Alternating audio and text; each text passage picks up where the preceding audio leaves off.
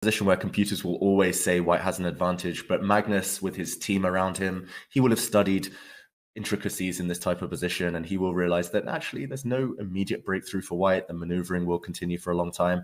I will mention Magnus's opponent, Sahakian. Maybe he's not too familiar to our audience, but very strong Armenian grandmaster, part of the Armenian national team. I played him actually in the Olympiad in the summer, and his opening preparation is phenomenal. He prepared a line, I think I played once or twice in my career. He prepared against it, 25 moves deep, and he found a way to force a draw with black.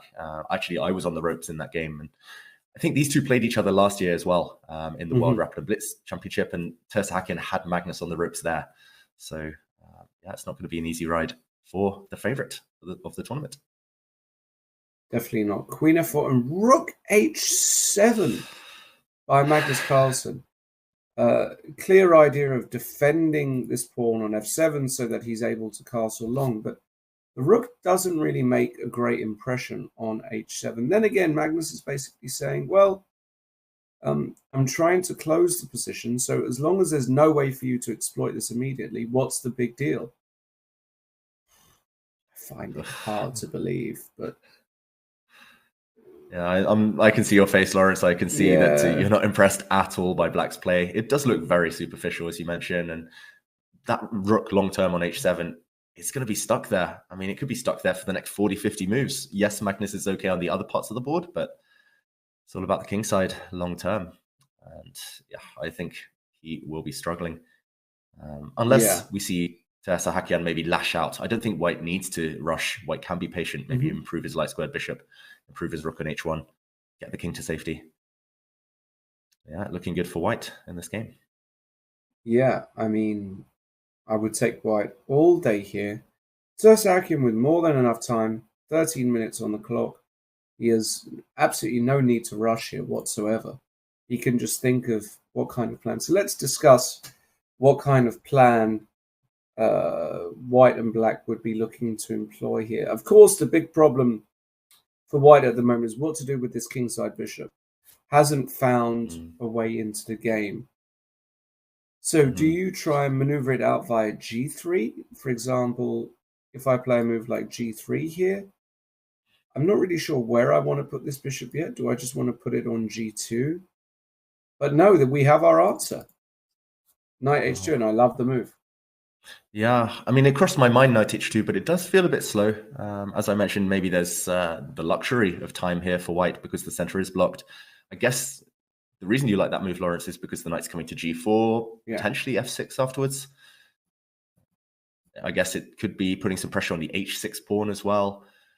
Yeah, it's also cleared the path for the f pawn. You mentioned this kind of plan at some point of playing h5 and later pushing the white pawn to f4. Yes, the white queen's in the way a bit right now, but okay, after Magnus castles, what else was he going to do? I'm expecting to see the move knight g4 almost instantly. Just, you got to be consistent with the plan, right? After knight g4, white also has the idea of rook h3 to f3, amping up the pressure on f7. Yeah, it's still hard to imagine black doing anything on the other flank. Do you see anything for black? We talked about white's plans now, the knight coming to g4. Maybe the light square bishop coming out as well via e2 now. Yeah, and that's the problem. I don't. Black sometimes can, move this knight and take on a4. He self-pins there, and he would have to follow it up with b5 in order to hold the bishop. But that always it's always awkward for black. You can never really readjust your pieces. So black is kind of in a weird position because his pieces feel a little bit offside to me. And yeah, so knight g4 has been played. So I guess and the other thing is that, of course, tempting move here might be to a lot of players to play the move h5. But I think this gives white a number of options. Firstly, you can actually just go back, reroute the knight, and now you've got a beautiful outpost on g5. Secondly, the move knight f6 isn't actually that silly either, because after takes, you can maybe contemplate taking with the pawn. You might run into some e5 stuff, though. I've just got to be a nice little idea here for black is that e5 might work. And after takes, you can take. We can't take back because of the pin down the e file. Yeah. So one thing, sorry, I love that variation, Oh. Lawrence. But one thing a student of mine actually told me, he was like 10 years old, I think, at the time. He said, if you can get the break e5 as black in the French defense, it's great. Basically, you're going to win as black if you can manage to break out and free your light squared bishop. Yeah. So you're right, knight f6 tempting, but maybe not in this exact position. Precisely. That being said, if you do go back to h2, black has kind of found a way also to secure an outpost for himself on f5. But okay, rook f8 played by Magnus Carlsen. Again, a kind of trying to not commit too much here. Yeah, but what is the idea? I mean, like you said, not commit too much, but you've got two rooks, which are very powerful pieces, defending just the f7 pawn. Is the idea to break out with f6 at some point? Is the idea an active one? I think one of his ideas is actually to move this queen back to d8. To bring the queen back into action, and then maybe play a move like f6 or f5. That looks logical to me. Yeah, and that begs the question, white has maybe two moves before black fulfills the plan, kind of makes that breakout of pushing f6. How can white prevent that? Is rook h3 to f3 still on the cards, for example, just to clamp down, control the f6 square? Could white push h5? Yeah, there's plenty of questions. Do you jump in with the knight to f6 just to block up black's rooks, block the position further? I've been wondering something like takes, and then a move like queen d8. Are we Do you want an worried endgame? about? Well, I mean, even let's say like this. I'm just curious how this looks. Maybe g4 here exists. I don't know. Yeah, and again, if black can block, put the knight on f5. Maybe. Yeah, something like this. But I've got g4. I think we're both biased here, right? We're both 1e4 players. We want the white pieces by nature. Yes. Maybe it's not so bad for Magnus. And it's the sort of position where he manages to always kind of wriggle and squirm in. Okay, bishop e2. Again, Abdusattorov clearly in this game is just not committing, right, to any big decisions just yet.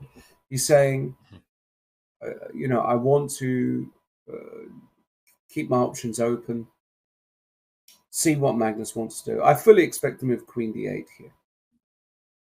Yeah, I mean, that would be the only move to make sense of Magnus's previous ideas, right? His previous maneuvers. And yeah, I mean, Abdusattorov, I'm just so impressed by the fact that he's keeping pace on the clock. A lot of players, when Magnus plays this provocatively, this kind of strangely in the opening, a lot of players burn their time on the clock and get punished later. So yeah, extremely impressive, I've got to say, by Abdusattorov. Bishop e2, solid move, doesn't change the nature, doesn't really pose too many questions, but he's playing quickly, and that's all he needs to do. I'm expecting queen d8, as you say, and maybe rook h3, maybe another non-committal move. Maybe white just keeps the king nice and safely tucked away on f1, g1 at some point. I'm still loving white's position, I've got to say. We could see a big upset in this first round, potentially.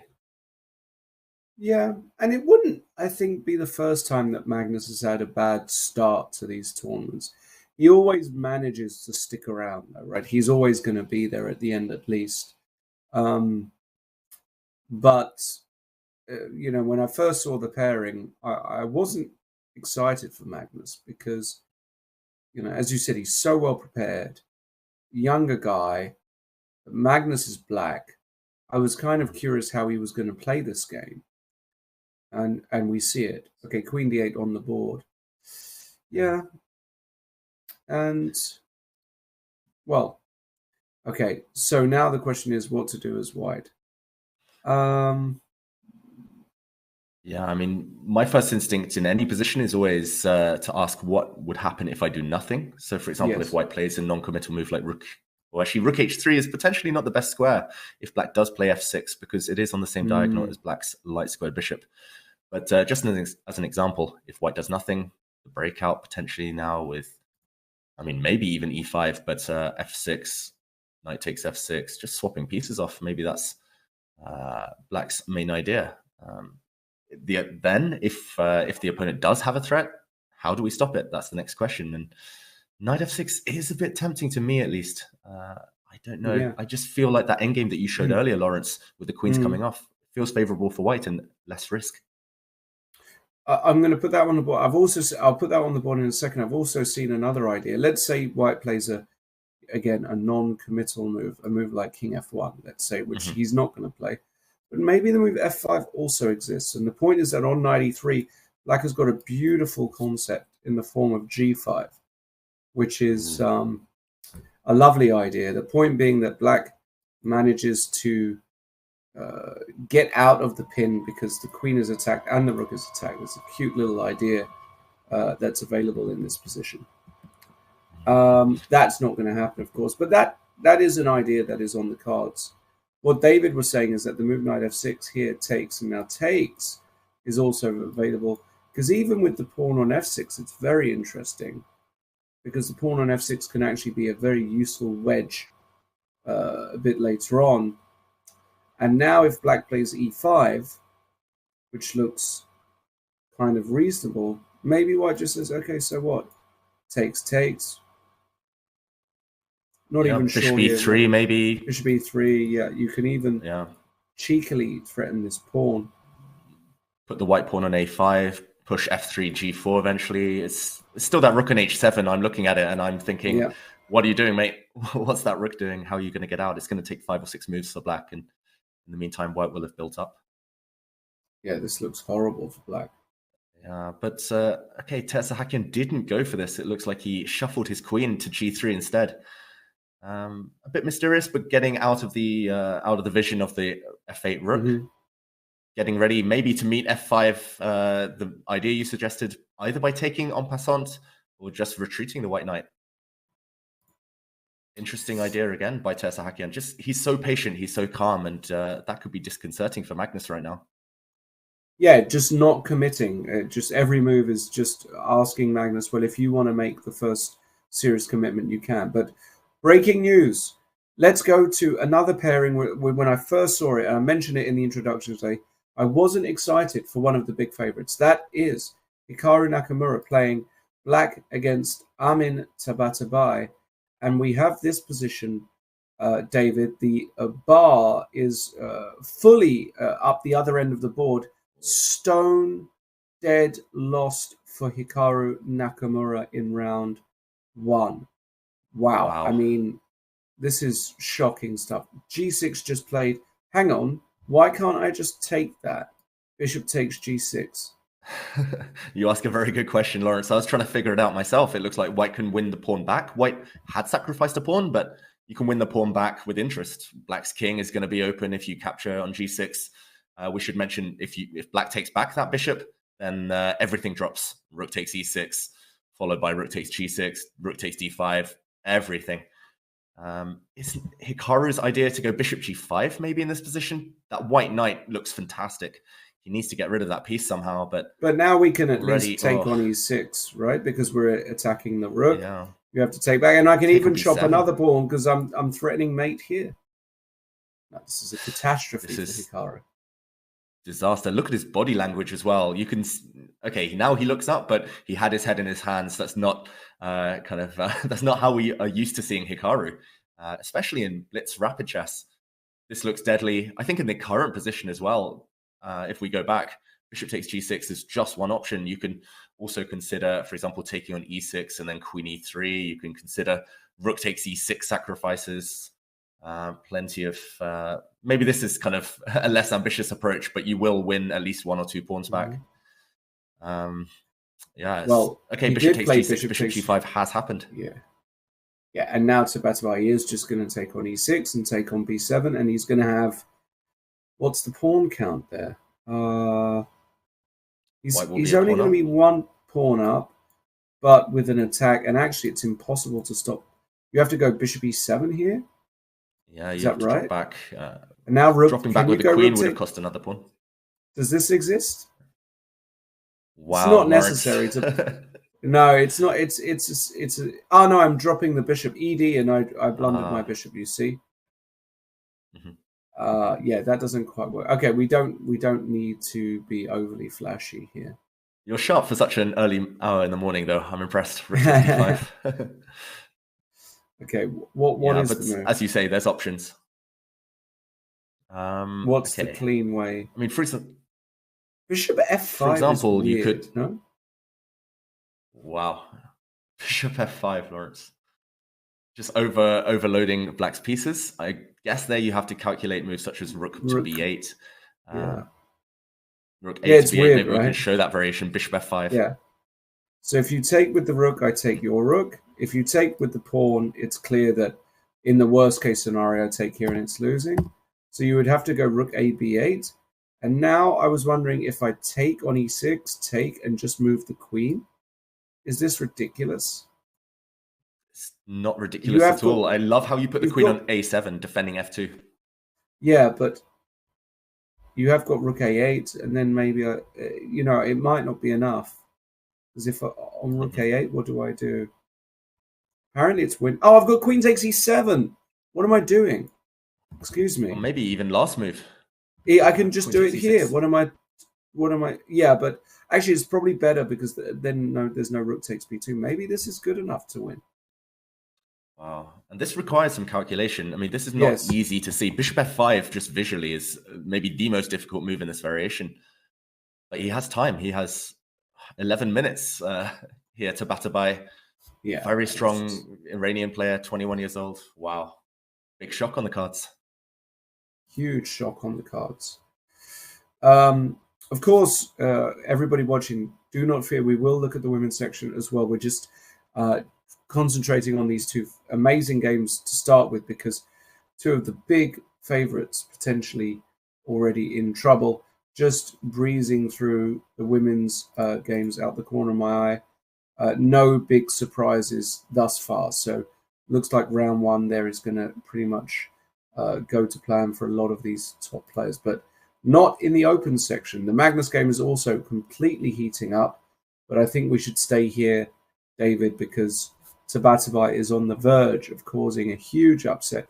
And, a loss is massive already this early because, unlike the Blitz tournament, the Rapid Championship is only 15 rounds. There's all kinds of tie breaks that go against you if you lose early. So this will be a huge loss if Tabatabai can just keep his nerve. Massive lead on the clock as well. So, it's not going to be that complicated for him to calculate knight takes e6, queen takes b7, and go from there. This should be a piece of cake. Exactly, especially with 10 minutes on the clock. And Nakamura, I mean, for me, this is an even bigger shock because he's been in such good form recently. He won, of course, the Speed Chess Championship. He's been winning pretty much every title Tuesday he plays in. And to be in this much trouble this soon, it's incredible. I mean, Tabatabai, we've got to give him credit for the opening preparation. I must admit, I haven't seen the first few moves of this game, but just the fact he had so much time on his clock, Nakamura on the back foot so early. This feels like Nakamura's run into a real bomb on the board. It's just sometimes this stuff happens. You can't avoid it. Better get it out early. Like you say, it's a long tournament, 13 rounds, but it's not a great start to his aspirations for a world title, another world title. And knight takes e6. The more I look at it, as you say, Lawrence, the more killer it appears. I think you'll find it. It's the first move you look at, a simple capture. But it's that bishop f5 move, 3 moves into that variation. Maybe we can look at it one more time just to see whether black has any defensive resources. Knight takes, queen takes b7, very natural, threatening mate. And you have to play bishop e7 because if you go queen e7, then I can just take, and now, you might have bishop c5, but I can go rook e2, worst case scenario. And there's just no way a top player survives here. 2 pawns down, should be relatively easy conversion. So you have to try bishop e7. And now really the move, I mean, I'll be honest with you, this is the move, I'm not using assistance here. This is the move that screamed out to me because I'm looking at the e-file, I'm looking at the e6 pawn. I can see out the corner of my eye that, some kind of counterplay might be there. So I know I have to act quickly. Bishop f5 looks completely logical to me. Yeah, I mean, I missed this move, I must say, but it is no surprise that something's in the air. I mean, your instincts, your spidey senses are telling you that Black's position is falling apart, especially with such an open king on the light squares. So Bishop f5 is the killer touch. Will he find it? I think that's the big question. He has taken on e6, so he just needs to capture on b7. He's about to move again to Batabai.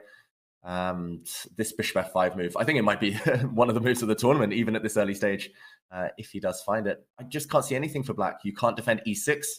As we mentioned, if e takes f5 here, the bishop on e7 drops. If rook takes f5, the rook on a8 drops. I mean, this is just game over. You can't, I mean, you just can't play anything. I just don't see how Black can even fight on. No. What a move. But no. Okay, he doesn't play it. He doesn't play. That's actually slightly surprised me. h4. Wow. Yeah, what's his idea after bishop e7? Is the idea just queen e3, swing across, attack a couple of pawns? Maybe he wants an endgame 2 pawns up like we showed earlier. That could be the point. How do you defend this? Also looks terrible to defend. Yeah. Just terrible. Play king g7 and battle on in one of those endgames, but yeah, like you say, it's not fun. This is horrible. This is just horrible. This is miserable to defend. d5 is almost certainly going to be lost. Yeah, maybe credit to Batabai. He didn't find the tactical blow, but this looks good enough. Bishop f6, maybe just h5. h5, yeah. And if you take, I take on d5, and you can't take because now your king is even in trouble. This looks like, yeah, I mean, whatever. Something like this is going to be mate. Also looks hopeless. Slightly surprising because I think bishop f5 is very findable, but let's see, h4, bishop e7 on the board. And let's see now if Batabai follows through with his move. I mean, what else is he going to do here? Queen e3 is just begging to be played. Yeah, he could go bishop b. He could go bishop b1 if he just wanted to play super kind of direct. Also, come in this way. Rook f6 maybe, but no. Queen e3 has been played. And Hikaru's got no choice except to go into the ending. Yeah, queen e3 just looks very powerful. I mean, h6 you can't allow to fall, so you pretty much have to play king g7, I feel. Yes. And from there, it's all very, very logical. It's very consistent. You just take a pawn. You keep playing against that black king. Keep going on the attack. Maybe he'll defend the pawn. You can limit the damage. FD8. Yeah. And now this would be classic Hikaru. Yes. Just defending one pawn down and holding somehow. Yeah, I mean, Batabai will be disgusted if he doesn't win this, though, because really the chances there. But you can see the swindle opportunities in an ending like this. This is not. Hikaru has saved worse positions in this. Believe it or not. This is true. He saved worse than this against me many, many times. Many times. He always seems to find a way. Yes. Yeah. And king g7 on the board. Yeah. King g7 indeed. I've played to Batabai as... Sorry, Lawrence. I've played to Batabai as well, and his endgame technique is actually really, really strong.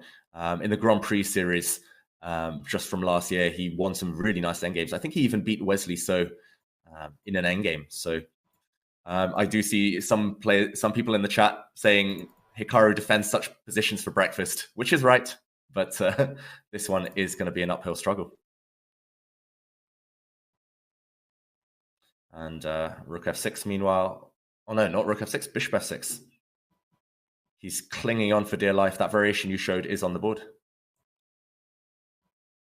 Yeah, and Rook fd8 also on the board. Maybe you don't have to move the b pawn because bishop takes b2 runs into rook e7 check. So maybe you can be a bit more clever here. What about your move rook d3? Ah, and he just played it. Yeah. Rook d3, beautiful. And now rook f3 is a massive threat. Rook c8. Hikaru ignores the threat. Now it looks like rook f3 is surely Rook a killer f3, blow. rook f8. Rook f3, rook f8. Rook d6 there, maybe. Oh, and that's nice. And if rook cd8, rook f takes f6. That's a really important line. So rook f3, rook f8. Now if you go here, point is this runs into the lovely, yeah, this works. Rook f takes f6, and the rooks are overloaded. Okay. What a square of rooks there. You nearly never see that pattern. Really nice tactic, geometry. Yeah, and rook d6, d4, rook d7 check. If you try and hold on, worst case scenario, you take this pawn. Best case scenario, that might be made. I don't know exactly how. Maybe some move like how to do this. Rook f5 or something. Rook f4, rook f5. Yeah, you're basically choosing from 10 very strong moves here. Yeah. Nice luxury to have. Maybe rook c7 is the only defense, just to cover the 7th rank. Try and take on b2. I think that's what I see. Rook c7. Yes. Oops. Rook c7.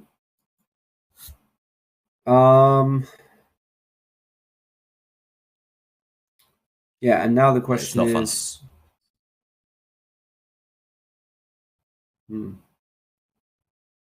What's the question, Lawrence? Still not easy. Still requires a bit of a touch here. Yeah, but I mean, just put the pawn on b3, just advance the white king. Black is totally frozen in this position. Black has to put the pawn on d4, but the pawn on d4 is not going anywhere. It's stuck. Sooner or later, those f and g pawns will make the difference. Okay, and now maybe just swap a pair of rooks. Rook e6.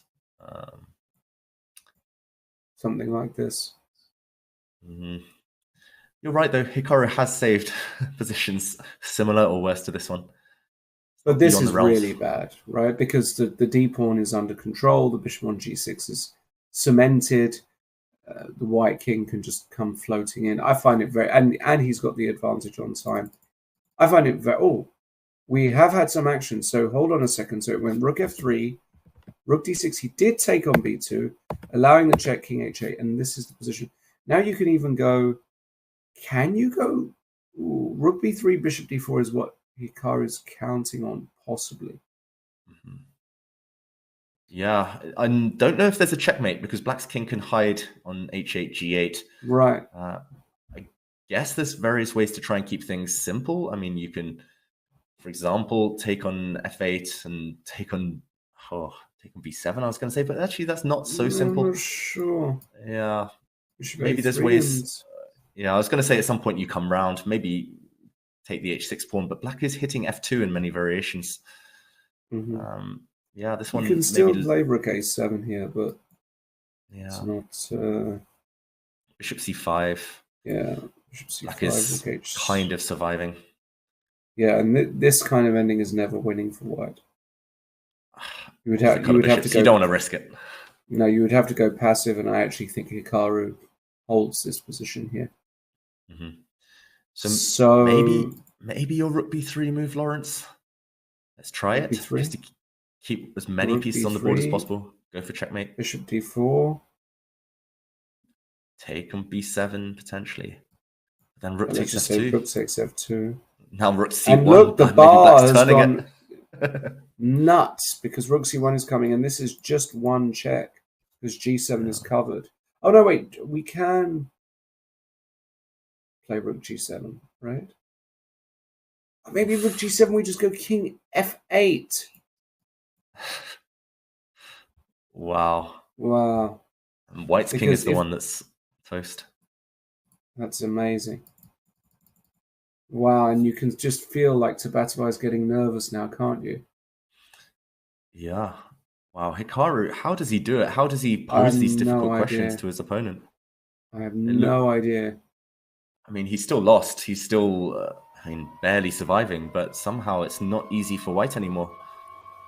Is there a way of... Okay, he swaps one pair of rooks, but he's going for this variation we discussed. Will Hikaru survive? Bishop takes a3. About to be played.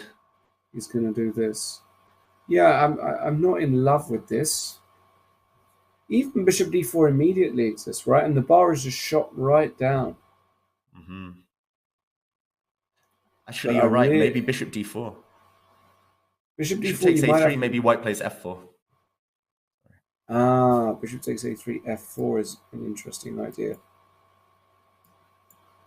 Oh, it's not letting me. Okay. Bishop a3, f4. Even this, I'm not convinced, is winning. But you're right. You're absolutely right. He did take on a3. Okay. And are we going to get this boring rook a7, bishop c5, rook a2? I don't see Hikaru losing this almost ever, to be fair. Yeah. I think anyone else in the world, other than maybe Magnus and Hikaru, you would think that white is winning. But those two you would back to save this endgame. And okay, we've got it on the board. White's a pawn up, but black is going to get active soon. The king can start coming. The black king. Yeah, it's still going to be an uphill struggle, we've got to say. Objectively, white is still the only one who can win in the driver's seat. White will push those pawns eventually. Maybe what we can do is we can go back to the Magnus game, because this is going to be a bit of a grind now. It's just a case of, is Tabatabai going to find something here or not? Let's go back to the Magnus game, because that is absolutely wild. Rook f2 on the board. Well, Magnus has got a draw in hand if he wants... Oh, no, he doesn't quite. I was thinking, well, it's a complete... Can you go rook h2 check? No, he goes queen b1, threatening mate on h1. He wants much more than the draw, Magnus. Yeah. I don't think he would ever even consider trying to bail out here. But now maybe at the minimum, you could give a check. Check. And take on e5? Exactly. You get rid of one pawn. What's the count? Black's one pawn up. Yeah, no time to take the black knight because white's queen is hanging. Yeah, I love it, Lawrence. Queen b2 check. That's what he will do as well. That is classic Magnus. Yeah. He'll see that's a risk-free way of playing. Yeah, and the black c-pawn as well is going to decide the game later. And why not play it safe? Don't think you should get carried away with any rook h2 ideas. Queen e4 checks on the radar as well, maybe. But your move, queen b2, looks the most accurate and the most simple. Also, look at the clocks. Tessahakian down at 13 seconds. I was praising his clock handling earlier, but it's changed. And yeah, he's just too strong when things get messy, Magnus. He's good at messes. He's good at endgame grinds. He's the full package. And he's going to get a win as black. That could be huge. Confidence boost as well if he sees his main rival, Hikaru, slip up. He does go for queen e4 check. Interesting. Same idea, though, I think. Yeah. You're right. Yeah. Bishop f3, queen takes e5. But now it's slightly different. Because yeah, exactly, because now the d5 pawn is protected, so I can take on g6. So... Yeah. Your move order was more accurate. It feels like still black's doing well, but... yeah, the difference was that now white's d-pawn is protected, right? Exactly. White suddenly can try and bail out into an endgame. Yeah, there are some endings which white can definitely fight hard in here. Remember, you get 10 seconds bonus per move. So queen e4 makes a bunch of sense. To trade or not to trade? That is the question. I think I would keep queens on the board, Lawrence. I don't know about you. Queen and knight normally work pretty well together. So a move like queen g7. You might have to go back. That's the problem. And white's queen and bishop are lined up towards the black king. White could play d6 there, maybe. Oh, yeah. Yeah, suddenly all three results are possible. Yeah. Depends how ambitious Magnus wants to be here. Because, of course... Well, No, I don't. I don't see it clear here at all. Actually, Yeah. If you take the queens off the board, that white G pawn might be a big factor in the endgame. Like you say, not clear at all. It's not even clear who's better in that endgame if the queens disappear. It's not clear who's better suddenly with the queens on the board. Yeah, I mean, we said it was the same idea, this queen e4 check rather than queen b2 just a few moments ago, but maybe it was a massive difference. Maybe that was the difference between an immediate win and yeah, an endgame where he's got to, win it all again. He's got to fight. absolutely, yes. Okay. Just Do a you think we'll see a little. scenario, Lawrence? Oh, sorry, you go. No, I was going to say just because I'm sure a lot of people are asking what's going on in the women's section. I will say there is a massive upset on the cards on board one. Byra Kovanova, who I don't know very well at all, assuming she's from Russia, has actually got a really, really good position against Kostenyuk. And Olga Badelka, I was mentioning her as well off stream, has beaten Katerina Lachno in round one with the black pieces. Olga on the FIDE rapid list is rated 2238, but we all know she's a 2500 FIDE rated player, so massively sort of deceptive rating that she has in rapid.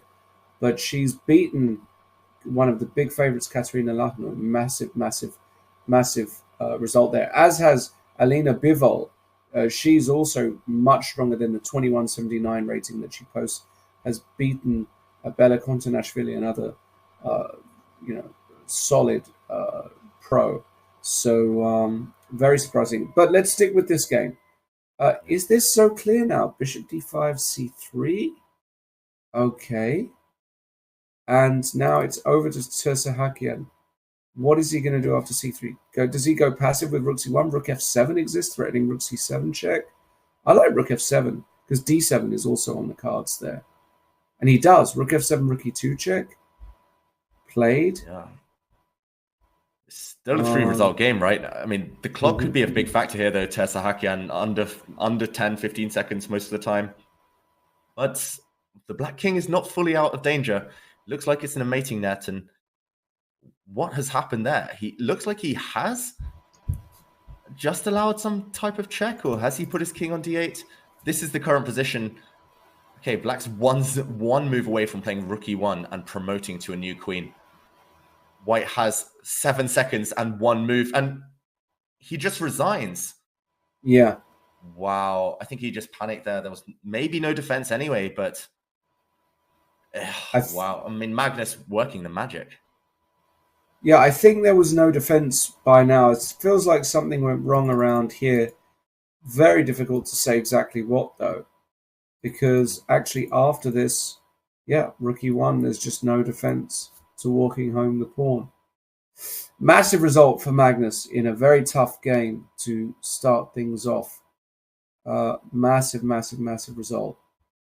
In other news, should we go back to the Tabatabai ending, because that's still going on? Jan Nepomniachtchi has won his game against Levan Pansulaya. That was one of the matchups that I thought was a pretty easy, guessable result there, because Levan, he's a strong player, strong grandmaster from Georgia, but way past his prime.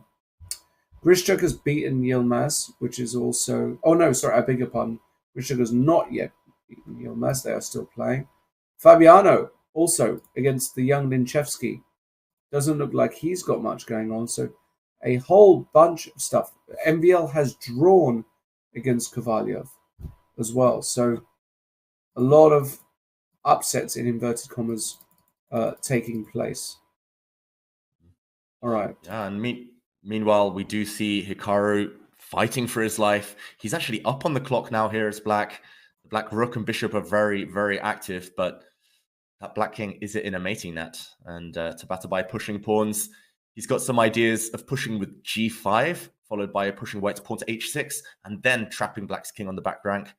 Hikaru here, he's calculating whether he can give a check with this rook. Does he push the d pawn? He pushes his own pawn, but Okay, now it feels like white surely has a way through. Surely white can break now with a move such as g5 or rook d7. Oof. Hikaru here, he's battled so well. I mean, we called it earlier. He does defend games like this for breakfast, and is he on course to do the same again? I think Tabatabai is missing a trick, though. He could just repeat moves, give a couple of checks with the white rook, gain 20 seconds on the clock. Plays rook d7, but now rook c4 check, and the f pawn drops. Yeah, and maybe that with is it. Yeah. No, that's a bread and butter draw for Hikaru. No, rook c. Oh, he goes d2. That's kind of surprises me. Wow, and now Hikaru's playing for the win. Yeah, Hikaru thinks he's not risking anything here. That's incredible to me. Rook c4. And he wants to go rook c4 check, king f5. Rook takes f4 and d1 queen. David, wow. Look at this. Look at this little tactic here. And d1 queen discover check. Oh my goodness. Incredible. That's incredible what he wants, I'm idea. sure. So after rook c4 check, do you have to play a move like king e5? But suddenly Blacker's idea is like bishop b2 check, maybe putting something on d4 to block the. But now I can go king f5. Block the white rook there. Ah, now you want to go, sorry. At the very minimum, rook d4. Oof. And how do you stop the d pawn? Well, I don't lose. I can go bishop f7, take, and go bishop b3. And this endgame most likely will be a draw.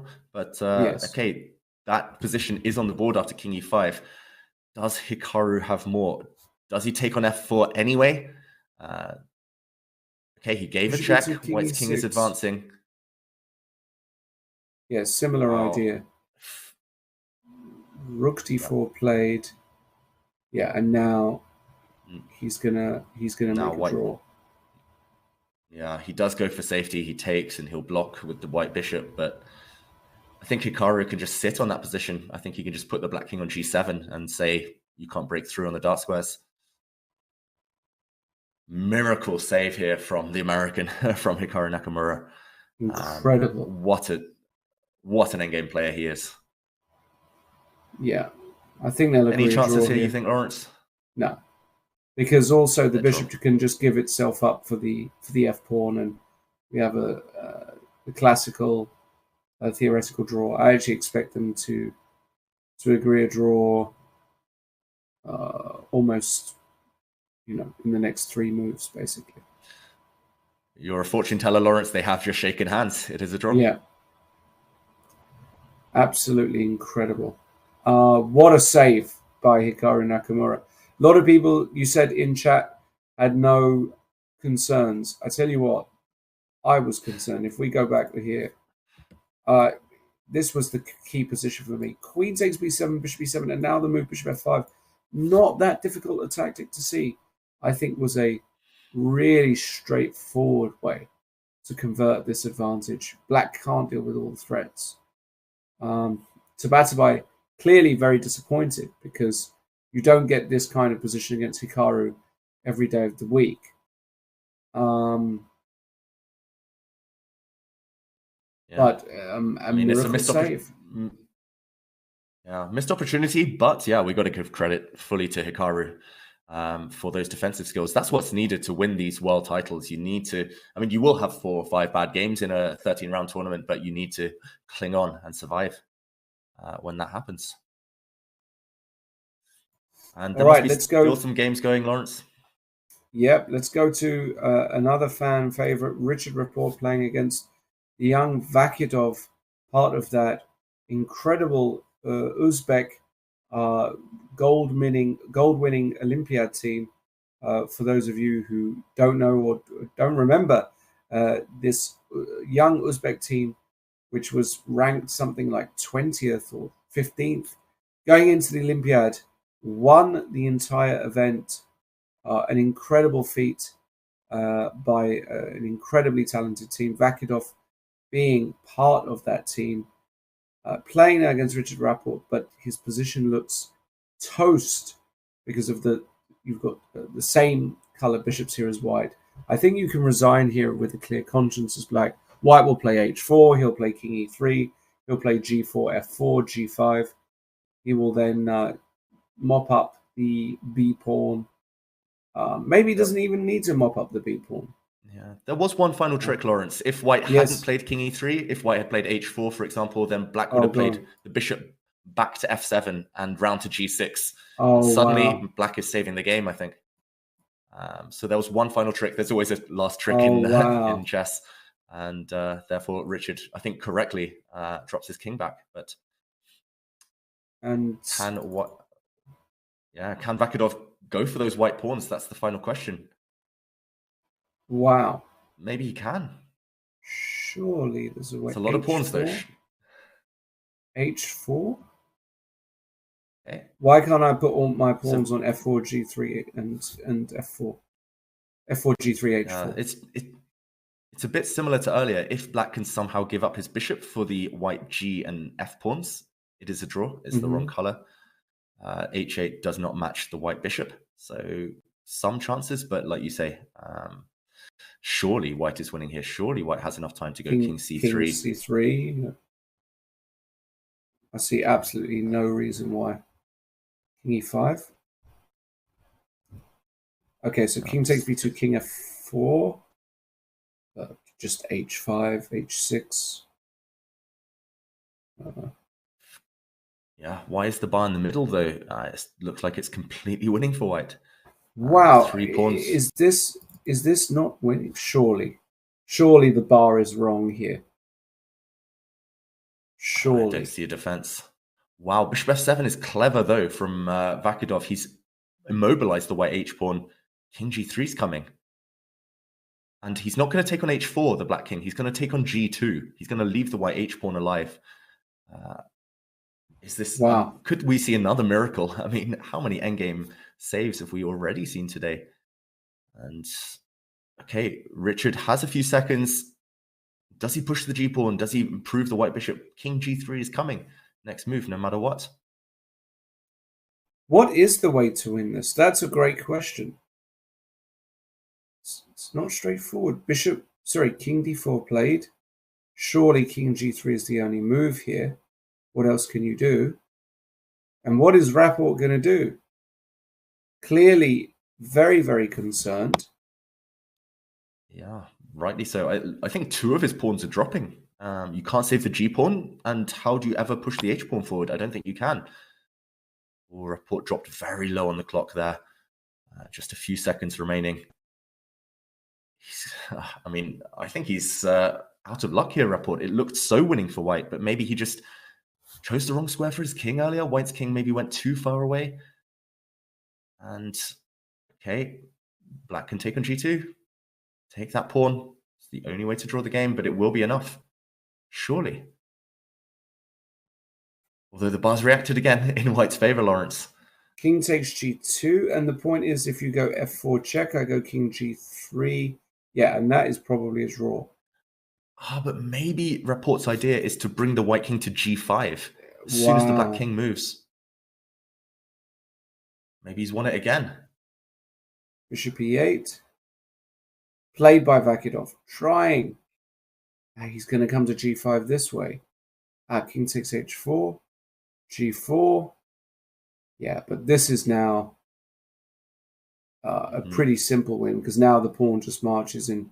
You can't even give up the bishop for one pawn now. So he's going to try bishop g5, but g5. Yeah, and Vachier-Lagrave is not going to save this position. Yeah, no chance anymore. And I think Vachier-Lagrave wasted one move with his bishop, and that was enough. He played bishop h5. I'm not sure he needed to. Lost a tempo, and that gave white's king enough time to race across. Okay, no miracle save. It looks like Rapport managed to cling on to this winning endgame. And good technique here from Rapport, just moving his king across. He's just going to put that white king on h6, h7, and promote the g-pawn. Easy win now for white. Yeah, Vachier-Lagrave can resign here with a clear conscience, and he does. And disappointed Vachier-Lagrave because he thought he might swindle him. Very rare do you see a position where you're 3 pawns up with the same color bishops and still have some kind of chance. Normally it's stone dead there, but fair play. to Rapport found the way and got the victory. Okay. Well, a lot of the results have come in. Yeah. We are going to take a quick break now, but we will be back with a quick summary of what happened in round one. Lots of excitement, as expected. Don't go anywhere. We've got round two coming up in just a jiffy. Life is full of exciting events, but it is our first impressions that we remember best. Your first diploma, your first job in a big company, unforgettable emotions from the first date, the first expensive things you bought when you got your first paycheck, and your first investments with Freedom Broker. Freedom Broker. Look at your favorite brands.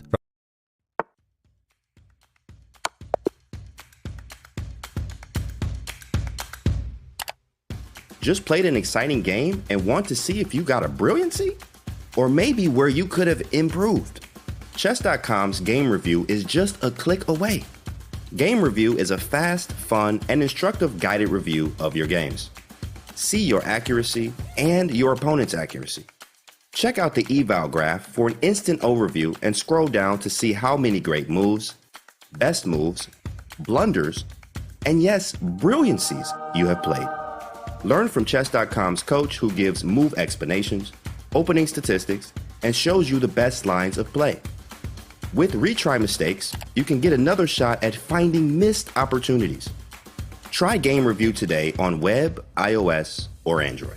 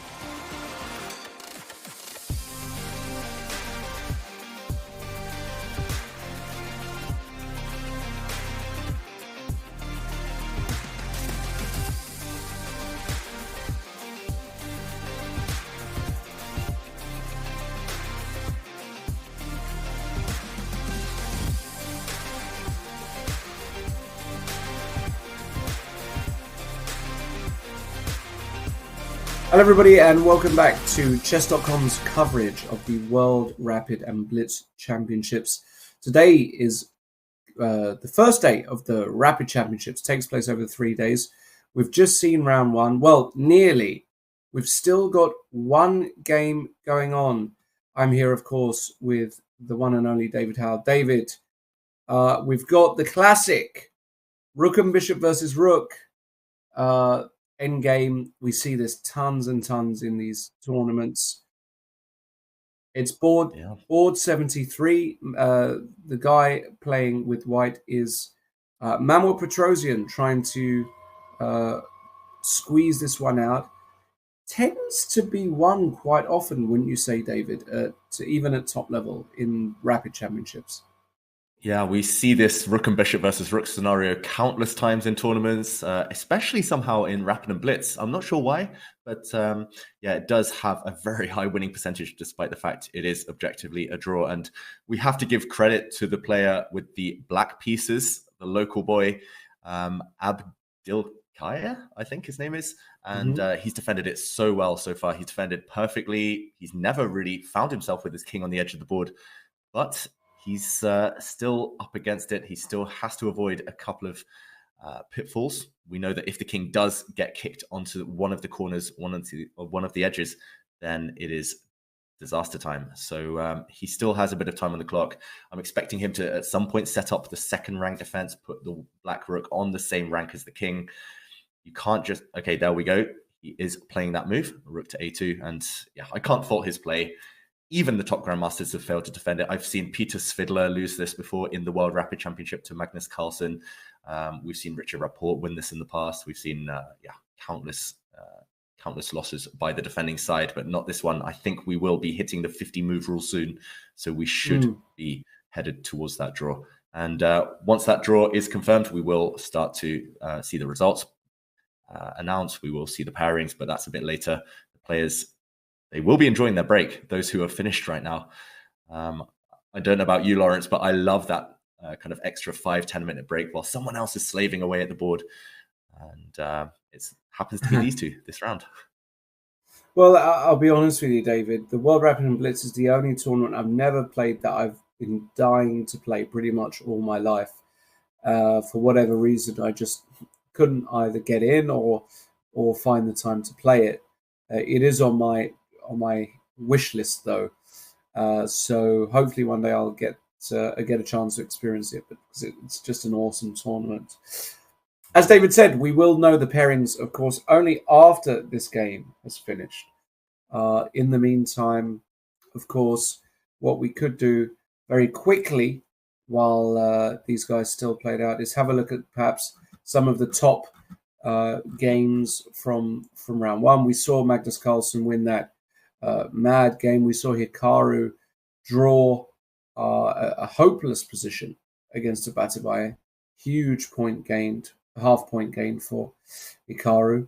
But some other big dogs have been barking. And why don't we start with, how about we start with somebody like Fabiano Caruana playing against the young Linchevsky.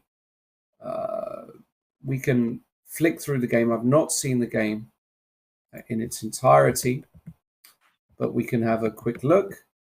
We have Queen's Gambit accepted. Very kind of, well, peaceful opening. Linchevsky tries to get some activity, but a little bit overextended perhaps. It seems like this should be all right. You can see the bar just besides the board, David, here. A little bit better for white, maybe nothing special. It looks very balanced in general. The reason we'd say this was slightly better for white is, as you mentioned, that black e4 pawn is a bit overextended, a bit weak, a bit of a target long term. And it just looks like Fabi, as the more experienced player, as one of the world's elite, did manage to outmaneuver his opponent. It started by getting the bishop pair, just accumulating those small advantages. This is classic rapid technique where you just essentially do nothing. You just wait for your opponent to make those mistakes. You play quickly, confidently, and eventually your opponent might crack. Seems that's what happened here, Lawrence. Exactly. Now forcing black to go f5. Now he's got permanent dark square weaknesses as well. Fabi just jostling for position. Okay, separates the pawns. Still kind of feels like black should hold here, but I love what white's done, though, with the H pawns. Just like you said, he's fixed a target, and especially that black pawn on H7 now. It's a permanent target for white's light squared bishop. And at the right moment, it looks like Fabi did manage to crash through. wow. Maybe it wasn't a crash through. It was more of a mistake by the opponent. Black should perhaps just sit still and do nothing. Yeah. Right. Massive. I mean, this is typical as well in rapid chess and blitz chess. You get impatient. You're playing against the clock. You're playing in a really high pressure, tense situation. And I guess black just resigned here because white is going to march the king forward to f4. Black's king is stuck defending the h7 pawn. And he transitioned from a worse endgame into a totally lost endgame here, black. And this is totally lost because his bishop is a bad one. It's on the same color as all of his pawns. White is going to gobble all of them up eventually. Knight takes h6, just a big mistake. Yep. Yeah. So all right, so got there slowly and steadily. Indeed. Let's take a look at Abdusattorov, the reigning World Rapid Champion. David, let's walk through this game. Yeah, reigning world rapid champion Abdusattorov, and a man in form. He won the Gashimov Memorial recently, a very strong tournament with 5 rounds to spare. He won it 5 rounds in advance. And an English opening from the youngster, the Uzbek Grandmaster. He won last year's World Rapid Championship pretty much based on the English opening. He beat Magnus there. He beat Nepomniachtchi there, Aronian, a bunch of players in that opening. This is transposed, however, to a King's Indian defense.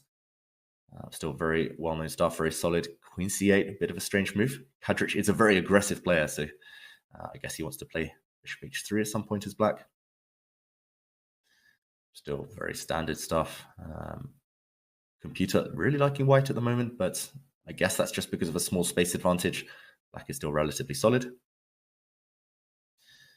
And developing pieces. Queen d8 is a bad sign, though. Losing 2 tempi as black. What's that queen done? Not much. And white's pieces are starting to come to life. Bishop h3, really nice move there, Lawrence. Just getting out the way. Knight g5 potentially threatening knight g5, exactly. Very nice move. Good vision by Abdusattorov. Queen b4 flying into the action this way. And now this is nice. If queen b6, you can play rook takes e7. Yeah. Not fearing losing the queen. Yeah, meanwhile, we did see that endgame finally finish rook and bishop versus rook. What was the result? I missed it. I missed it as well, I must say. I think it was a draw in the end. We'll try and get that confirmed in a moment. But there we see the rest of the players just mulling around the tournament hall, just waiting for the pairings to be announced. As someone who's played in the World Rapid and Blitz Championships several times myself, that's always the most frustrating time. Oh, it wasn't a draw. It looks like white did win. Checkmate next move. Black's king did find itself caught on the edge of the board. And heartbreak for the young Kazakh player with black. After king a6, rook a4 is checkmate in this position. So, yeah. That's a tough one. That's going to be a tough pill to swallow. As we said, though, that's why this is converted so many times. The pressure, rapid. Sometimes you have to find only moves, only defenses, and Petrosian comes through. All right, so we'll soon know the pairings for round 2. Of course, the players have yet to take their seats. Let's have a look at another fan. Oh, I beg your pardon. We were actually mid-game here. Let's have a look. Sorry, queen b4. Black played b6, takes, queen takes d5. Yuck, because c takes d5, rook c8 is horrific. So you have to play queen takes d5. And now you just take on e7. Easy pawn. And rook c1, lovely move here by Abdusattorov. Again, playing on that back rank theme. The queen can't be taken because rook takes e8. So you go here, drop the queen back. Now the knight is out of place, and you can just win the 2 pieces. And the rest, actually, he had to foresee queen c4 here because there's a double attack on both bishops, but it's good enough. Rook d5, queen takes c6. Overloads everywhere. Rook e8 is coming. It is he made that look easy. Kadrich rated 25.84. Abdusattorov just blew him off the board in an innocuous-looking English. Very, very impressive indeed. Yeah, he's going to be a tough one to beat, actually. He might well be one of the favorites to retain his title. He's just so direct, so strong at rapid chess. I think rapid is the perfect format for him.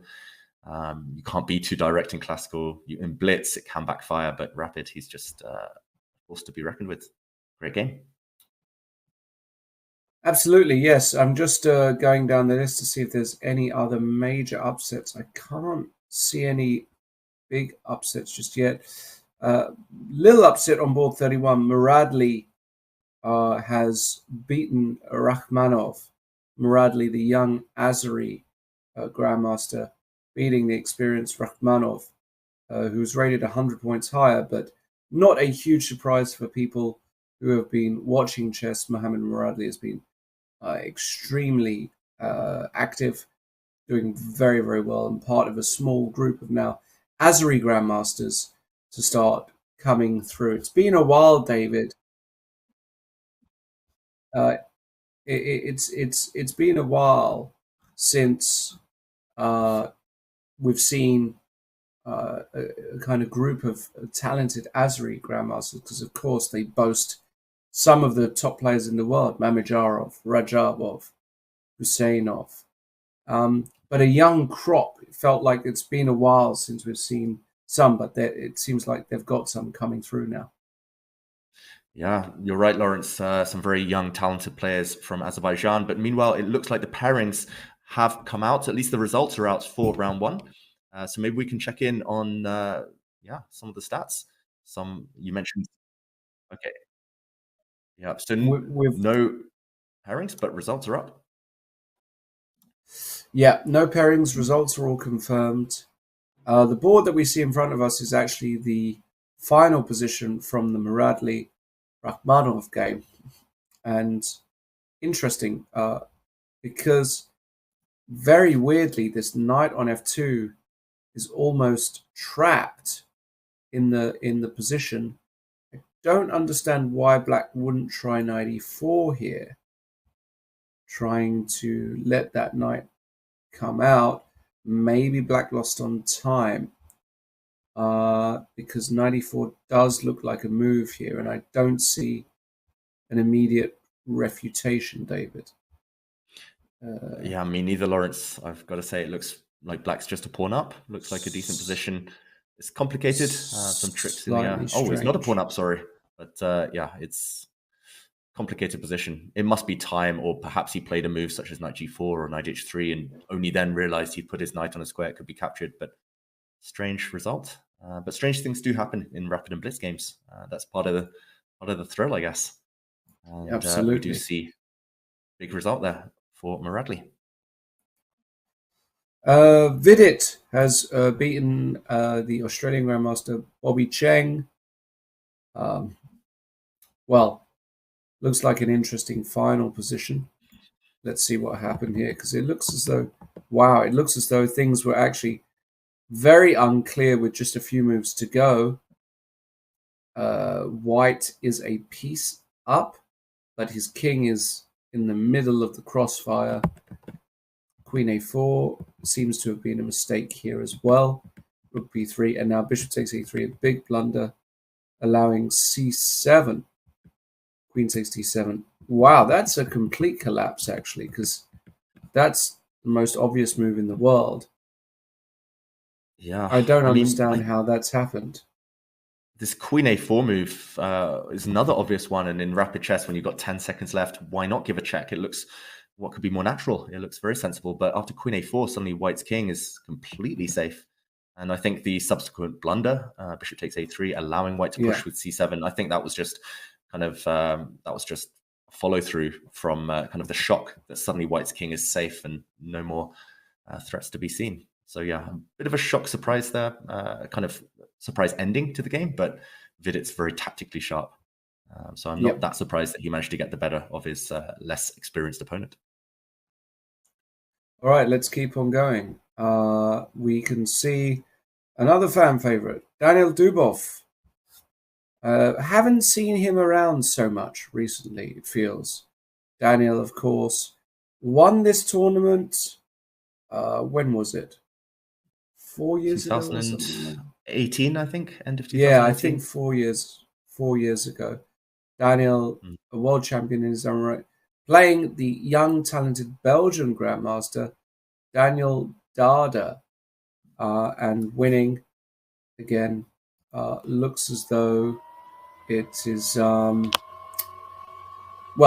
case of the better player simply outclassing his younger opponent. Yeah, White's 2 pawns up in the final position. Nice endgame grind there from Daniel Dubov.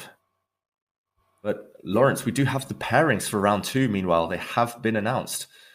And we have more big matchups. Oh, look at this one on board 1. Magnus Carlsen playing against half of the Chess Bra duo, Eric Hansen, who I was just in LA with after getting beat up by his colleague. Bit of an early stoppage. That's another story. Magnus Carlsen White against Eric Hansen on board 1. We've got Shigirov playing against Rapport on board 2. That's interesting. Mamedov, talking of Azuri Grandmasters and talented Rapid and Blitz players. What about Ralph? It's going to give Yanchishov Duda a good run for his money. Another young, talented Grandmaster, Aravind, playing against Nepomniachtchi. Martirosyan, also young Armenian Grandmaster against Caruana. Harsha, Fedoseev, Yakuboyev. Young guys everywhere. A guy who's not so young, Sebastian Mazetovic, with a big test, even with white pieces against Artemiev. And Sabino Brunello, who, David, was apparently rated 27-25-ish at Rapid. I think even Sabino will admit probably slightly inflated there, playing against Amin and Moisenko against Dubov. Which of those pairings takes your fancy? Well, it's got to be Magnus Carlsen against Eric Hansen. They're also good friends. I do have a bit of inside information. They were hanging out a lot in Kazakhstan just in the last couple of days in the build-up to this event. So Magnus, with the white pieces, will start as the favorite, but Eric, as anyone who's watched the Chess Bra streams knows, he's a dangerous speed chess player. I'm also really interested to see how some of the younger players do in this tournament. And Fedoseev against Yakuboev, I think it's actually going to be a huge game. Fedoseev, we all know, especially players who play on Chess.com, he's crazy good at rapid chess. And Yakuboev recently won a speed tournament online, a very strong one. So I do have a feeling those were two of my underdogs, actually, when I was looking through the list of players before the tournament. I had a feeling Fedoseev, this might be his big breakthrough. He's been up there several times. He's won medals in World Rapids, but never the gold. So I'm going to be watching that one as well.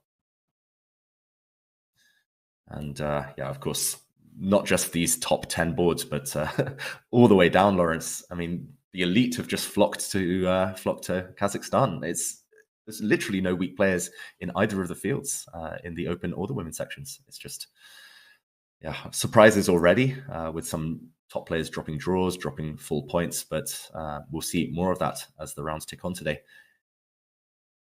Yeah, and talking of rounds and round 2, in the women's section, we can see Goyachkina there getting ready for her game. They've had to wait this entire time for this rook and bishop nonsense to finish, and they've just been quietly sat there stewing, and there's nothing worse than having to wait for 20 minutes sitting in that chair. You just want to get the game started, get going. They weren't able to, but looks as though they will be in a moment. We saw Goyachkina playing against Lilith from Armenia. I always pronounce her last name badly. David, I know you know her last name. Mukherjee. Thanks for putting me on the spot, Lawrence. Mukherjee, I think is right. Yeah. Mukherjee, yeah. Very strong Very player, talented. very experienced player. Yeah. Mm-hmm. Not an easy game there for Goyachkina with black. Yeah, we also see Harika, I think, there in the background. She is, she's up against Anna Satonsky of the US, several-time US champion. I think still waiting for some players to take their seat. You mentioned that the wait between games, it can be long, it can be arduous. I remember when I played in 2017 in Saudi Arabia in the World Rapid Championship, we once had to wait over 2 hours between one round because there was an appeal. Wow. And there were no chairs, there was no waiting room. Oh, that was a that was a drag. But these players, that was in Saudi Arabia. That was, yes. But That- Kazakhstan, I've heard the conditions out there for the players are very nice. They all look very comfortable. Been seeing a lot on social media about how the players are loving the venue. And there we see famed photographer Lennart Utes. There we go. Lennart and Maria Emelianova also there. Been doing a great job for the chess community for many years, these two, taking great snaps, helping with the technical side often. Shout out to Lennart, shout out to Maria. We're, of course, waiting for round 2 to start. It's going to be an interesting one, that's for sure. Interesting also to see that some other names we haven't spoken about just yet, who are participating, and potential dark horses, because it's always fun to sweat the dark horses. Now, of course, what I'm about to say is going to be extremely what's the word? Controversial. Thank you very much. But I believe there is another. I believe there is another American player playing. Is there not? In the form of Mr. Hans Niemann, who, of course, has been embroiled in a major allegation case with Magnus Carlsen and various others. But Hans did not actually win round 1. He drew against the local player, Agmanov. So Hans dropping half a point early, he may not be, let's say, well, he needs to get into gear pretty quick. You don't want to leave these guys too much room to just extend leads. Who else is around that could cause a potential upset? A real dark horse. Maybe, Lawrence, we could even do some predictions, because there are already some dark horses on the top few boards. Why not look at the pairing so we can see if any of those dark horses might cause a surprise? Let's do that. And okay, Magnus Carlsen against Eric Hansen. Dark horse in that one for sure is Eric. Do you think he's going to cause a surprise? No, I mean, Eric has also got an issue because he played on the Meltwater Champions Chess Tour. You commentated a bunch of games this year, David. I think Eric has got a bit of a mental block against Magnus, or some kind of psychological problem that many players do, that they just can't get close to Magnus. I think Eric falls into that category. I expect Magnus win 90% plus of the time. So not a fan of Eric's chances with black. Yeah, I'm inclined to agree. Eric's up against it. However, he did win one game against Magnus in the Meltwater Champions Chess Tour, and that was with black. And meanwhile, on the camera, we also see Aravind against Nepomniachtchi. Maybe a prediction for this one? Well, firstly, I'm a big fan of Nepomniachtchi's haircut. That looks very sharp. So fair play to Jan. Aravind, a tricky customer. But I actually think that this is a bad opponent for Aravind. Yeah, Jan can mix it up. He plays extremely fast. Aravind is not as strong as the other Indian superstars. Aravind very, very strong, of course. But when I think of the likes of Praggnanandhaa, Gukesh and the like, Erigasi, Aravind just hasn't managed to fit into that group just yet. Still going to be a tough game for Jan Nepomniachtchi, but I believe Jan will actually win that with the black pieces. Yeah, I'm inclined to agree again. Aravind, he's very solid, however. I've played him a few times, and with white, he's very hard to break down. His opening repertoire is very principled. Meanwhile, we saw Magnus Carlsen arriving, and this game, Sanan Sugirov against Richard Rapport. We saw Rapport wrap up a tough endgame in the previous round. Do you think he's going to take this one as well with black? This one, I actually think is going to most likely be a draw. Sugirov, very, very solid customer. with the white pieces, decent rapid player and blitz player. I don't see either of these players getting completely out of line. I'm actually going to go for a draw in this one. And yeah, I will say actually a bit of a surprise. I'll go for Sanan Sigirov to surprise Richard Rapport in round 2. Meanwhile, we see Eric arrive, and the games will start in just a few moments. How about, okay, Hikaru Nakamura against Fabiano Caruana? More predictions, Lawrence? I think this is a bad pairing for Fabiano. Martirosyan and the young Armenians tend to cause Fabi some issues. Fabi with black. I will actually go for a Martirosyan surprise victory in that game. But Fabi's your boy, Lawrence. You're his manager. He is my boy. Surely you should back him. He is my boy. I back Fabi all the time. Just there are specific matchups where I'm not so keen on the matchup. I think this is one of them which could be a small issue for Fabi. But let's see. He's a class player and, of course, can easily win this game. I think Martirosyan, though, is a tricky customer. Nonetheless, Carlsen against Hansen, and Magnus has gone for 1b3. Wow. We're off, and first surprise of the game. I mean, Magnus, he's never going to play the same opening twice. That's one of the trickiest things when playing against him, preparing against him. And Eric already spending a bit of time figuring out how to reply. Surely he's faced this one before. B3 is a rare move, but most of the top players do have an idea or two against it. Eric, his Achilles heel on the Champions Chess Tour and in rapid chess in general against the top guys is that he tends to get in time trouble. Like you said, maybe a bit of a mental block, maybe not feeling as confident as he could against these real elite players. And he needs to move. Just bring the knight out, push a pawn in the center. There's a bunch of ways to be to reach a healthy position after 1b3. Lawrence, okay, he goes for d5 after a while. Are you impressed by this opening choice by Magnus? Surprised at all? Well, I'm not totally surprised, no. I think it's a pretty decent choice by Magnus because he's already going to get that big advantage on the clock. Bishop b2, bishop g4.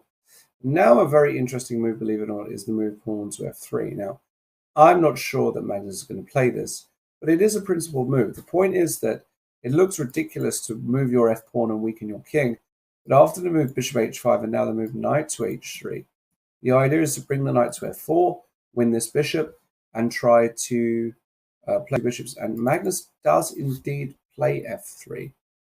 And now I think probably the best move is actually just to drop it back to f5. Then all kinds of interesting stuff can happen. For example, the move e4 here is a very interesting gambit. And after d takes e4, playing knight c3, playing some kind of Blackmar, Dmar variant. And if e takes f3, you could even consider queen takes f3 here. And all of a sudden, things get very, very exciting. So after the move, and he does go bishop f5, and I fully expect Magnus to play e4 here. You can play e3, which is a much more solid way. But Magnus, he's not going to be able to resist playing e4 against Eric, especially. I can just feel it. Have you been coaching Magnus for this event, Lawrence? Have you been his second? I mean, he's playing all these weird 1-4 openings that you're more used to than he is, perhaps. And I haven't spoken to Magnus, but I can expect even the move g4 here might exist, and all kinds of craziness could happen. So this is a critical moment, and he's played it. E4 on the board. Yeah, wow. It's just impossible to resist playing this move against Eric. And Magnus is like, okay, I'm going to have a ton of fun now in this position. And Eric's going to have to calculate because this opening is not common. He won't have looked at this too recently. And Magnus is going to enjoy himself, enjoy calculating this game. Yeah, and I think already, obviously, a critical moment on the board with this e4 pawn sacrifice. Eric needs to defend resolutely, but also it's a critical moment in terms of psychology. Eric, as we mentioned, does get low on the clock against some of these stronger players, and I don't think he can allow himself to think for 5-6 minutes here. It's very quick game, and ideally he would have done his homework on this position before. Like you said, it's a rare position, but if you play bishop g4 as black on move 2 and retreat the bishop to f5, you have to have looked at some of these more direct attempts to punish you for losing time with your bishop. So ideally, Eric should either capture this pawn or move his bishop instantly. You can't afford a long think here, but he's already in the tank. I'm a bit worried for him already. It's only move 4. But looks like Magnus has got everything he could have dreamed of, and he clearly knows more about this opening than Eric does. Yeah, it's worrying times for the chess bra. Early knockout maybe in this one, Lawrence. Yeah. Eric has to be very, very careful. He doesn't want to be... And he goes bishop g6. I was thinking, is he going to play this move, actually? Just sort of saying, okay, I'm not that interested in letting you just get this huge initiative with white. I'm going to drop my bishop back. How bad can this position be? Anyways, now Magnus is going to have fun, though. Is he going to play h4 and try and go h5? Is he going to play knight h3, to go to f4? I don't think knight c3 makes too much sense. d4 looks awkward there. So I'm going to say it's going to be either h4 or knight h3. Knight h3, e5. Sorry, you can't play e5. Yeah, both of those moves look very tempting. You could also perhaps make an argument for a move such as queen e2, threatening queen b5 check in some variations, getting the path clear for white's king to castle queenside. Just defending e4 as well if you're not willing to kind of allow another opportunity for black to grab that pawn. So Magnus has options, but it will either way be a really unorthodox position, and it will be Eric most likely facing the threats at this early stage. Yeah, I've got to say I love it. This is why I prefer Rapid and Blitz to classical chess these days, just because, okay, h4 on the board, but yeah, just because players do feel a bit more inclined to freestyling, to taking risks, and okay, h5 is a threat, a massive threat. How does black defend? Do you have to play h5 yourself, h6 yourself here with black? I'm tempted to play queen d6, but I don't think it works. Yeah. Oh, wow. Queen d6. Queen d6 might run into e5, right? Yeah, or I can just shut you down. Maybe even h5. Because now at least the bishop would have an escape square on f5. Queen g3 check. And white doesn't care. Yeah, the bishop is trapped on g6. It's like a Caro-Kann almost, with black's bishop coming out early. Magnus loves playing against the Caro-Kann. Absolutely. Yeah. Great opening choice by Magnus here. And h4. If black does play a move such as h6 to give the bishop an escape square, to give it some luft, as we say, some breathing space, then maybe now your move knight h3 comes with even more power. Okay, h6. Is that on the board? Eric has pushed his 8th pawn. I think he's pushed it to h5, actually. Okay, and Magnus instantly reacting. Do you think this could be preparation? Has Magnus studied this before, or is he just in the flow? Is he just kind of trying to scare Eric with his speed? I'm not sure. E takes d5 is a very curious decision, though. Didn't spend too much time on it at all. But is this good? I mean, knight c3, queen e5 check, and can you now go queen e5, queen g3? So, okay, after queen e5 check, he went queen d6. Yeah, Black is spending a lot of time with his queen. Feels wrong somehow. Queen d6. Now it looks like a Scandinavian with Black's queen coming out so early, dropping back one square. But like you say, queen g3 is a potential threat. White can guard against that with a move such as knight h3, perhaps dropping back to f2, or White's queen could come out to e2, perhaps. Still ways for Magnus to kind of develop, but with gain of time. And I think that's key in this position. Black's king as well is going to struggle to find safety on the king side. That's true of both kings right now. Yeah, I would be inclined to play queen e2 here for Magnus, just develop with tempo. Black's bishop isn't really attacking the c2 pawn because it will get trapped if it ever gets greedy. Bishop takes c2 here, just d3 would trap the bishop. And yeah, again, threats on the board. Queen b5 check. The white knight coming forward to b5. White wants to get castled queenside. Black has to try and give a check perhaps on g3 just to mess with white's plans. And what has he played? The reigning world champion, at least for the next few months. Yeah, and queen f2, king f2, swapping those queens off. Does this favor black, perhaps? Black can play e5, bishop c5 check. White's king is not safe despite the queens being off the board. I think this is massively in black's favor, is it not? Yeah. But Magnus has played queen e2. If queen g3 check, swapping the queens, is in black's favor, then does white have to move his king? Eric doesn't even ask the question. It could be a bit of a miss. He's just allowing Magnus to finish his plans.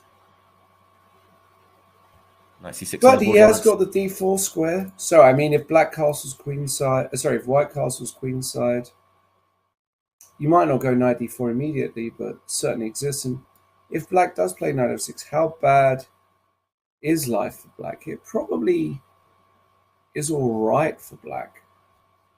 I might still take white, but it's maybe not as bad as it could have been. Yeah, these positions are often a matter of tempo, and white would have ideas such as knight b5 in that position, throwing the d pawn forward, and really going on the attack as quickly as possible. But like you say, black has ideas of his own. Maybe if white does castle queenside, Eric will instantly plant that black knight into d4, and there is a double threat. Knight takes e2, attacking the queen, of course, but c2 is on pre as well. Certainly questions being asked for both sides, and I do like the fact that Eric has sped up since that initial pause early in the opening. That's a very promising. Yeah, he's actually up on the clock now, believe it or not, which is surprising. Do you think he might have lured Magnus in, just paused a bit at the beginning, just to pretend, just to feign ignorance? That's often what I try to do.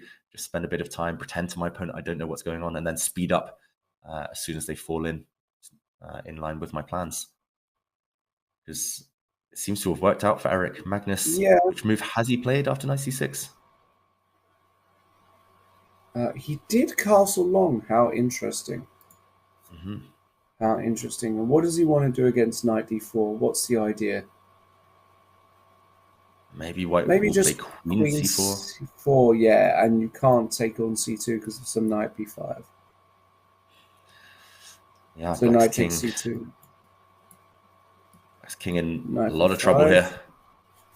And if bishop takes c2, also knight b5. Yeah, knight b5 looks pretty strong here.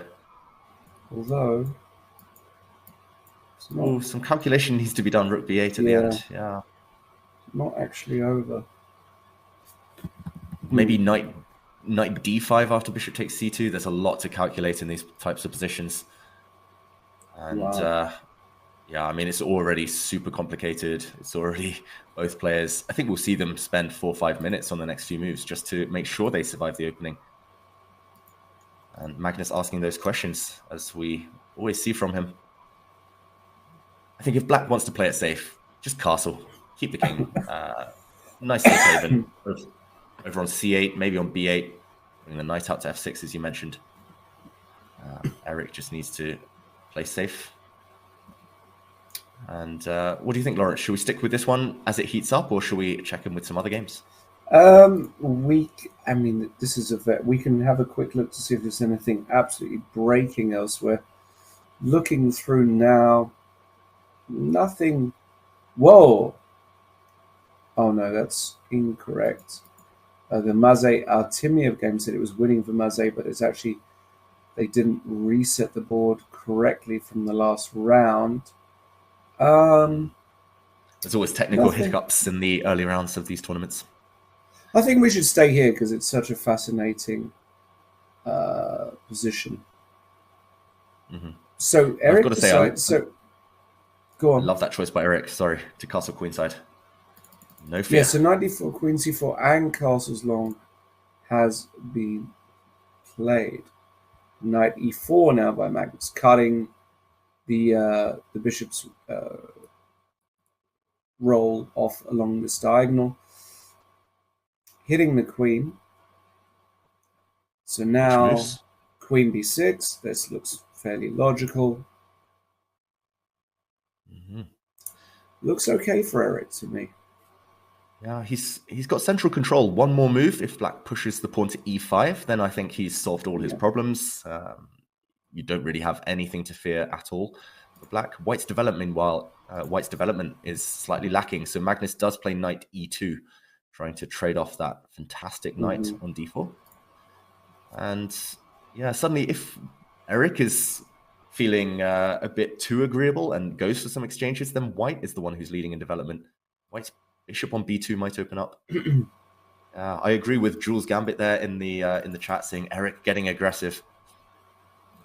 Eric wants to be aggressive here, of course. He wants to create some threats, but you have to keep pieces on the board to do that. So what do you think, Lawrence? Just defend that knight with e5, maybe? Allow the exchange, but on your own terms? Yeah, I think that's a move.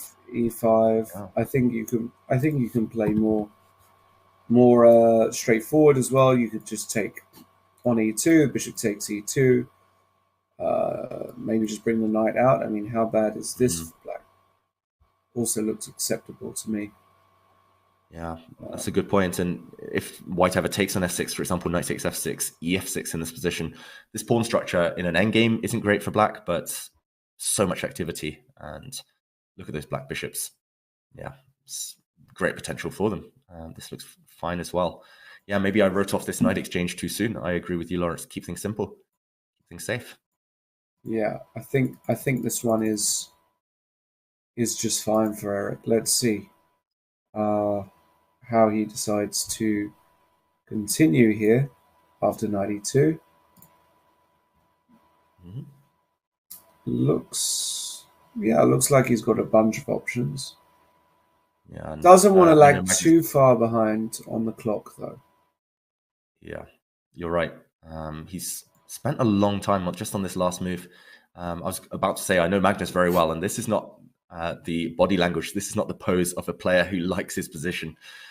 So he probably knows that Eric is completely fine on the board, but yeah, he's going to try and press on the clock. Magnus, he's got hustle mode activated a lot these days. He's very good at kind of that duel, playing both on the board and clock. And okay, the knight exchange has happened. Eric has to speed up. He has to play knight f6, swap off White's strong knight now. No time to think. I think any other move, actually, and White will build up some initiative. Ooh, e6, it looks like, from Eric. But now it's harder to develop for black. That bishop on f8 is tied down to the g7 pawn. That doesn't look like a step in the right direction. Yeah, e6 felt a little bit impulsive there by Eric. I mean, it might still be fine. But it did feel a little bit impulsive. The question is, what do you do now with White? How do you improve your position? And Magnus, in his typical pose, he has got quite a poker face when it comes to chess.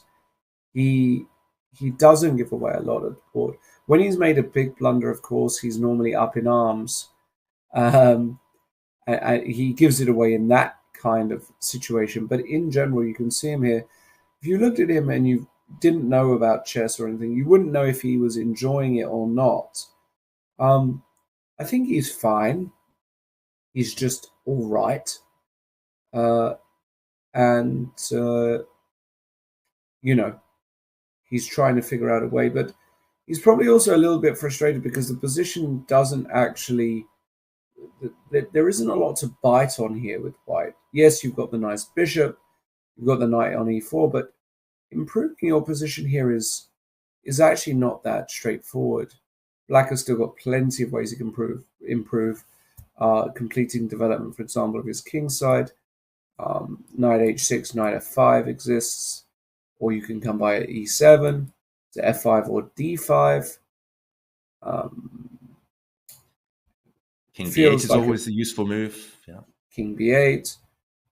Tons of ways for black to improve. If White does absolutely nothing, for example, if White also decides to play king b1. So I think Eric is actually going to be relatively happy. And Magnus, the more he thinks about it, maybe the more he starts to realize, oh, actually, maybe things aren't so great for White here.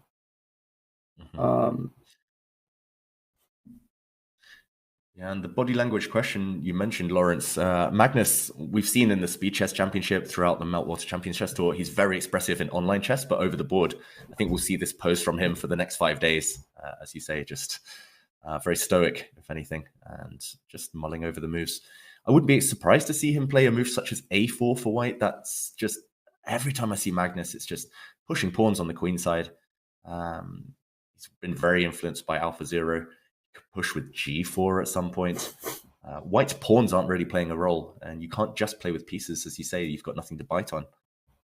If you just play with pieces, they'll just get exchanged at the very best. So it feels like he needs a pawn break, but which one to aim for? G4 looks very loose to me. Yeah, you're right, G4. He does go king b1, so this is, of course, getting the king on a good square, but he's saying he doesn't quite know what to do here. And now I think knight h6. Yeah, I slightly prefer knight e7 because knight h6, okay. if white does play g4, then your knight might be stuck out on a limb. Okay. Knight e7, at least you've got 2 good squares as targets now, f5 and d5. And Eric does play that move. Yeah, looking healthier by the moment for Hansen. Yeah, again, Magnus, that king b1 move, that's a real worry. If he can't find anything better than that, I don't think he's going to find anything productive over the next few turns either. Yeah, what else to do? Yeah. White's queen can't really be improved. White's bishops can't be improved. White's rooks, same. Feels like you're stuck moving pawns. And I really like the fact that Eric kind of played knight e7 very quickly. There was no need to spend a lot of time. Yeah, and up on the clock. So things, and here's your move, David. A4, played by Magnus, trying to get some space over that side of the board. Yeah. I don't know how I feel about it, though. It's not clear what the threat is. It's not clear what the idea is. But trust me, Magnus's pawns always promote. So watch out for that A pawn deciding the game later. And Eric might be tempted now to play a move such as knight d5 just to make sure that white doesn't continue pushing pawns on that queen side. Also hinting jumping into f4 or b4. Again, it looks very, very healthy for black, this position. And yeah, I'm noticing a lot of support for Eric actually in the chat. A lot of players saying, come on, Eric, you can do this. Eric, underrated. And what do you think, Lawrence? Eric, 2,600. I mean, it feels like he should be much higher, especially in rapid chess. Yeah, I've always said this about Eric. I mean, his talent is undeniable. He's a top player. If he managed his time, if his time management was better, I think that would be reflected in his rating. Obviously, also, he's involved in various different ventures. He's not just doing chess and studying chess. He's got his channel and esports teams and all kinds of stuff. It's very difficult to reach your full potential when you're kind of spreading yourself thin. But, no question about it, he can duke it out with the best of them. Knight c6 played. Slightly surprising square, but also looks fine.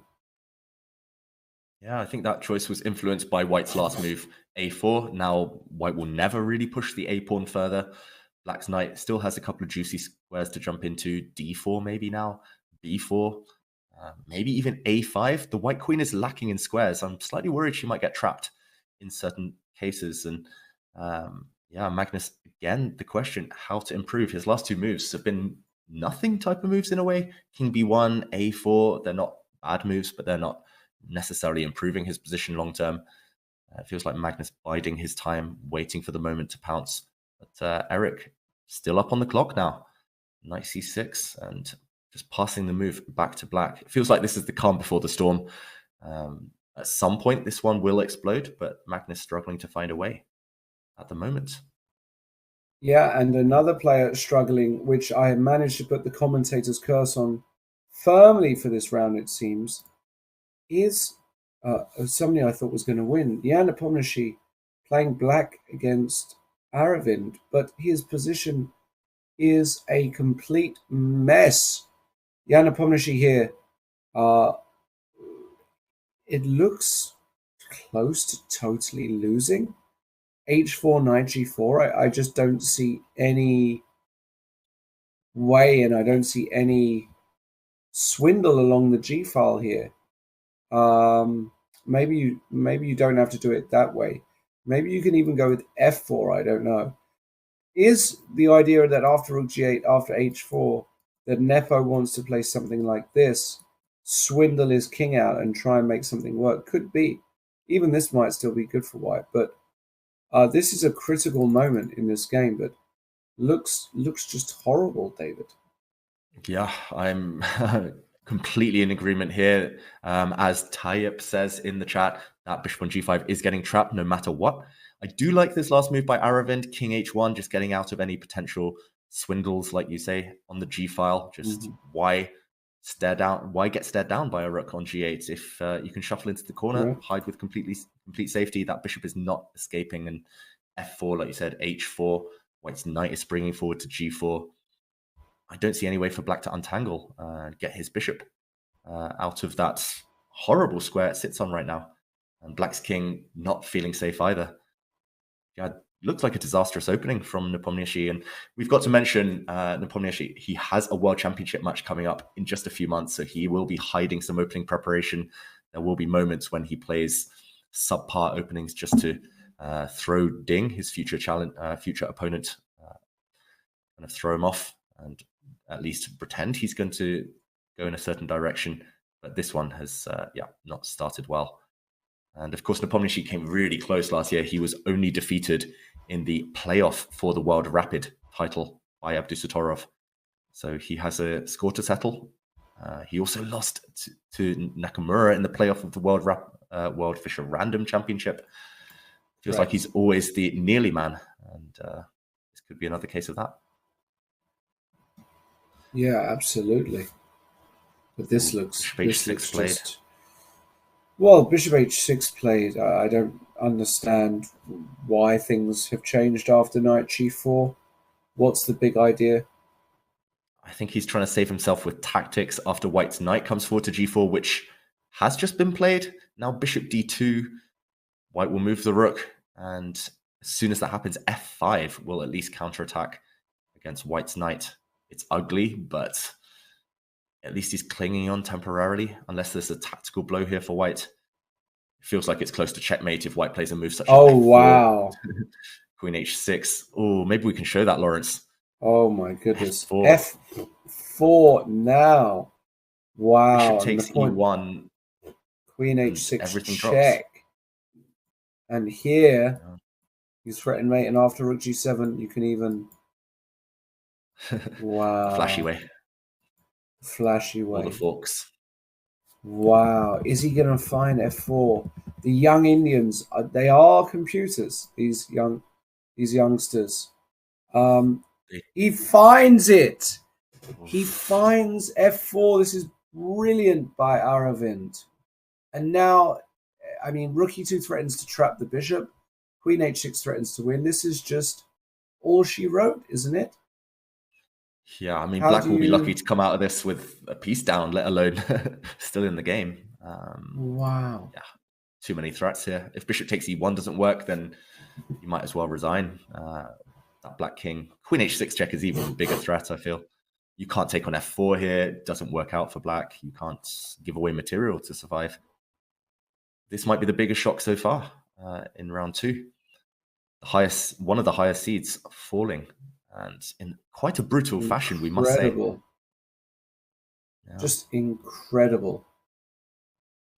Like you said, these young Indian players, Lawrence, they train so much on calculation, and it's for these moments in games when there are forcing moves. You can create those threats. You can calculate 4-5 moves, and they do it so quickly. But Jan drops his queen back, defending f6, so now there's no infiltration from the white knight, but just rook e2. That bishop is trapped. Rook e2. Rook e2 is just clean. Rook e2 played. Yeah. f5. Now you can play... Plenty of moves. White's knight can just retreat, I feel, to h2, but you'll probably come forward as well into h6, into e5. Yeah. Played. Knight h6 played. And now some bishop takes f5s exist. Okay, bishop f4. This is Desperado. Which one would you take, Lawrence? Queen H. Gf4, Queen H4. The G8 rook is hanging as well. Sorry, the G8 rook's hanging. No, you can't do this. It's just a piece up for one pawn. Not enough compensation for black. It's just a piece. There's not really much more to talk about. This is dusted for Nepomniachtchi. This will be a big setback for him, assuming Aravind does not ruin this pretty simple position. Rook G2.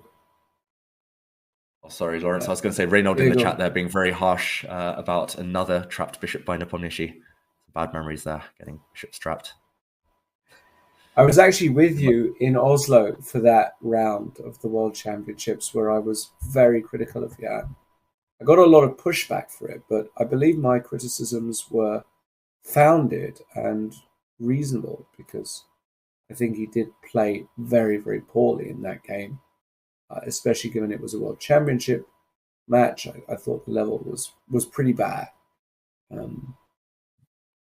It's not necessarily it's not necessarily playing poorly, but it's also playing too quickly. We look at the clock here, and he's still got almost 8 minutes left, and he's a piece down in a hopeless position. And I struggle with this a lot myself, just handling the clock, just finding the right balance, playing quickly, but also playing strong moves. And I think that has been Nepomniachtchi's challenge throughout his career.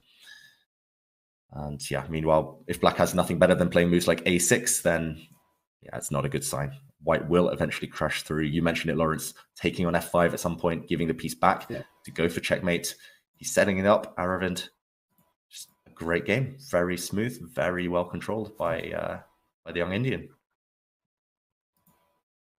And meanwhile, maybe we should switch away. We're assuming that Nepomniachtchi can't fight back in this game. Unless let's go somewhere else. Happen. Should we go back to Magnus? Maybe not, because you called it, David. I should have listened to you. Shugirov playing white against Rapport. Rapport Wempus looks like some dodgy Benoni.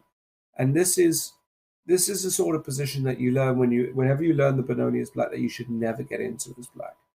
Because it is horrible. White has got his central push through.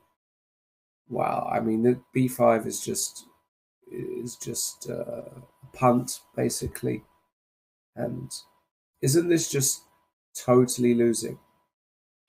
Yeah, it looks like you're getting steamrolled in the center. White's pawns are marching through. White's knight is about to land on the e4 square. And Rapport, he's done something that Fischer did with a lot of success against Spassky in 1972. He put his knight on h5 as black, but it just got exchanged. And White's left with some fantastic pieces. One bad knight on a3, but the rest of White's position is beautiful. And I think we'll stick with this one for a little while because Magnus's position looks equal still. Not too much changing there, but this one, Lawrence, like you said, White has so many beautiful options. Knight e4, he even just takes on b5, calling black's bluff. Rapport, he's known as a bit of a crazy player. He surprises his opponents, surprises the crowd with every move. But this one seems to have backfired. I don't think black can profit from the pin on the b file. That white knight on b5 sitting pretty. One more move. If White's queen can move off b3, it's game over. White's going to crash through on d6. Queen can go to a4, c2, wherever. This just looks hopeless for black. I mean, the structure is ruined. Your pieces aren't working. You've got a knight on f8, a woeful knight on f8. I see really close to zero hope. You just need one or two accurate moves, and Shugirov is a bit low on the clock. He's under 2 minutes. I like those moves you mentioned. I mean, queen a4 is the simple one. If you just want to survive, get out the pin. Okay, he does go for that approach.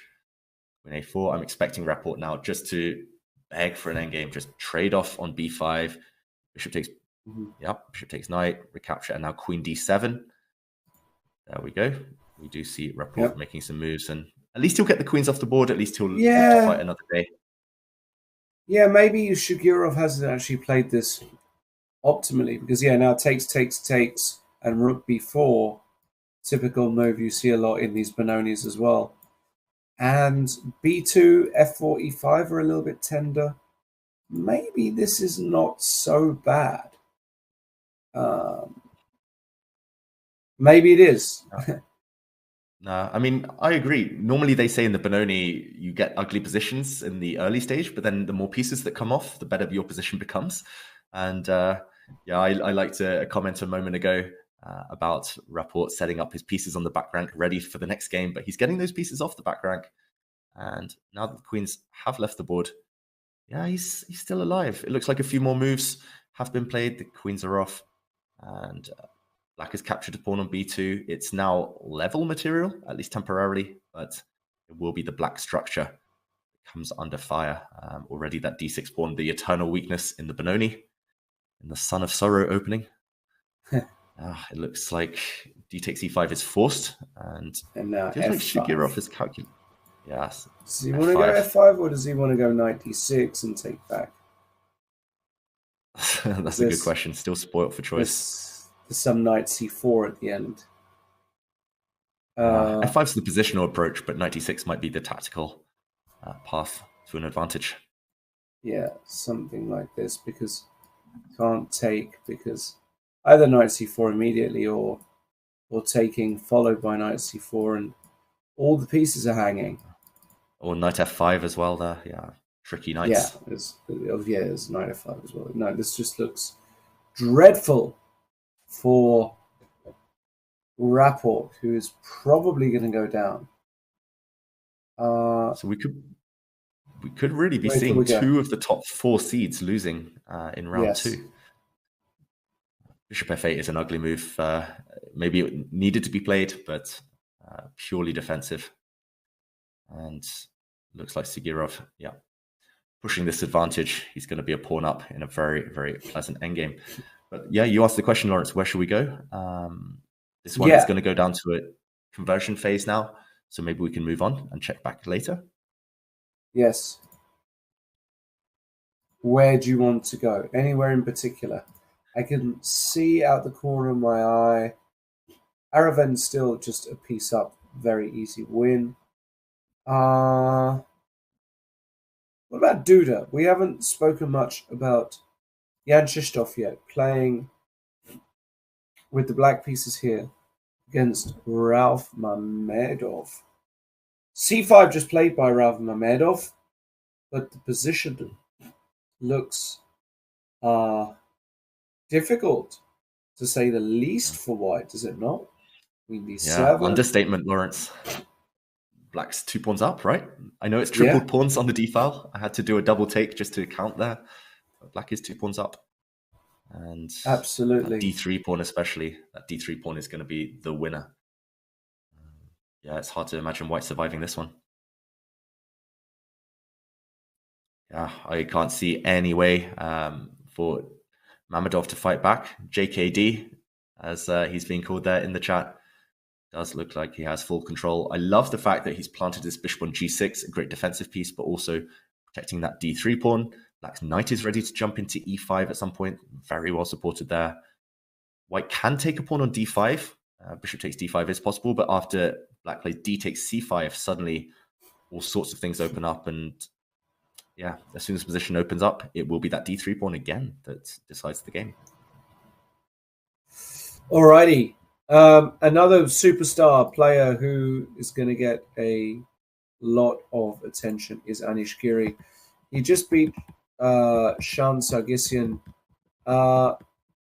He found a beautiful tactic here on move 35. Look at this.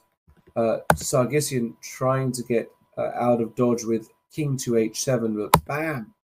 Knight takes g7. Always be aware of discovered attacks. The point is, of course, that if king takes g7, white can play rook g3 check, discovering the attack against the queen. And with that key g7 pawn gone, Black's king's position has been opened up. He tried giving up the queen, but actually didn't put up any resistance after queen takes c5. White's got way too much material. Lovely little shot there by Anish Giri, who, of course, somehow he's not really in the conversation for winning this tournament, right? I mean, even when we looked at the top players, his name didn't really pop up, but he's more than capable of winning this tournament. He's got the talent. Is he going to have the nerves and the psychological might? We'll soon see. Nevertheless, Eric, the bar not liking Eric's position. Eric is an exchange down. Something has gone wrong for Eric Hansen here. C4, knight c7, bishop a5 by Magnus. Yeah. Moving in Rook for the kill now, Magnus. Yeah.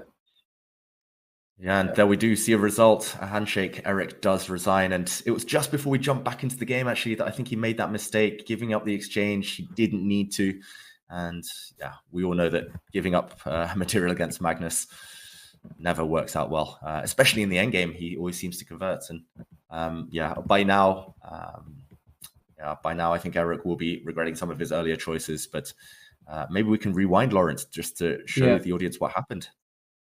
Yeah, I was just looking through it. It looked as though he had everything kind of under control for a fair portion of this game. We were discussing it earlier. I think the opening went actually just fine for Eric. So I'm very curious where things started to go very wrong. And I think it was really around here. Still feels as though Black is fine. He's got decent control and coordination. A5 mixing things up, and I think here the move C takes B5 could have been the big problem here. That being said, the position is not easy. White's bishops are suddenly coming to life with the position being open. The Black king is slightly vulnerable, so maybe it was already getting difficult, but already around here, after the next few moves, Eric completely lost his way. Takes, bishop c4, and now knight e3, giving up that exchange. Not good enough, because it's just a full exchange. And against somebody like Magnus, you're just going to get punished. You know, it's just not enough to play like this. And yeah, Magnus made pretty light work of it towards the end. Yeah, and meanwhile, as we saw, Magnus won that game. Maybe we can go back to Richard Rapport. It looks critical in that one right now. We mentioned earlier that Rapport was in big trouble, but he's bailed out into a rook and bishop versus rook endgame. A repeat of round one. Wow. I mean, he's done well to survive this far, I've got to say, Rapport. And he is the master of rook and bishop versus rook. I remember in the Champion Chess Tour, I think it was 3 times in one tournament, he had this exact ending. But it was always that's on the incredible attacking side. And now he has to show defense. Exactly, which is not easy. This one could go on for a long time, 50 moves, but we just wanted to show the top players, they always know how to survive. They always know what to head for. And it would be a bit of a shock maybe if he loses this one, as he is very experienced in this endgame. Absolutely, yes. We can certainly come back to this, I believe, a little bit later. Aravind has yet to beat Jan Nepomniachtchi. I mean, Aravind is a full piece to the good here. Got to be a little bit careful that his queenside pawns just don't disappear off the board. After which, of course, Nepomniachtchi would have some drawing chances, but I don't even see how that's possible. Wondering what Aravind is taking so long over in this position here. Yeah, it feels like the nerves are kicking in. The nerves are kicking in, Lawrence, for Aravind, but he should still be the favorite to win. Maybe we can jump to Fabi. We talked a bit about him in the build-up to this game. And it looks like a very interesting battle in that one as well. You mentioned Armenian opponents aren't necessarily a kind of a strong point there for Fabi, with some mixed results in the past. But yeah, he's up against a very underrated player. And yeah, I agree with that in the chat that everyone should be studying Rook and Bishop versus Rook endings. We've seen 2 already today, and it's only round 2, but we'll see countless more throughout the next 5 days. And yeah, here Fabi has black. He is a piece up, but white has a lot of pawns. And Fabi is the first to create a threat. Queen takes g2 will be mate if white can't find a defense. Ugh, Rook g1. Maybe there was nothing better. The question is, can Fabi play a move such as Bishop f1? Is the Black King too open? Can you get away with that? If you don't create threats against the White King, then maybe White is just about okay. Okay, so Rook d7, Queen c6. Yeah, this looks kind of one of those frustrating games that you can play with Black, where you feel as though a win should be imminent, but oftentimes it's not. Queen e7 played, and now how do we secure our king a little bit more? Queen c8, saying, I don't want to commit. Yeah, just a useful waiting move. I'm surprised and also disappointed that Fabi didn't go for the White King more. I feel he could have maybe put his Rook on g7, kept his Queen and Rook there, going for that White King. But now maybe White will be able to trade off those queenside pawns. If the B and A pawns disappear, it feels like White is one step closer to safety. And Fabi says, okay, enough of the fun. Queens are coming off. What do you think, Lawrence? This one should be headed towards a draw now? Yeah, I think Martirosian's got really good chances to make a draw now. Even with the Queen trade, I don't think this ending is particularly dangerous for White. Takes, Bishop takes b5, and now, I don't know, h4, for example. Yeah. How are you ever supposed to win? Yeah, get that Rook active, Rook b1 as well. Or Rook b1. Put the Rook on b2, King on h2. Feels like a fortress. Yeah. I mean, worst comes to the worst, right, Lawrence? You just trade off all the pawns and you go Rook versus Rook and Bishop and draw that. So, this game. This is for sure. Okay. Where else can we go? And meanwhile, it looks like Duda did take the win in his game. Yeah. And yeah, maybe we can check in on those games we've already followed. Yeah, Nepo still battling away, trying to complete that miracle save. Not sure he'll be able to, but Aravind visibly nervous in that one. Let's catch up with the current position. Yep. So where are we? Nepo, right? Excuse me. Yeah, we'll spoil for choice. We've got to say, so many fun, exciting games going on, but let's keep an eye on those favorites. Oh, excuse me. Yeah, I've just got to refresh the... Okay, yeah. But it feels like this position has been there forever. So there's some kind of issue with the move transmission. Maybe. Yes. This was here a while ago, so I don't know what's going on. If we could go to... Okay.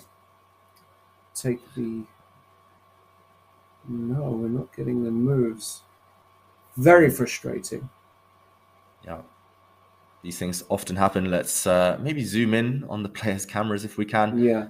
Just to see if we can visually see the 3D board. And it does look like Aravind here. Oh, he's only down to one pawn now. Knight and pawn and Rook against Black's Rook and 2 pawns. So Nepomniachtchi getting closer to a draw. If the white pawn disappears, if it gets traded off, Rook and Knight versus Rook is a much easier draw than Rook and Bishop versus Rook. So we wouldn't see 50 moves of a long, difficult defense. And it looks like Nepomniachtchi, with that sharp haircut, that fresh cut, yeah, he's working those miracles. He's showing the tenacity to save difficult endgames. Wow, this is the story of the day so far. Nakamura getting out of jail in his game. Rapport potentially saving a difficult position. Now Nepomniachtchi, this is why the top players, you have to knock them down 10, 20 times just to get that point. And Aravind nodding his head there, very low on the clock. It feels like the clock has cost him. Nepo, very, very strong. Yeah, let's see. 2 seconds, just getting the move in there. Aravind, Rook A6, but feels as though Nepo, I don't know, it's definitely gone in his favor the past few moves. And I think Nepo is going to find a way to make a draw. The king now into G3 as well. Rook F6 check. Yeah, the king now just floats around. You can't move the knight, you lose the pawn.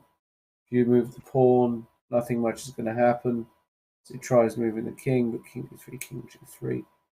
And it looks as though Aravind is kind of coming to terms with the fact that really there is just no way to operate here. Got to make sure not to lose on time. I wonder if Nepo is being slightly ambitious here. Because if he forces the knight to move, he can... Of course, it should be a draw regardless, but with the clock situation, he might try and get a bit ambitious, but it doesn't look like it. You can see Aravind repeating here. Yeah, Aravind is still advancing his king. He's still trying to create some nuisance here, but there's nothing to do. If White's king ever steps forward to attack Black's rook, we'll see a rook trade, and the game will just fizzle out immediately to a draw. So I think we're in for a long defense here. Nepomniachtchi should hold it. He's got rid of White's last pawn. We will see that rook and knight versus rook endgame. Nepomniachtchi's smiling. He knows it will be a draw eventually. He knows how to defend it. Lawrence, maybe we can switch back. Let's do that. Wondering whether Rapport is defending that rook and bishop versus rook endgame, for example. Talking of those long grinds. I believe Rapport is defending this. I mean, it's just a standard rook and bishop versus rook. Quick update on some of the results from the top boards. Brunello did lose with White to Amin. Mazet did not win against Artemiev. He lost with the white pieces. Fedoseev beat Yakuboyev, David. One of the games that you were saying could be an eggshell for Fedoseev, but looks as though he has come through. Yu Yangyi has also won to all the favourites so far. Magnus Carlsen, Jan Krzysztof Duda, all the favourites coming through at the moment. Yeah, so other than Caruana, who has just drawn, maybe Rapport and Nepomniachtchi as well. It looks like all the favorites, just doing the business. It is surprising to me because they had some shaky positions, some of the top guys, top-rated players, but that's why they're, I guess that's why they're the best. They always find a way. And it's not about winning pretty in these rapid games. It's about grinding out those results. As we see Rapport grinding out, trying to get that draw in the end. Black's king still dancing, not forced to the edge of the board. And I think Rapport, he's done his homework. He's probably studied this for hundreds of hours, this rook and bishop versus rook endgame. And it all pays off in the end. Yeah, I think so, especially recently. Quick update on the women's section. We will take a look at some of the women's games from round 3. So far, some stalwarts of the game on full marks. Nana Dzagnidze, Humpy Kanuru, Nina Batsiashvili, all on 2/2, as is Tan Zhongji. She's doing just fine. Humpy, class player, class act, definitely should always be in the mix, especially, I would say, for the Rapid tournament. I think she's probably a bit stronger at Rapid than she is at Blitz. Good result for Anna Zatinsky, holding Harika with the white pieces. And good result also for Lilith Mukcha, who managed to hold the draw against Goyachkina, which will be a slight surprise. The rest of the games have gone to form, so no big changes there. All right. We are watching this rook and bishop game. I would love to see the actual updated position of Aravind, but it's just not possible for the moment. Let's go somewhere else. What about Sam Shankland? Playing as Manuel Petrosian, well, that is not a game we need to concern ourselves with. That is an easy win. Abdusattorov is also just very calmly on 2 out of 2, I believe. It looks like he has won a very nice game there. Yeah. Again, Abdusattorov, just great technique. He looks like the guy, again, to beat. Still slightly lower rated Abdusattorov compared to the likes of Magnus Hikaru, but just as dangerous. And yeah, we're having to scroll quite a way down to find some surprises. It looks like Andrei Esipenko is about to lose to Demchenko. Let's go there. Lower down. Demchenko with a lot of material up. Esipenko, again, another one of those young underdogs that I thought might cause some damage, might go far in this tournament. But Demchenko, who's also dangerous, also underrated, taking the point in this game. Yeah, absolutely. I mean, we are in the final stages of round 2, so a lot of kind of quieter endgames, a lot of grinding going on as players try to eke out those extra half points. Lawrence, maybe we can stick to one of these endgames, see the technique by the top players. Which game? Let's see here. Let's see if Shigirov managed to put any pressure on at all with this Rook and Bishop versus Rook. I know how much you love this endgame, Lawrence. Let's get academic about it. Well, because Black's king is nearly in the corner. Yeah, Black has. I don't think Richard has done too well here. It doesn't matter; it's still a draw. But Shigirov is managing to slowly escort this king to the side of the board. And is it now impossible to set up a second-rank defense here? Maybe Rook H8 is a good move.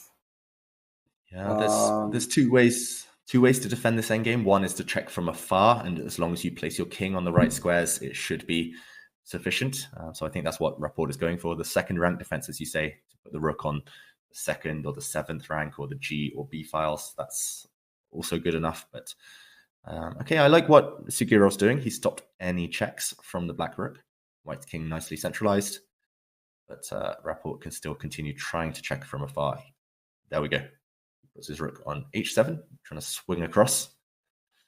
The problem is Black's king is near the corner, but not near enough. So it does take 3 or 4 very helpful moves from Black to allow that king to be pushed right onto the side. And there we go. Asking questions with the check. Sugirov, but not making any progress. Yeah, I think this is one of the games to study if you want to learn how to defend with just a rook against a rook and bishop. And yeah, it feels like from the body language as well, Shigirov isn't feeling too confident. He played that last move very slowly, looking at the clock, admitting defeat in his attempts to win. It is a draw. Yeah, doesn't even bother trying to push this through. 3 more rounds today. Wants to conserve his energy. Okay. And let's check out Jordan Van Forest. Wow. Very, very difficult rook endgame here for Black to defend. Jordan on the front foot. That white e-pawn, will it win the game? Do you know your endgame theory, Lawrence? Well, I mean, here it looks as though he has got a winning position, but something went wrong around here, apparently. I mean, this position is a classic one without the pawn on a6, but with the pawn on a6, I guess it actually helps White because it limits the scope of Black's rook. So what? This move e7 possibly was a mistake. Yeah, maybe the idea is that you should now take on a6 and Black cannot really continue the checks. Your simple plan is to go king d7 and e7. And suddenly, for example, if rook h8 check, king d7, rook h7, e7 comes with check, white's pawn Very steps out the nice. way, discover check, and you're guaranteed to win Lovely. now. So maybe Jordan just missed that one moment, got a bit impatient pushing his pawn, and suddenly if we catch up with the game position, he has won black's pawn, but he's allowed black's rook to come around and check on the long side. Black's rook is going to check from a7, from a8, and this is a very well-known draw now. A few moves ago, black didn't really have the ideal defensive formation, but yeah, it's a slip from Jordan. It looks like he's now head in hands. He's realizing that there's no way through for white. Black can just wait on the 8th rank, and in order to guard against checks, you have to put the white rook on some bad squares.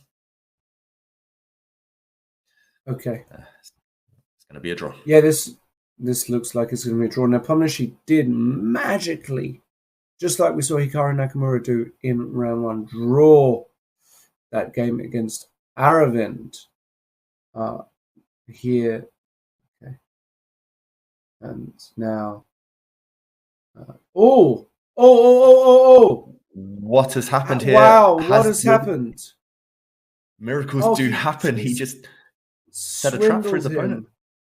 Oh no, look at this, in this position here. After king d6, black just had to repeat with the move rook a8. And now you've got the long side, but he went king f6, missing the beautiful rook b1, and now the point is after rook 67, simply rook f1 check, and we win the rook. And now after rook b1, there's nothing to be done. Rook f1 check, and now the shake of the head by Sidupov, who is disgusted with himself. Grandmaster should not be making this mistake. What an awful blunder by the black player here. The Grandmaster playing black understands now that his position is toast. And in fact, we look at the position on the board, rook a1, and you can't capture the long side here. And Jordan is going to show, he's going to have to show queen and king versus king and rook. And relatively easy conversion, would you say, David? I would say yes. It's also extremely hard to defend your rook on safe squares, especially in rapid chess. I've tried playing this one against the computer, I will say, queen versus rook, and it's incredibly hard to win because computers always find a way to put their rooks on squares they can never be captured by double attacks, by checks. And so maybe some work to be done for Jordan, but in human terms, it's extremely difficult to defend. I think he's already got his king and queen on some great squares. Black has no checks right now. So this one should just be a matter of time. But I want to say as well, that rook endgame, it was a cautionary tale, as you mentioned. Never put your rook on a passive square.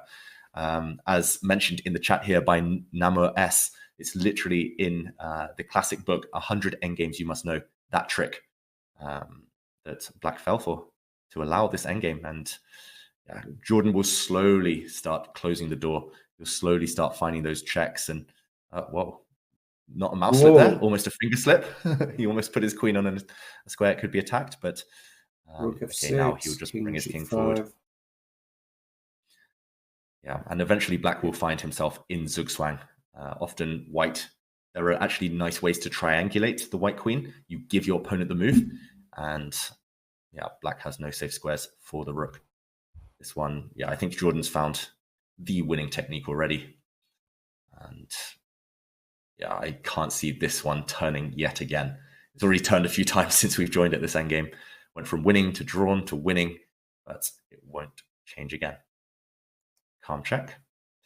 Do you think he could be someone to kind of upset the apple cart Lawrence to win a title, Jordan? Huge fan of Jordan. Spent some time with him in the summer this year in Spain. Lovely kid. I say kid, but he is still very young, in his early 20s. Very, very talented. Feels like he's been around forever. Yeah, he has been around forever because he's just been such a genius youngster.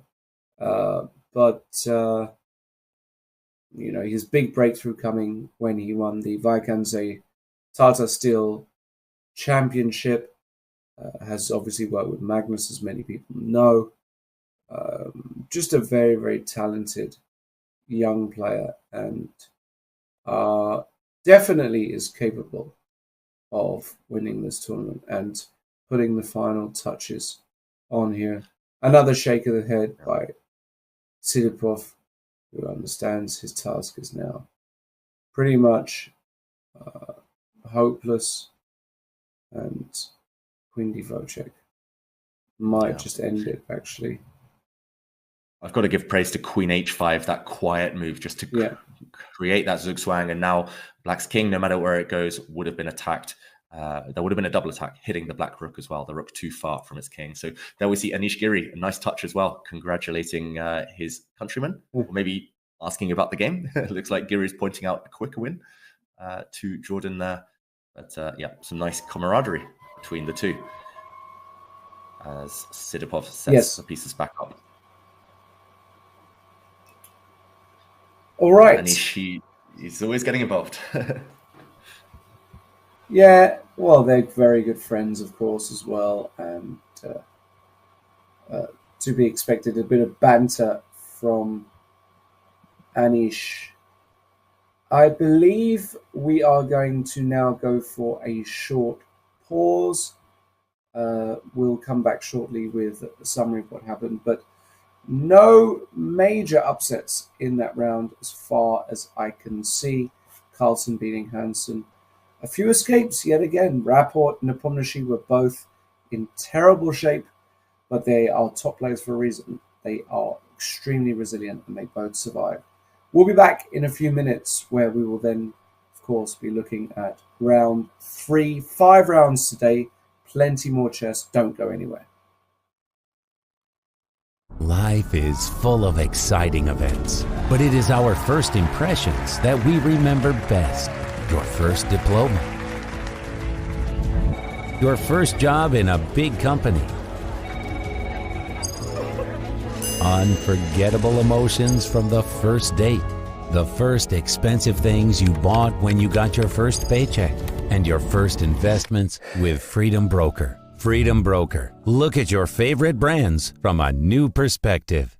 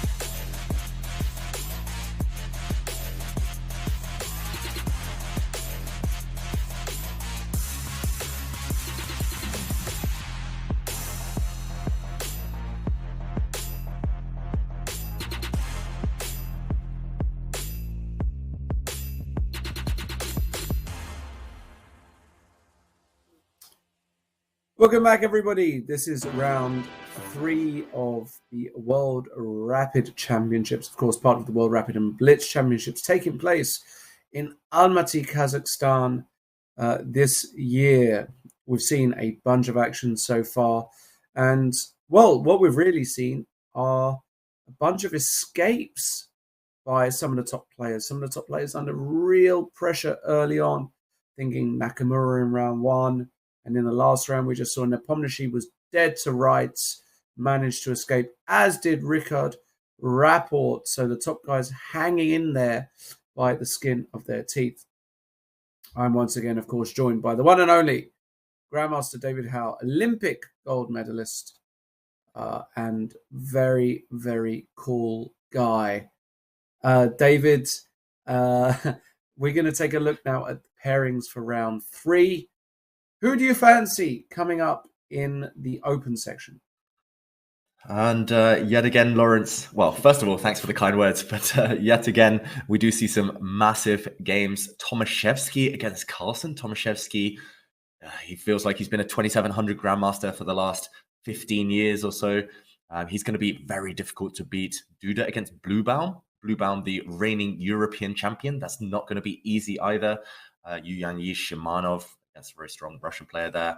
I mean, it's stacked. I'm personally looking at a pairing such as Donchenko against Giri, because I really want to see players such as Anish Giri push on after this great start. And we do have, I think, 22 players on 100% after 2 rounds. So it's not that many from such a big field. It will be about kind of positioning yourself after day 1 in those top positions. You can't really win a tournament on day 1, of course, but you can put yourself in position. And yeah, all of these guys that we see on the top 10 boards right now, they will be wanting to continue their good form. Shout out especially to Anish Giri and Jordan van Forest.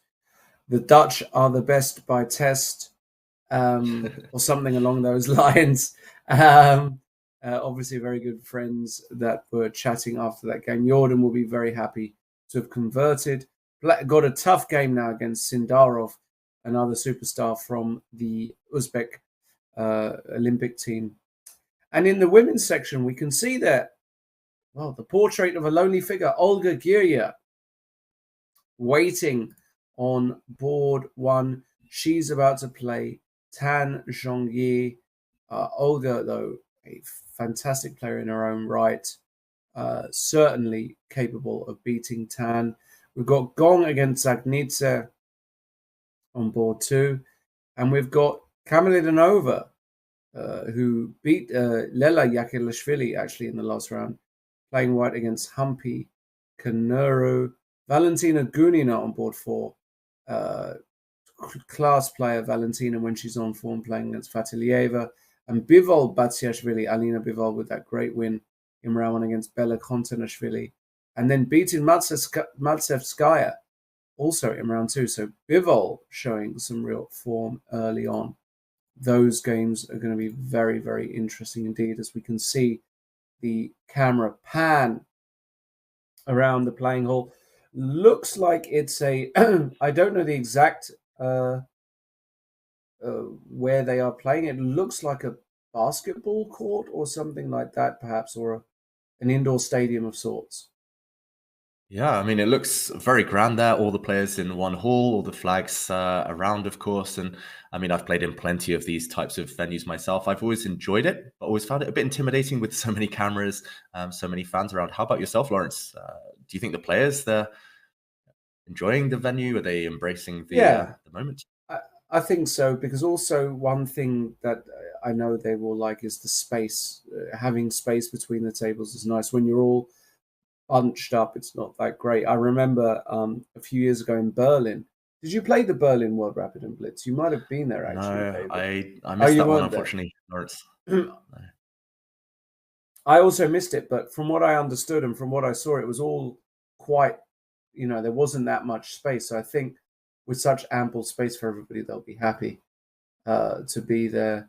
Looks as though it doesn't look too hot there either. We can see Olga Giria there with a scarf on. Of course, complaints of playing hall being too hot is often brutal. So we can see that. And Tan Zhongyi sporting the face mask. Not necessarily an indication that there's anything wrong with her, but I would say more in Asian culture, certainly, they do tend to wear the face masks voluntarily. Yeah, you mentioned the temperature, Lawrence, and it's -8 outside, -8 degrees Celsius outside in Almaty. Very cold. We've seen some of the players, I think they were skiing, they were out in the snow in the run-up to the event. So hence the scarves, I guess. But as you say, the tournament hall, it's a nice luxury. Maybe that's the biggest difference from maybe amateur tournaments to professional tournaments. You kind of the higher up the ranking list you go, the more space you get at your boards during the games. And just in the background there as well, we do see Tomaszewski waiting for Magnus to arrive. And they are off. Handshakes. Tomaszewski, looks like aka the Professor. He's called the Professor for a reason. And that reason being that he's a scientist when it comes to the game of chess. Very, very sort of precise player. Doesn't like big messes at all on the board. You very rarely see Tomaszewski games that are too wild and wacky and weird. Of course, he's more than capable of playing those positions as well, but he likes a more systematic approach. And certainly, you mentioned, David, you feel like he's been 2,700 for 15 years. He has been 2,700 for 15 years. I played Yevgeny Tomaszewski in the World Championships when we were both 18. We're the same age. He was already extremely strong then, but he has literally been... He never quite made it to the 2750 level, but he's been just a solid 2710, 2720 player for 15, 20 years. A very the sort of guy you would want on your team in a team event if you need some points, because you know he's going to get them. Magnus, wow. We have got, looks like a modern opening. Magnus going with 1 G6 against Tomaszewski's 1 D4. And Tomaszewski playing principally and actually taking the center here with E4. Now, David, I've mentioned this a few times, of course. You have been the person who's covered Magnus the most over the past few years because of the Meltwater Champions Chess Tour. And I will say, his success with the Perk or the Modern in that tournament, for me, has been absolutely shocking, especially his dismantling of Erigasi, like numerous times with Black, just destroyed him. How does he do it? How does that happen?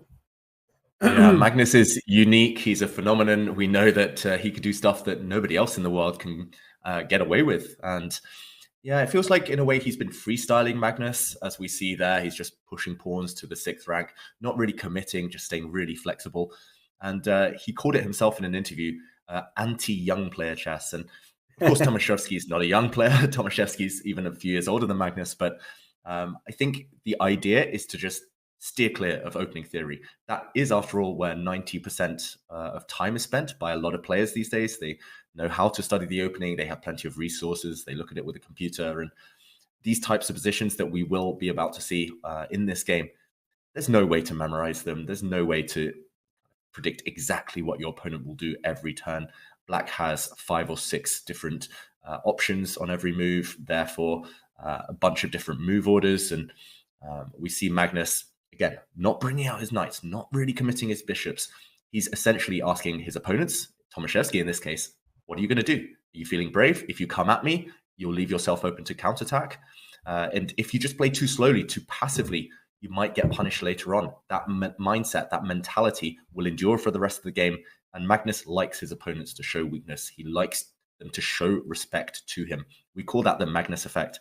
And that's, I guess, Lawrence, the long-winded answer to your question, why Magnus has experienced so much success with this opening. It's because often his opponents are just thrown into unknown territory. They've never faced this type of, not necessarily opening before, this approach before. And therefore, they're just caught in two minds, to attack, to defend. Here, Tomaszewski just playing very quickly, just very kind of classically developing his pieces. And Magnus, I think he'll be pretty happy with how things are going. I think, if I'm not mistaken, we're looking at the board here. The digital transmission isn't quite coming up yet, but we're looking at the board. I think he's going for the hippo, a setup where black just wallows within the 6th, 7th, and 8th ranks, just waiting for the opponent to get ambitious to lunge forward, and then the hippo will strike. And Magnus putting his knights on e7, d7 in front of his king and queen, just kind of curling up into a ball.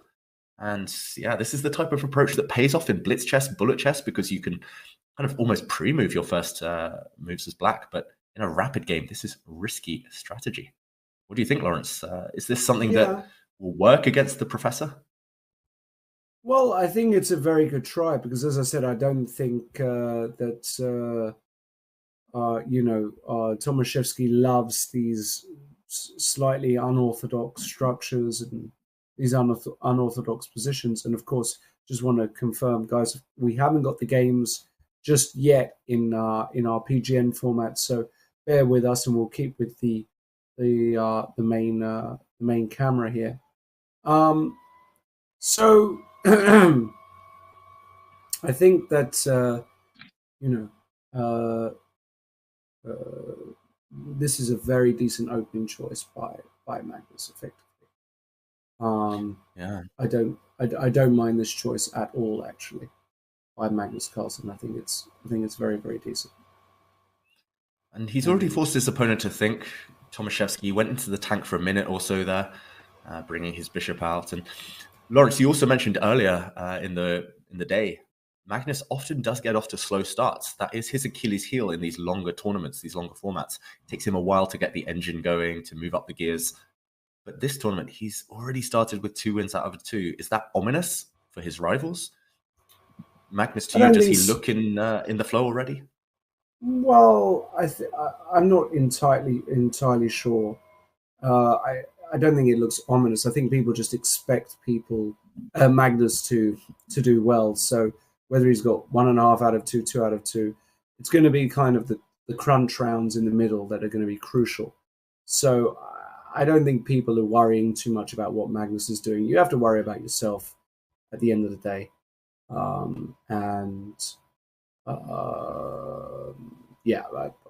don't think it's such a big deal, basically. At this stage, it's just far too early. Mm-hmm. Yeah, there was I think World Blitz Championship a few years ago where Magnus started with 0 out of 2. And he did later on catch up, of course, and get in the medals. But okay, we do see some quick moves. Magnus did set up with the hippo. He's starting to advance pawns forward, bringing his knight forward. Now, I think we will jump into the crux of the game later when things do reach their climax. But all 32 pieces on the board, and that in itself is, I think, a small win in terms of the opening. It's like you said, Lawrence, no matter what the opening, Magnus will be fine. He knows his stuff. He knows the strategy, where the pieces belong. But it's about getting a position that his opponent is uncomfortable with. And Tomaszewski, I'm not saying he won't like White's position. We will see that in a moment. But it's maybe just, again, something he's not familiar with. It's not his comfort zone necessarily. It's not something that they teach in the Russian School of Chess. And that's clearly an area where he's very educated. Yeah, I mean, he's definitely a classic, a classic. What's the word? A student of the game, no doubt about it. Absolutely, no doubt about it. So let's see. Wow, and Magnus there castling with his last move. And one thing I've learned from playing the hippo is that you very rarely castle, or if you do, it's got to be when your opponent commits on the other side of the board. And I've got to say, the opening Magnus is playing right now, that's my main bullet repertoire. When I play bullet on Chess.com, for example, I nearly always play the hippo because you can pre-move the first 8 moves, and you are very flexible. You react to what your opponent's doing. Tomaszewski just putting his pieces on centralized squares, and in a way that's allowing Magnus to dictate the game. It feels like Tomaszewski is just waiting, yet to exchange pieces, yet to open up. And Tomaszewski is an endgame expert as well. When I've played him, which has been on occasion, especially when we were younger, he was always the grindy type of player. As you said, risk averse, that's extremely kind of focused on the small details. Here you can't really focus too much on the small details. You have to play with a grander plan in mind. And we'll see. Yes, you do. When we do get those transmissions back, we'll see a few of the plans that Tomaszewski will have to go for if he wants to win this game. And meanwhile, maybe we can make some predictions, Lawrence. We didn't really get around to that. Happy to do that. Without properly being able to see this position, obviously, I'm gonna go for a Magnus win because it just feels like I can see a knight on g6, a pawn on g5.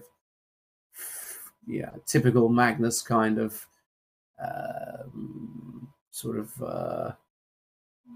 what's the word I'm looking for? Showman position. Actually, we have managed, I believe, to get some moves in, so we might only the women's event. Well, let's do that. I'm going to go for a Magnus win there. We'll do some predictions a bit later on, and let's go to the women's section for really the first time we're going to have a proper look at some of the games there. Looking at these games, I have to say, well, they're all actually very tight. Let's go to Olga Giri against Tan Zhongxi. We had a Queen's Gambit declined. Yeah. Very typical position here. It's still theoretical as far as I know. You mentioned Queen's Gambit declined, but the center has exploded. And right now, Black's bishop has just retreated. It's up to White. Do you centralize the rooks? Do you push a pawn forward in the center? Maybe lock things up a bit more? Olga Giri has played for the Russian team for 10 or more years now. Very experienced in Tan Zhongyi, really at the peak of her career, on a high in the candidates final. And this is going to be a really interesting clash. I do feel that this type of position is easier to play with White from my experience. You just centralize the rooks, and very worst comes to the worst, you tend to kind of get a position with symmetrical pawn structure with no risk. But what do you think, Lawrence, at this early stage? There are 14 leaders, and these two could be some of the favorites for the rest of the event. Yeah, I mean, it's, again, one of these, I think, although the women's section is slightly shorter in terms of the length, you are going to get the main names up there. I find it I find it more difficult to believe that there's going to be a complete outsider in the women's section to win. Dark horses tend not to come through, just because the experience of the top players and the gap in skill level is just much greater, I believe. So, for example, if you look at Koneru, Goyachkina, and so on, even when Abdusattorov won, she wasn't a true outsider because, she was already 2,400 plus. For example, for a 2350 player to win this, for example, somebody like Alina Bival, she started off great, but if she were to win, I would be in shock because the true strength of these players does tend to show a bit more, in my opinion, as the rounds go on. As for this particular game, I mean, Olga also, she's classical. She's got to hurry up a bit. I think Black is all right, though, to be honest. I think, I'm not even sure I would take White here.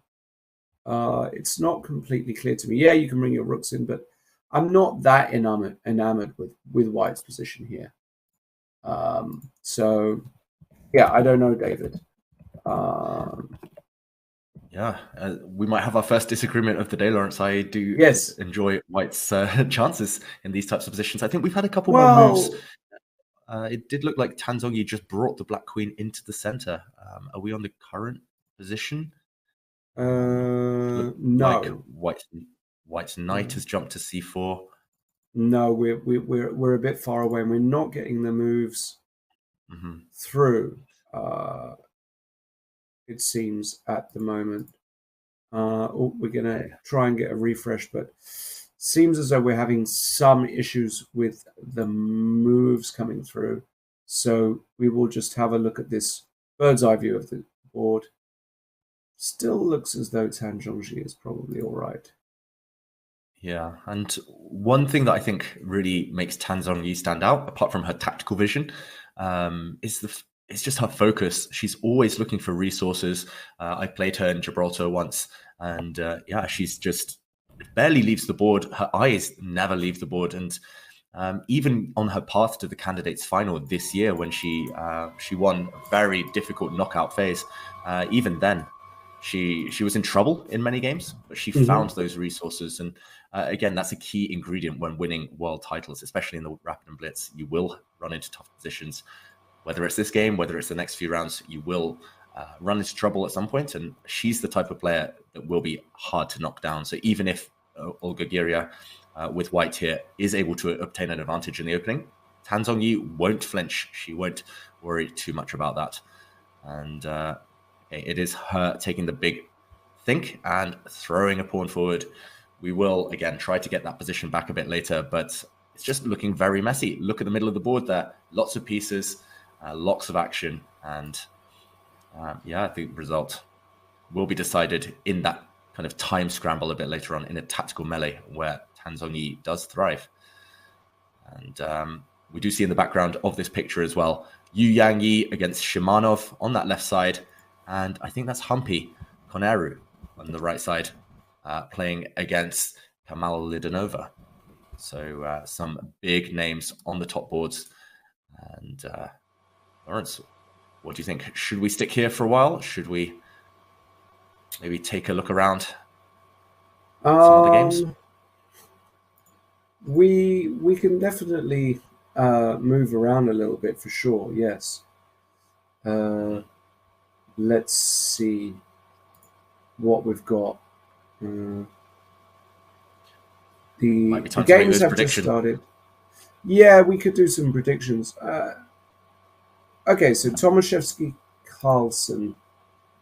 I said 0-1. What do you think? I will trust in the professor. I will say a draw. I think Magnus, yes, he's on fire, but it's going to be difficult with black to beat someone so solid. Okay. Yeah. Should we go to that Magnus game? Yeah, I think we can go to that Magnus game. Yeah, we do see them on the camera right now. So just to the left of the game we were at a moment ago, in the background this time we can see Jules Moussard, the French champion, on the left, facing off against Fedoseev. And there we have it. We have the moves. We have the board. Tomaszewski with white, Carlsen with black. Yeah, and thoughts, Lawrence, on the position?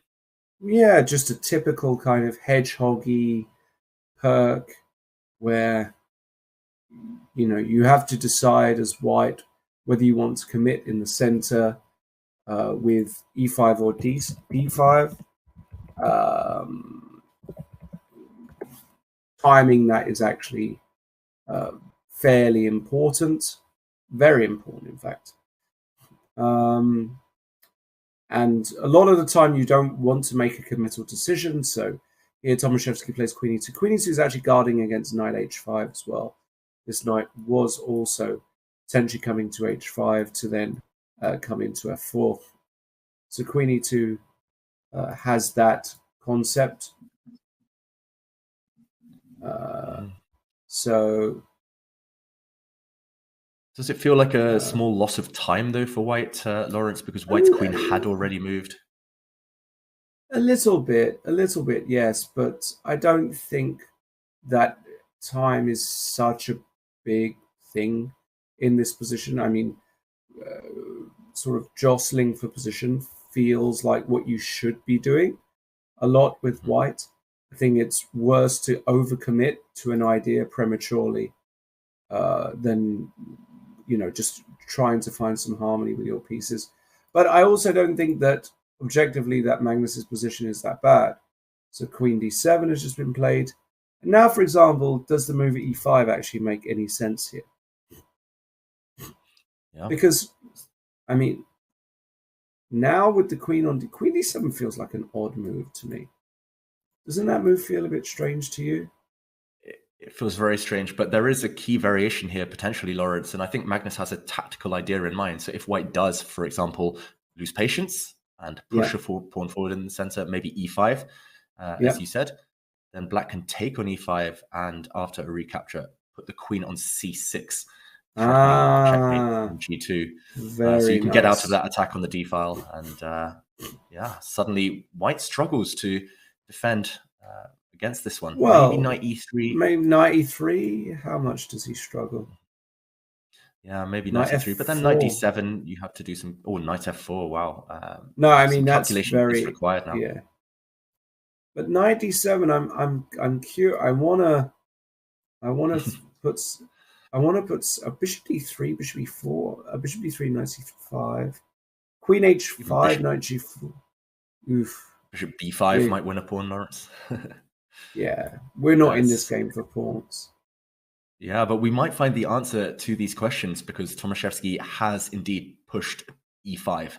So right now, for the first time in the game, there is some tension. We're about to see some exchanges, some tactics. Magnus does go for this variation. He does grab a pawn on e5, asking for lines to open up, trying to get his queen to c6, creating some checkmate threats. And I think only now Tomaszewski pauses because he realizes what is about to come. So we will see that position we analyzed a moment ago appear. D takes c5. You have to be consistent here with white. You can't change your plan now. Queen c6 looks almost forced. Queen c6, knight e3. Yeah, defending g2. I think white has to play knight e3. If you play f3, for example, it's very ugly. You leave some holes in your position, and knight h5 will happen, like you said earlier, jumping in to some key squares. Exactly. So queen c6 on the board. Yeah, the acid test of black's idea is knight e3. Tomaszewski will play knight e3. No question about it. Far too strong. Professor. Well, I mean, it's pretty much the only move. That's the other thing. I mean, you either go f3, allow knight h5, or you play knight e3. So knight e3 will be played. I'm just sure of it. And we're yet to find a convincing answer. I do like that message from Nintendo a moment ago. Finally, they're choosing violence. I think Magnus is taking massive risks here after knight e3. But yeah, we're yet to find a solution to the attack on black's knight on f6. Apparently, the engine thinks white is much better, according to Antoine in the chat. Yeah, it's looking dangerous. Yeah, this doesn't after knight e3, Lawrence. Doesn't surprise me at all that white is much better here. And Tomaszewski will play this move. I think he's calculating what to do against knight e4, actually. Knight d7 just feels wrong to me.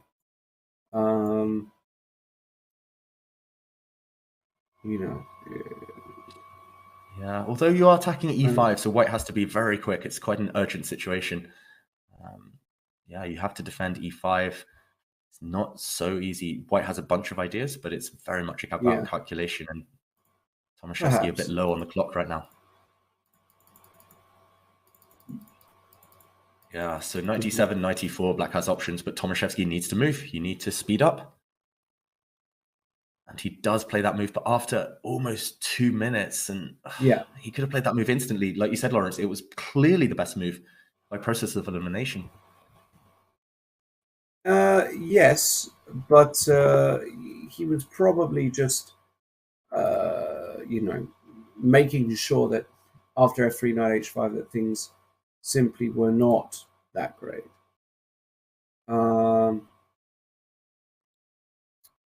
Okay. Wow. What? Bishop b5, your move? But why? I don't get it. Takes. You just want to take down here, David, and win a pawn and be... Is this what it's come to? Is this how we play chess now? This isn't how we used to play chess. It is greedy. Black does have the bishop pairs compensation. e5 will fall, but yeah, I'm curious what the engine thinks of this one. Is this good for white? White's rook is on the 7th after all. You are pawn up, albeit a doubled pawn on the b file. But white's knights are ready to spring forward to g4. Black's queen doesn't have too many safe squares. Maybe. There's a lot of pros and cons in the columns for both players. Wow. Knight d7 by Magnus. It feels like he's not bluffing necessarily, but taking massive risks. He knows that if he wins this one with black, he'll yeah, he'll have another white in the next game. He's got a chance to rack up a huge score on day one of the tournament. I mean, I find this very odd, all of it. Nevertheless, okay, 97. Let's see. I think Tomaszewski is the sort of player to play bishop b5 here, though. I do think that that's his kind of way of playing. Bit of clarity, an extra bit of material. It doesn't look too messy after that. I don't know. And Lawrence, I've got to say, I'm being told that bishop b5 is the only move that maintains an advantage for white, which is a bit of a surprise because white, as you mentioned, can play bishop d3. Can I mean, there's a bunch of moves you can consider, but bishop b5, it is a 2-move tactic, so it's definitely going to be on Tomaszewski's radar. He will be able to calculate that one easily. It's just about the assessment. Like you said, maybe we can put that on the board. After the knight is captured on d7, how do you evaluate that position? Do you see that even after black takes on e5, for example, with the knight, do you see that white still is in charge? Because actually, aesthetically, it looks like black's bishops are coming to life. Black has won the pawn back. Maybe the white rook on d7 will have to step back at some point, but it must come down to tactics. Maybe taking on e5, for example, some knight g4 ideas. Maybe the black king is actually a big target. And okay, queen takes e5. Very clever move there, stopping knight g4, or at least deterring any knight jumps. Maybe queen d3 check. The attack continues. H8. Yeah, I mean, see it. Tomaszewski, I don't see it either, to be honest. But this is the position Tomaszewski is kind of trying to process in his mind, right? And he does go for it. Bishop b5 on the board. I just don't see it. Okay. Yeah. We will get an answer. This the beauty of rapid chess. We don't have to wait too long for those answers. We will. Brilliant. Fantastic. And knight takes e5 is again critical. If black doesn't take that pawn, surely white is better. The white knight will land on g4. So knight takes e5, rook d2. Come on. Oh, just going back. No, this is not. You can't retreat. Not... Surely you can't retreat. Oh no! Is there a way to takes? Is there a way to attack that black queen? Queen c4 is clever, hitting c7. That white knight on e3 is pinned, however. Lawrence, what do you think? Rook c8. I mean, how are you going to break through? Rook c8, rook a1 maybe is what is trying to be played here, but it feels very sort of artificial for white. Yeah, because long term black is the one in charge, right? Black has the bishops, black has the better pawn structure. So it's all about dynamics. And you did mention that that's not the strongest point of Tomaszewski's game necessarily. No. Rook takes d7 is on the board. And I'm very curious to see what happens after either bishop takes e5 or knight takes e5, which will be played. One of those two, surely. Because if black takes a timeout, plays rook d8, tries to evict the white rook on d7, then maybe just a simple trade, a simple exchange on d8. White's knight landing on g4 will spell the end of black's counterplay. White's knight on g4 will just contain everything, protect e5. Yeah, you have to take this pawn now, as Magnus. Yeah, you have to take this. There's just no way he's not taking this pawn. I'm just curious which way he's going to actually take it. That's the curious thing. Yeah, would you take this? Let's assume that Magnus knows he's slightly worse. Would you take this position, but 3 minutes extra on the clock, or would you take Tomaszewski here? Slightly better position, maybe. Good chances dynamically, but 3 minutes down on the clock. I think I'd take Magnus because I think even though we can see the computer prefers white, intuitively it doesn't feel at all better for white. Mm-hmm. And if the advantage is only sort of +1 that it's giving, I think I would take the 3 minutes because I think there's still an extraordinary fight left in this position. I'm very curious what Magnus is going to decide here. Down to 2 minutes now. His time advantage is disappearing. And like you say, it's intuitively difficult for white. The moves, for example, that queen c4 that we mentioned in that variation, it's not obvious. Swinging white's rook across to a1 that you showed a moment ago, that is not obvious. It does take some really creative ideas just to keep up the initiative. You have to keep pedaling, keep up the momentum with white. Otherwise, you're just suffering in a strategically difficult position. So if I were Magnus, I would have just taken this pawn, to be honest, and just crossed my fingers and hoped and prayed that I was okay. Also passing the move back to Tomaszewski, who's been very slow over the last few turns. But yeah, critical moments will happen very shortly. And Magnus, he's about to reach. Looks like he's about to make a move. His hand is twitching. And he does take that pawn with his bishop. As you mentioned, this was an option because now if there is a trade, black knight leaps into the center. Exactly. I think bishop takes e5 is perfectly reasonable. No, I actually prefer black here. This is the weird thing. I mean, I think I would take black out of just a preference. Obviously, I'm seeing here that the evaluation, it says it's better for white, but I don't fully understand. I understand the rook is on d7, and I understand the black king is slightly weak, but I've got activity. And queen c4 might be a great move by Tomaszewski.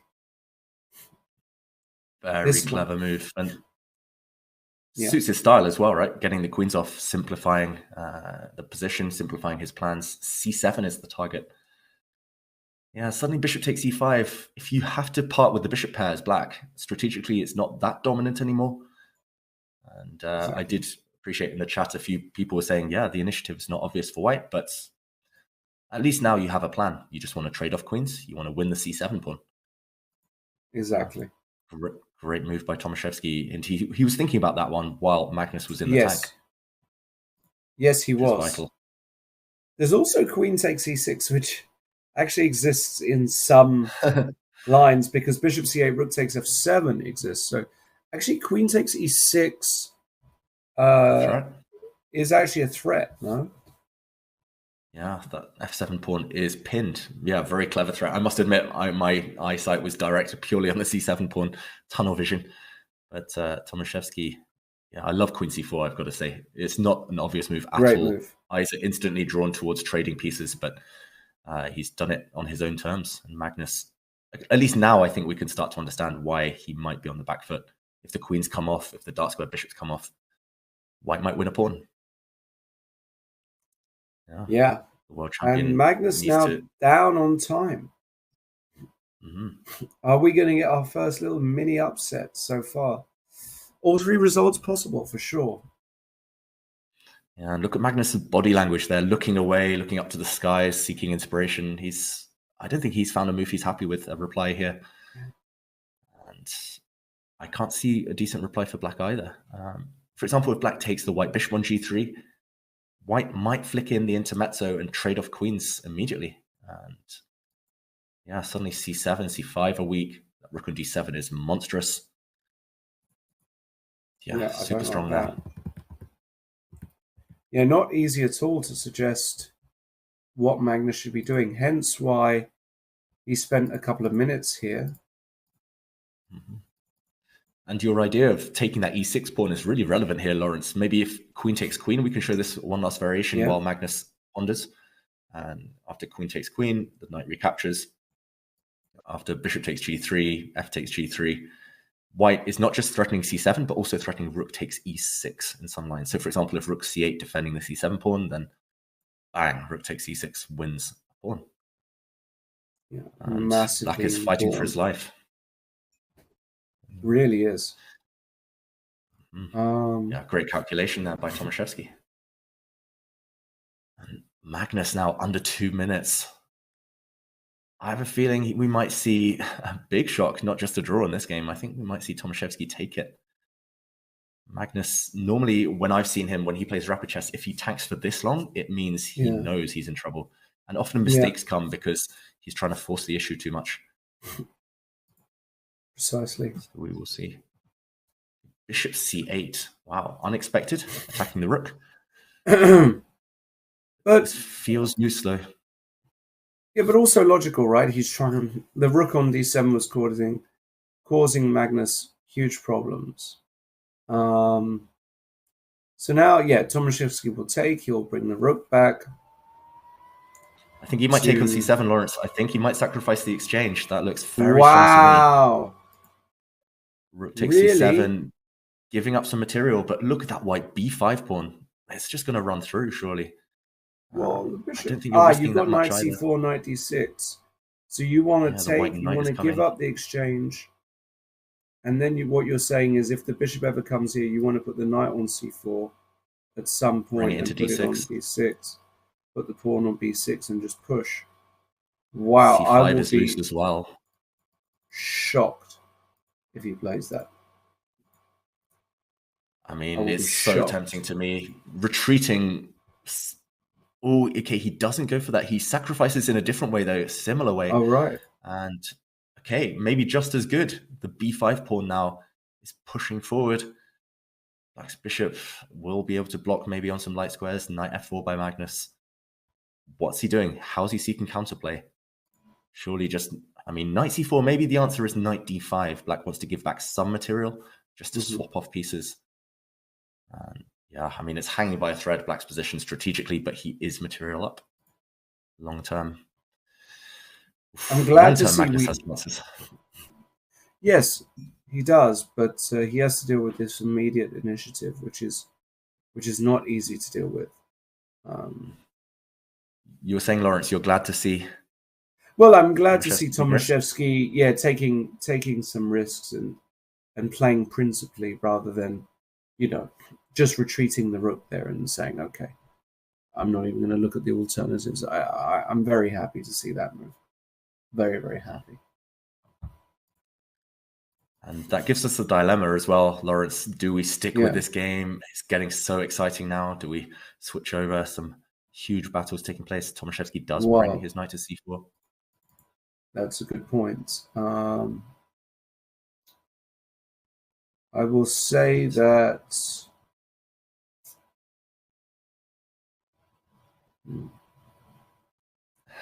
maybe we stick with this one just as it's so exciting right now. It's potentially dramatic for the tournament as a whole. Knight d5 by Magnus.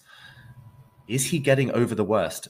If the knights come off, maybe he's slightly closer to safety. Black does have the luxury as well of giving up some material later on, giving some material back and trying to go into an opposite color bishop endgame potentially.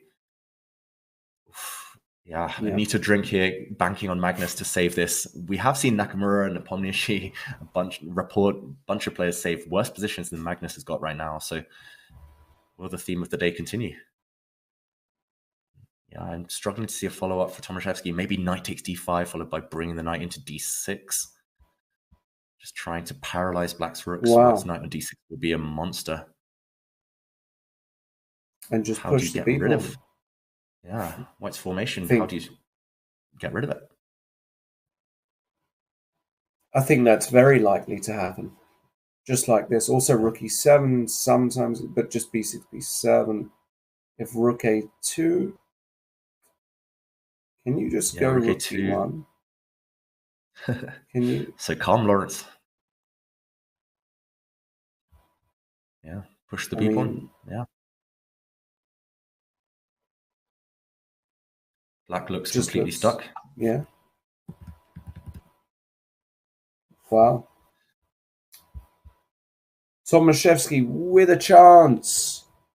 Is he going to find it? The problem for Tomaszewski is that there is a chance of bailing out. You can play knight b6. He's just exchanged knights on d5. Knight b6 in that position would pretty much force a draw. So will the temptation now, 20 seconds for Tomaszewski, would the temptation prove too much? Will he go for that draw? Will he swap off pieces? Or will he go for more passive, negative decision by Tomaszewski there? He played knight b6. Yeah, knight b6 though. And after bishop takes b5, I can't see Magnus losing this one anymore. Yeah, this bishop takes b5, knight takes a8, and draw. Opposite color bishops. Most White has a small advantage. Black's pawns are weak, but yeah, draw. I think it was the clock. Yeah. Yes, they were both very short on time as well. And of course, important to point out in the current position that you can't just attack this bishop, because when this happens, you get hit this way. So you're kind of forced to take on b5. Magnus is arming and erring, trying to, figure something out, see if there's another way to play this, but I just don't think there is. Oh, yeah, Rook AE8, Lawrence. Rook AE8 maybe, but knight takes D7 looks very tempting there. Oh, wow. Oof, I don't think you can take risks here as Magnus. Oh, wow, he's played it. Did he play Rook AE8? Rook AE8. He's going for the win, Magnus, here, but surely he should be fighting for his life. And, okay, Tomaszewski didn't take any fancy risks there. He just traded off a set of rooks, and it's equal material, knight and 2 pawns for rook. But Magnus is getting active with his rook. Okay, at least he will eliminate the b pawn. There's no way for white to keep that one intact. Do you think, Lawrence, still a draw? I would take white now, because I'm maybe not. I mean, Magnus is, extremely efficient with his pieces. So it's a tough one. Bishop takes c5, bishop takes b5. Really tough one. Yeah, which pieces should white aim to exchange? Should white aim to exchange the knight for the black bishop? Should white keep all the material on the board? Black's rook is going to get very good once it reaches the second rank, maybe even the first rank. Tomaszewski, yeah, still everything's going to be solid though for yes. White. It's going to be difficult for Magnus. I think Tomaszewski now just wants a draw, actually, to be honest. Yeah, I think he signaled with that knight b6 move a bit earlier that he didn't really believe in his winning chances. He didn't back himself. And maybe that's why Magnus played Rook AE8. He sensed a bit of psychological weakness from his opponent. He's very good at that. Absolutely. And as Antoine says in the chat, you have a hard time believing black ever wins, but it is Magnus. It is Magnus after all. And okay, knight c7. Black gives a check. Black's bishop will move. That white knight is slightly offside though. He needs to get back into the game. We'll stick with this game just because it is so dramatic. Potentially devastating if Magnus can't stop these white pawns. It would be huge for the tournament, but there have been other games. We will check in on those results. We will show some of the action a bit later in both the open and the women's sections. Okay, Tomaszewski rerouting his knight. Still feels like black is okay, but can Magnus hope for more? The more you look at it, Lawrence, do you believe in black's winning chances? I mean, objectively, no, but over the board, anything can happen. And Magnus is a master at making opponents uncomfortable as well. Right? He doesn't just let them settle. It's very, I mean, it's very annoying to play Magnus. I've never played him in a proper game like you, but even in the Blitz games we've played, it's just very,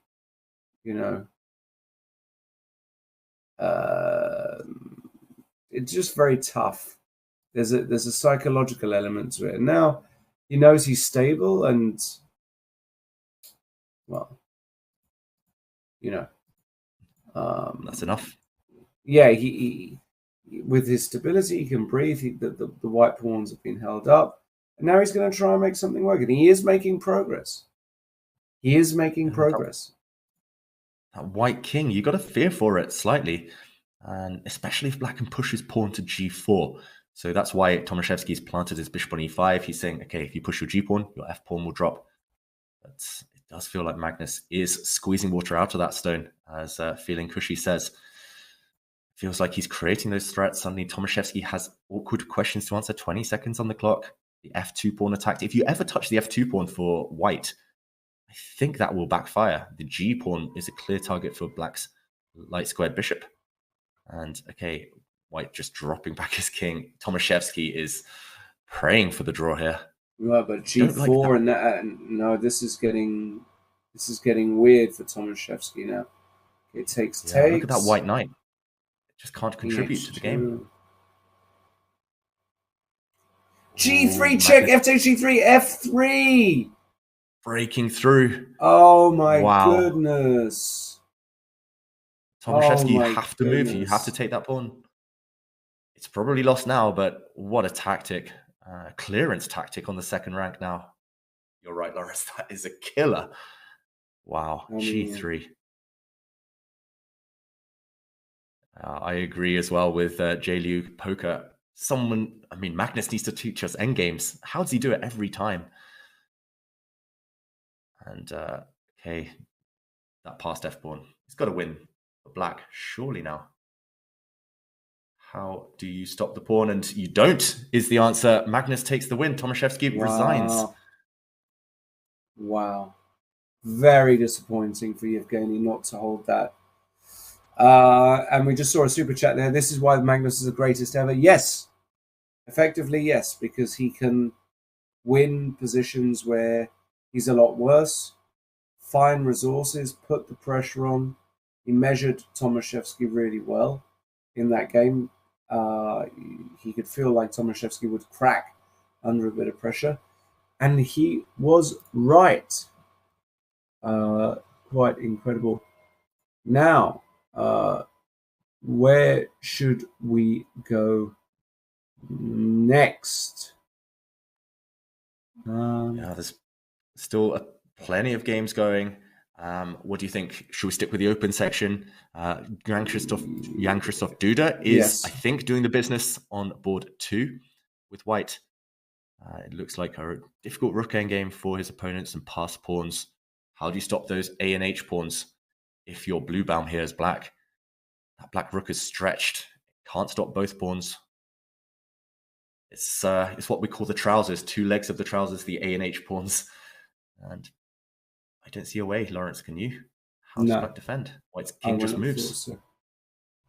Just check, king c3 and king b4. Yeah, any move with your king, pretty much the white rook will slide as well, somewhere on the 6th rank. And then the a-pawn starts running. Yeah, these top players, they're all so good in the endgame. Duda, Nakamura, Nepomniachtchi, Carlsen, we've seen them all kind of really revel in these simplified positions. Their opponents have no answer. And okay, rook f2, looks like Duda has moved his rook. White doesn't even care about the f-pawn. Yeah, those 2 are runners. The A and H pawns, no way to stop them now. And the A-pawn also promotes with check, which is a nail in the coffin for black. And some variations, you can start a pawn race, but white is by far the quicker in this position. Yeah, it looks like the closing stage is now. Blue baum running out of resources. Nothing to be done.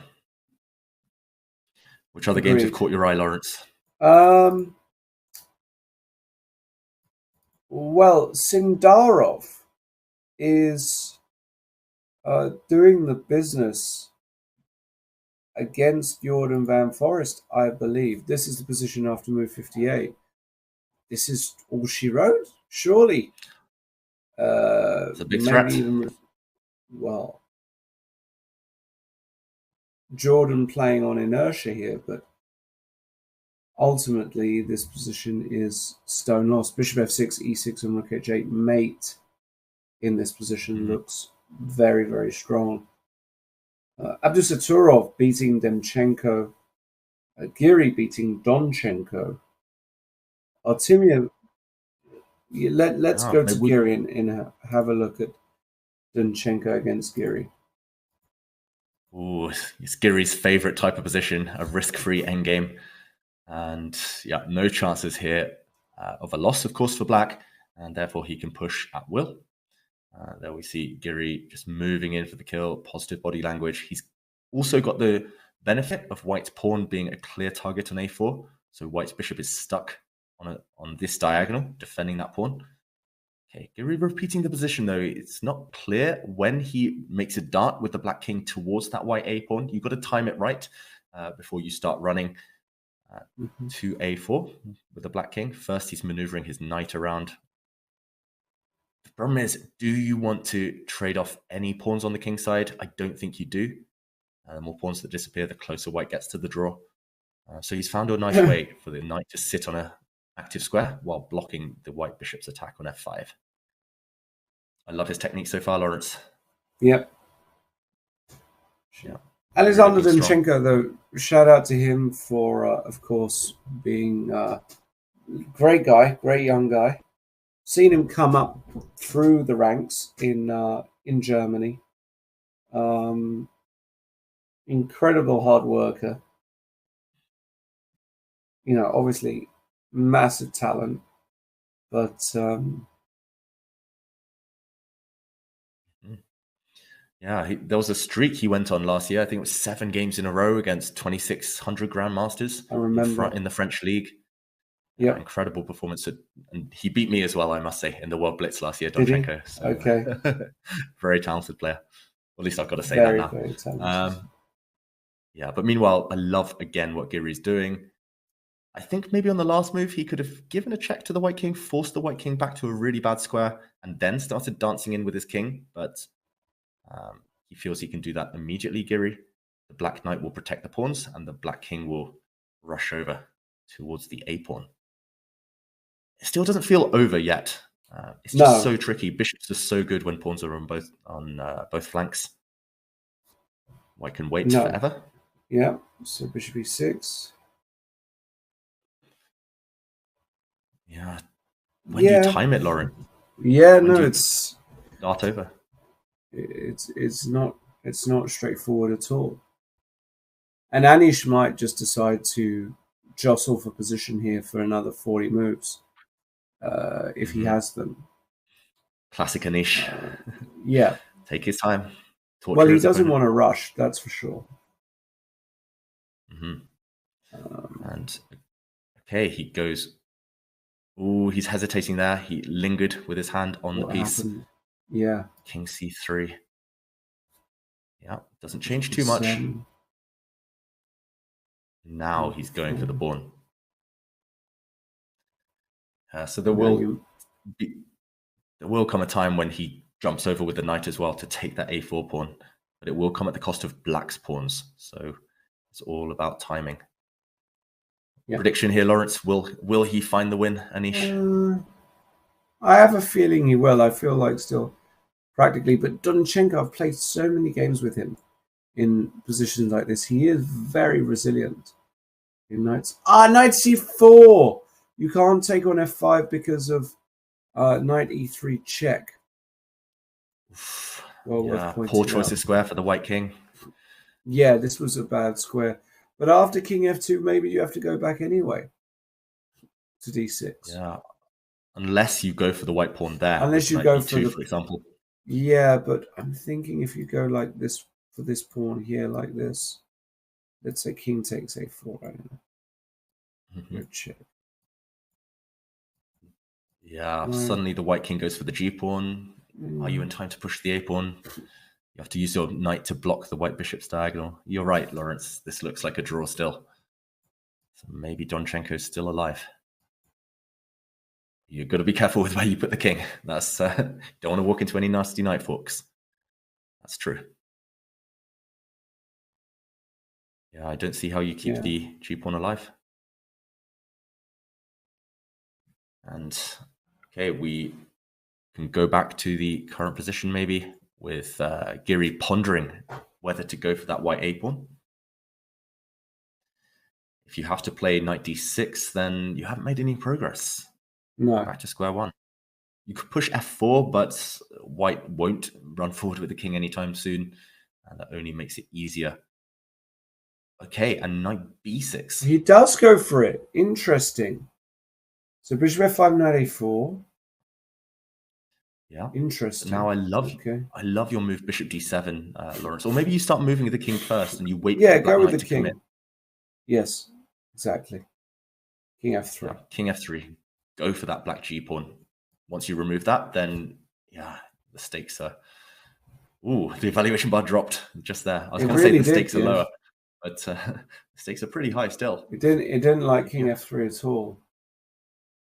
Yeah, which is the most logical move on the board. Yeah. Danchenko down to his last seconds. Okay, what is he going to play? Oh, did he lose on time then? No. It looks like he moved his king. Black knight dropping back. Problem is now, how do you stop the a-pawn? Can you stop the a-pawn? He's going towards it with the white king. Yeah. Oof. Okay, maybe you're just in time if you run with the white king towards the corner. But the evaluation bar drops, goes in Giri's favor. Black's king is going to block off the white king, block off its counterpart. As soon as the white king commits, Lawrence, maybe the black king's going to jump the other way. Yeah, exactly. King b3 was a mistake. Bishop c2, king b2 still looks tough for Danchenko. g4, but now the pawn is fixed on a light square. Now Giri just rotates his knight around. Knight b3. Bring that knight to hit the g-pawn. Yeah, no, this is... Yeah, and Danchenko with the big sigh there. Yeah, I think this is just all she wrote. Yeah, the a-pawn just runs through. You can't trade off here. It would have been a winning king and pawn endgame. And yeah, we see the resignation. Giri, he's on fire. Okay. Certainly doing quite well, isn't he? And meanwhile, some other key games going. Giri takes his third win in a row. We do see in front of us Grishuk as black against Vladislav Kovalov from Belarus. And I'm doing a quick count. It looks like black is 3 pawns up. Is this game even still going? Against Kovalov. Taking the win. Yeah. No, I think this one's probably done. Yeah, and there's no time on the white clock, so I think that's been done. In the women's section, a few draws on the top boards. Giri a draw against Tan Zhongji, Gong draw against Zagnidze, and Kamaledinova draw against Humpy. That will give some boost to the field. Gunina with a lovely win, as did Nina Batsiashvili, and Elena Danielen is also on 3 out of 3. So only those are on 100% so far. Yeah. Three leaders in the women's section after 3 rounds. And in the open section, I think it's going to be a few more. But maybe we can recap what's happening on some of the top boards. Let's do a quick recap of the open section. Magnus Carlsen staying strong, beating Tomaszewski in a very complex game. Duda beats Bluebaum. Fedoseev beats Musa. Artemiev beats Kama. We've just seen Anish Giri beat Danchenko. Sindarov lost to Van Forest. Massive win there for Jordan. Abdusattorov not going anywhere. Reigning champion on 3 out of 3. We had Arjun Erigasi. We've not even talked about him yet so far, David, on 3 out of 3. As is his countryman Nihal Sarin, destroying grandmasters left, right, and center. So there's a solid sort of 10 players, 9-10 players on 3 out of 3. And obviously a bunch of very strong players after that on 2.5. Wow. Well, there you have it. We can see another ending here. But I think this might be a good moment for us to go to break. We're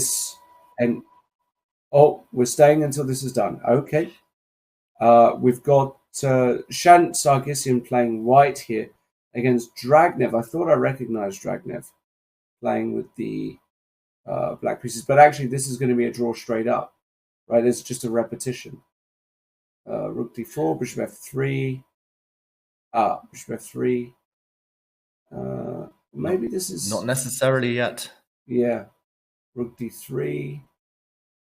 Black needs to eliminate one of the white pieces and the white pawn. I don't think we'll see Rook and the Rook sacrifice itself for the pawn and that long end game of Bishop and Knight versus King. But that's got to be what Shansar Gisyan is aiming for. Dragnev, though, very strong Austrian Grandmaster. I do think he'll be able to save this. Like you said, just keep harassing White's pieces. Now you can attack the White Bishop again. Unless White can stabilize. Difficult. Yeah. Yeah, it's going to be difficult. White needs to find a construction to stabilize here, but maybe he can. Knight f6. Yeah, maybe Knight f6. The Black King is so far away. Otherwise, you could sacrifice the Black Rook for the White Knight. Yeah. Played. Suddenly, White's Knight can come back to g4. Rook d6, there Knight we g4. go. Rook d4. If How Rook do you d4, keep Bishop f3? defending? You still have to go round in circles, right? But maybe you are surviving here with all the white pieces. You're right, Bishop f3, Lawrence. Maybe. Yeah. There we go. Yeah, I do kind of hope in the back of my mind that we do see Bishop and Knight versus King, just so we can all refresh how to checkmate that one. It's been a while since I've studied it. Yeah, also we're seeing in the chat, Jordan Van Verreest, that's the biggest turnaround we've seen. You wrote that one off, Lawrence, a bit earlier. I did. Jordan was dead. He's down. Yes. He managed to turn it around. Amazing. And okay, we see the knight go back to f6. I think White's just repeating the position to gain a bit of time on the clock, to gain those extra 10 seconds. We will see knight g4 most likely, unless he wants to go to g8 with his knight, but that looks clumsy. Don't put your knight on the rim. Knight g4, defend it with the bishop, bring the white king. Whose king is closer here? If anyone's, surely it's White's. White's. Knight back to d5. Rook e6. Okay. I've got to say, I don't understand Rook e6 at all. Why didn't Black bring the king closer? Bishop g6. No threat. And now you can't bring the king because king b5 runs into knight c7, so you have to go back to d6. And now maybe drop back to f4. Or maybe e7, knight e7, bring the knight around to f5, push the h-pawn. Wow. It's getting close. Okay, he drops back to e3. Same idea. Black king has to be careful where it goes to.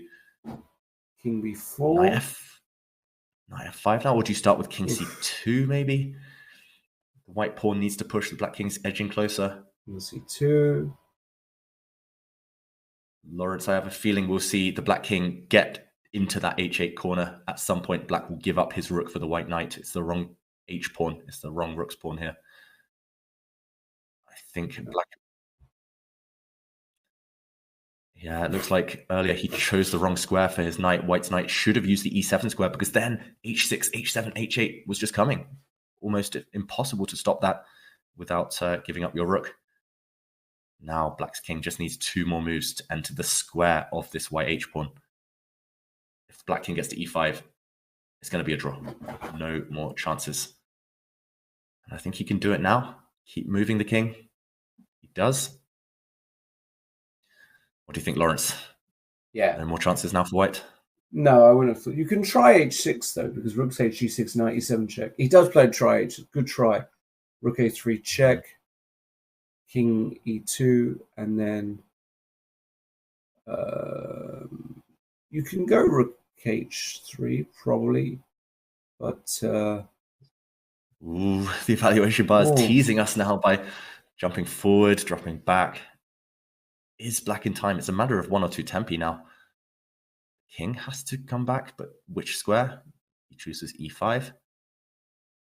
Okay, you just need 1 square more. King f6. And I think you're safe as Black. Yeah. Ooh, knight g3, but now the king can come. Now the king can come.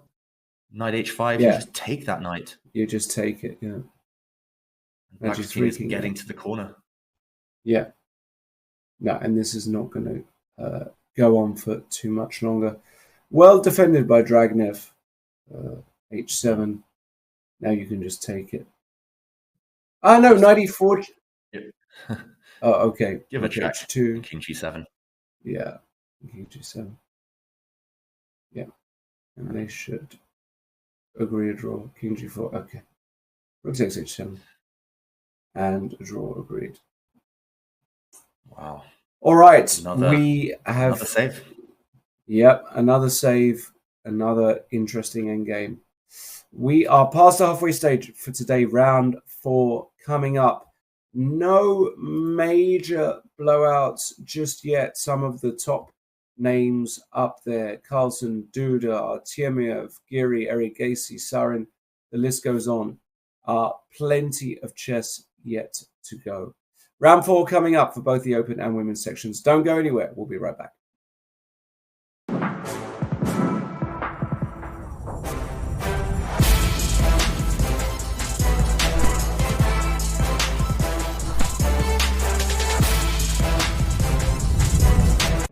Your subscription makes shows like this possible, which is why our Twitch subscribers will never see ads on Chess.com.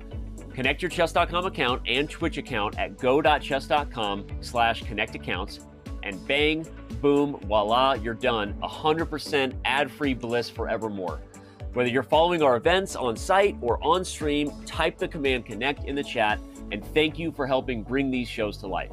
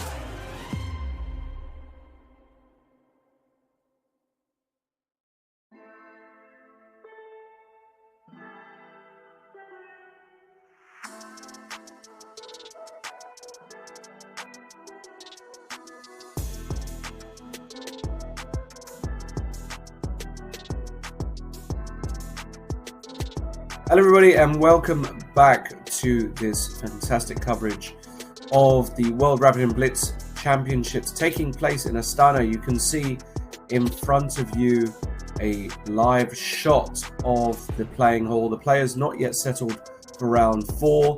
2 more rounds today. We will have plenty of action yet.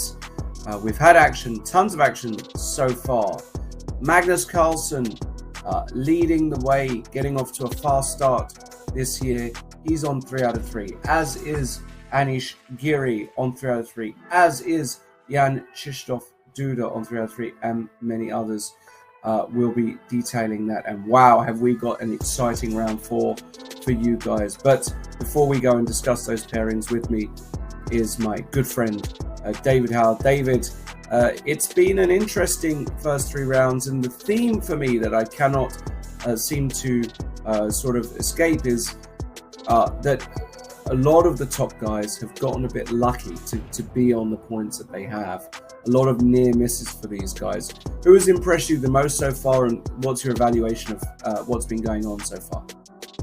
Yeah, you're completely right, Lawrence. They do say you make your own luck, and it's a cliche for a reason. The top players, they're so tenacious and they're all very well-rounded. They've got these facets to their game. They take their chances. They've got great killer instinct. So when those opportunities arise, they normally capitalize. But as you say, I mean, Magnus Carlsen really riding his luck, pushing things really to the brink there, triumphing eventually against Tomaszewski. Nakamura saving a lost position. He has dropped 2 draws, however, after the first 3 rounds. And I mean, the list goes on. All the top players, they've had difficult positions at times. It's just about how they deal with that. And yeah, I mean, there's so many impressive players already so far. I must say, I've been so impressed by Abdusattorov in particular, the reigning World Rapid Champion. He's got a lot to live up to, but he has hit the ground running. He's won 3 games out of 3, and I mean, Lawrence, we've got some huge games in this round. Abdusattorov, the reigning World Rapid Champion, up against Magnus Carlsen. For now, the reigning World Classical Champion. And what a game that one is going to be. Well, it is, and I remember commentating on it live last year, and effectively we had a situation where Magnus pushed and pushed and pushed and pushed, and he made a blunder, and Abdusattorov took advantage of that mistake and ended up beating Magnus. Abdusattorov then went, and I think he beat Nepomniachtchi, I think he beat MVL, and he ended up winning the tournament. They're playing a lot earlier in the tournament this time, round 4. Magnus with the white pieces. Should be very, very interesting indeed. What a matchup that is. By the way, board 2 is not bad either. Giri, Duda, these have played, these guys have played each other tons over the past few years, both in online tours and live. And look at boards 3 and 4 as well. We've got Fedoseev against Sarin, the young Indian genius. A great pairing for him, in my opinion, against Fedoseev. And Jordan having to play the tricky Artemiev as well. Very, very tough indeed, amongst many other very interesting pairings. For example, Eric Acey Rapport. What an interesting pairing that is as well. Tons and tons of interesting pairings in the open and also in the women's section. We've got 3 players on 100%. Vachier-Lagrave, Gunina and Danielan. And it is Vachier-Lagrave against Gunina on board 1. Kostenyak on 2.5. Will be very happy to have the white pieces against Elina Danielan. As will Tanjongji against the very talented Gunai. I beg your pardon. Gulna Mamadova on board 3. Tons of chess to be played in the women's, but of course the highlight of this round, David, has to be Carlsen against Abdusattorov. Expectations and or predictions for this particular game? Tough question, Lawrence. Expectations, I know it's going to be a fierce fight. Neither of these 2 players ever backs down. Magnus won't underestimate Abdusattorov. Perhaps that was the case last year when you said he'd overpush and gave Abdusattorov his chance. Abdusattorov pounced on that chance, of course. In terms of predictions, I do think it'll be a draw just because both players are in such fantastic form right now. But I'm expecting a full-blooded fight in that game. And Yeah, I think Giri Duda as well. Anything could happen. Giri starting really well, grinding out some tough endgames, as you mentioned. Duda is not one to be underestimated either. He's just taken his opponents into these murky waters, always seems to come out on top in those. And meanwhile, we do see some of the leaders take their seats. We see Nihal Sarin there, sitting down as black. On board 3, we see Jordan Van Vries taking a seat. Anish Giri in good spirits as he adjusts his pieces at the start of the game. Yeah, I mean, there's so many highlights. I think there's 9 leaders in the open section right now. So 9 players have started on fire, essentially. And yeah, I mean, I don't think the players will want to lose momentum by playing safe now. You have to take your chances in the early stages of this tournament, because towards the end, you are guaranteed to face the top guys every single round. So these small games here, I mean, still round 4, feels like a long way to go. They are essential if you want to win a medal at the end of the day. Absolutely, yes. I like the fact that Anish is already getting settled early. You know, I think that Anish has,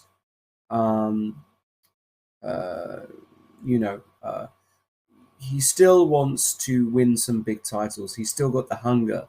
And this is one of them. Don't make any mistake about it. This is the World Rapid Championships. Anish Giri is not here to just have a little bit of banter. He's a very, very serious competitor. And this particular game is an interesting one because he knows that if Duda wants, he can give him chances. Anish is not going to over-risk with white, but he'll be looking forward to having some chances if Duda feels like that now. It really depends on Duda, I think. I think if Duda is super solid, Anish won't mind. I think if Duda tries to be his ambitious self, Anish also won't mind. What he will mind is if he doesn't take a chance, if it's presented to him. So, critical game here for Anish. I've got to mention, Lawrence, before we move on to the other pairings, the last time that Duda and Anish met, Duda unleashed this incredible tactic, checkmate in 11 moves. I think you can go and vote for it in the Chess.com move of the year. And I mean, that was one of the most beautiful tactical sequences I've ever seen, as we see the shake of hands between the two. So Giri will have a score to settle. Nobody likes to be defeated in such style. So yeah, I mean, that game I can't wait to watch. And meanwhile, we see Fedoseev having a chat with Jordan. I didn't know they were good friends, but clearly both in good spirits after their strong starts. Yeah.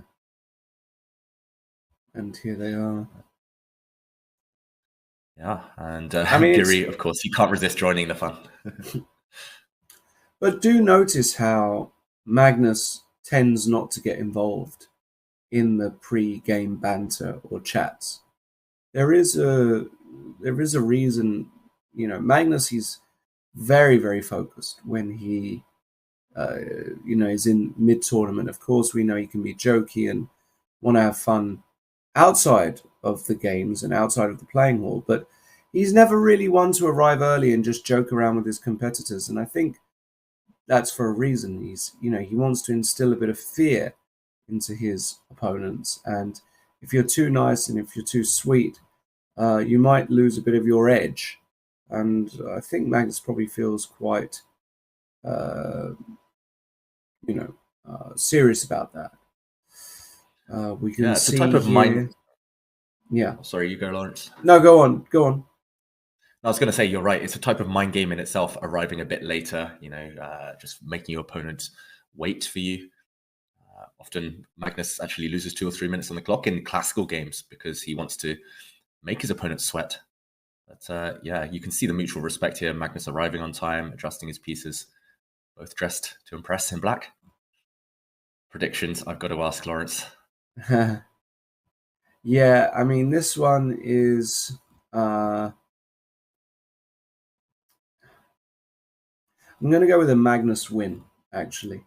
And the reason I'm doing that is because, firstly, I think Magnus will be relatively confident after what's happened. He's on 3 out of 3, when I think he understands that he really shouldn't be on 3 out of 3.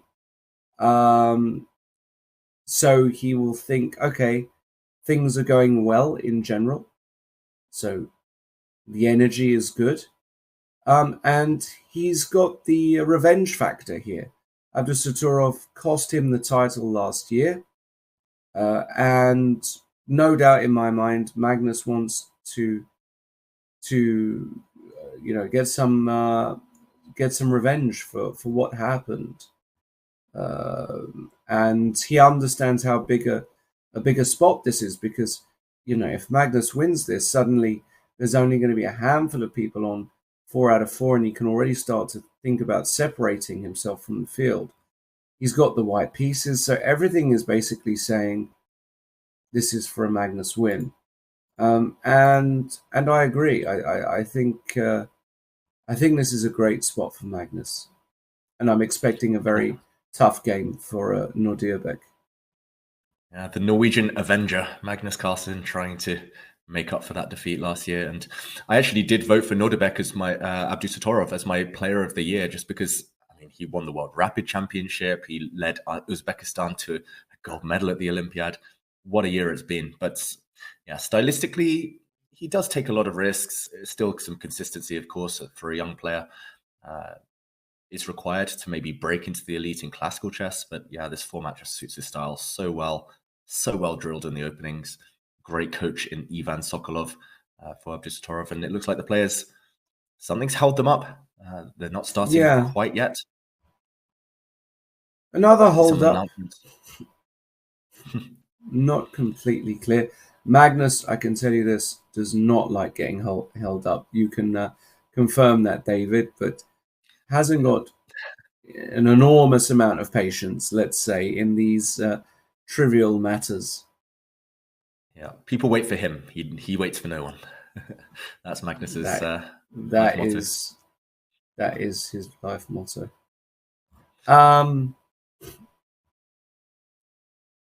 Okay. How about opening predictions in that huge clash on board one, Lawrence? Last year it was the English opening that Abdusattorov took down Magnus in. Oh, tough one.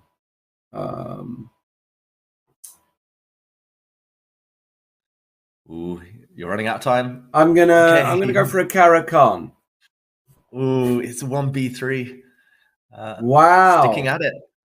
Magnus using the same opening that he employed against Eric Hansen just a couple of rounds ago, but this is risky, and it's predictable now because he's done it before.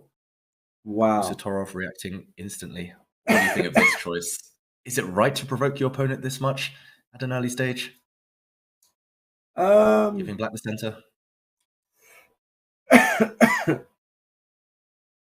Well, he's played a sideline, which is a sideline that I actually played against myself with black.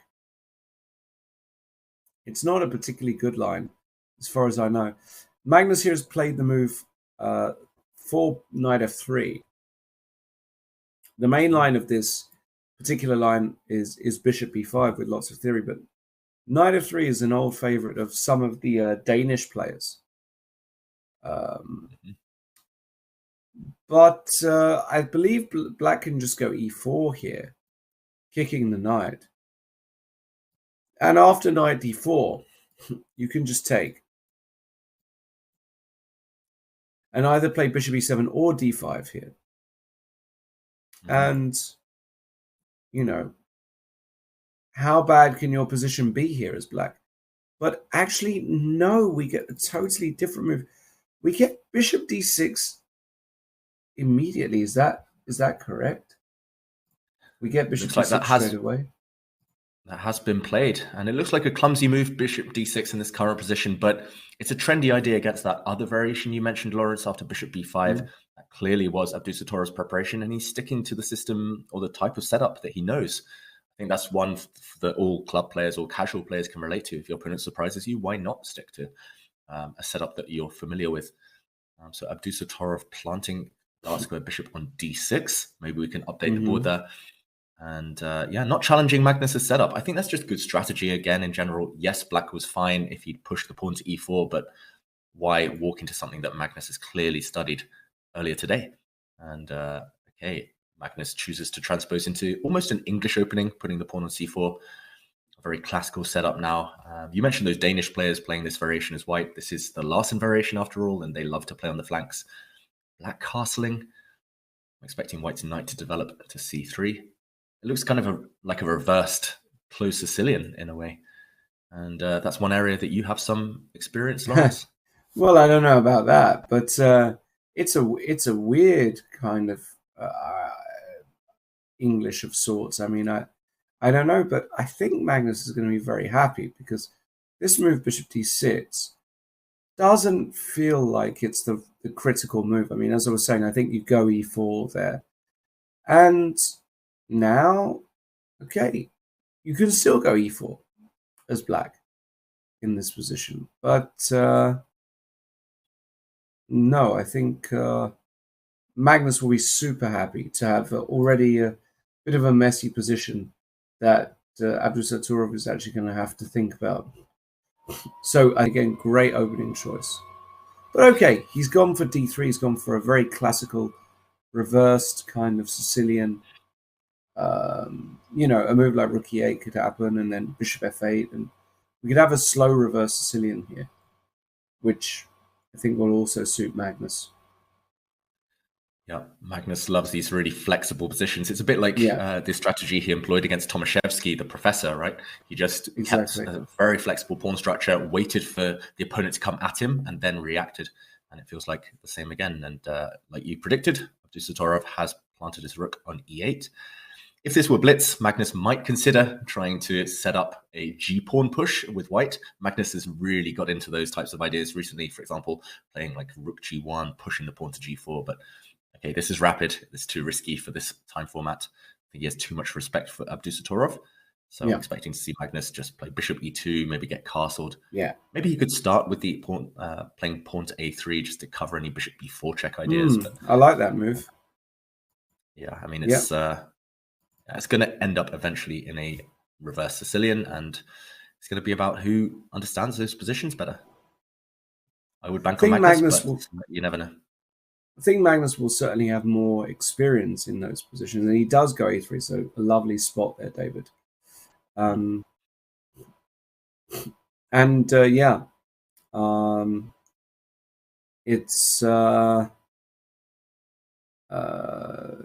It's a flexible system for Magnus. e5, fairly standard. Bishop e2 now. Then Abdusattorov will put the bishop on f8. He'll play d6 or d5. That's really his big decision about whether he wants to open it or whether he wants to just play super closed. But we've got a long game in store here. This is going to be a tough game. Yeah, and maybe with that in mind, we can move around the horn and check out some of the other battles. We mentioned Giri against Duda, another big clash in this fourth round. Oh, wow. And okay, at least more simplified than the other game that we just came from. More pieces have been traded off, suiting Giri, potentially. Black has an isolated pawn on d5. Early thoughts, Lawrence? Yeah, very comfortable for Black. Even though he's got the isolated queen's pawn, even though he's got the wrong color bishop to a certain extent, these positions with the play on the queen side, they're just not quite enough for White to get a really serious advantage. It's from a line in the Catalan which is very, very popular. Very quickly go through it. Bishop b4 check, bishop d2, a5, castles, queen c2, and now this move c5 been tested a hell of a lot at top level CD, and then now this classic move, or this well, not classic, but computerish kind of line CD, knight d4, queen b6. It's all been seen tons of times, and then you voluntarily give yourself the isolated queen's pawn because your activity for your pieces is so good. Like we see here, all of Black's pieces cooperating. So as it turns out, this is actually not a particularly dangerous isolated queen's pawn position, as far as I can tell, for Black. Yeah, I completely agree, Lawrence. It looks like Black has got the dream scenario in any IQP, in any isolated queen's pawn position. Active pieces, the bishop on g4, the queen on b6, they look really well positioned. A knight might leap into e4. However, stylistically, If we forget the objective evaluation stylistically, I would pick Giri here. He loves these grindy positions where he can just sit and kind of wait, not do too much, slowly improve on every turn. And Duda is slightly impatient from time to time. Duda these days, he's more well-rounded than he was perhaps 2 or 3 years ago. But I have seen him lash out, especially in positions where he's only fighting for the draw. So if Giri can somehow consolidate, improve the white rooks, then maybe some chances long term.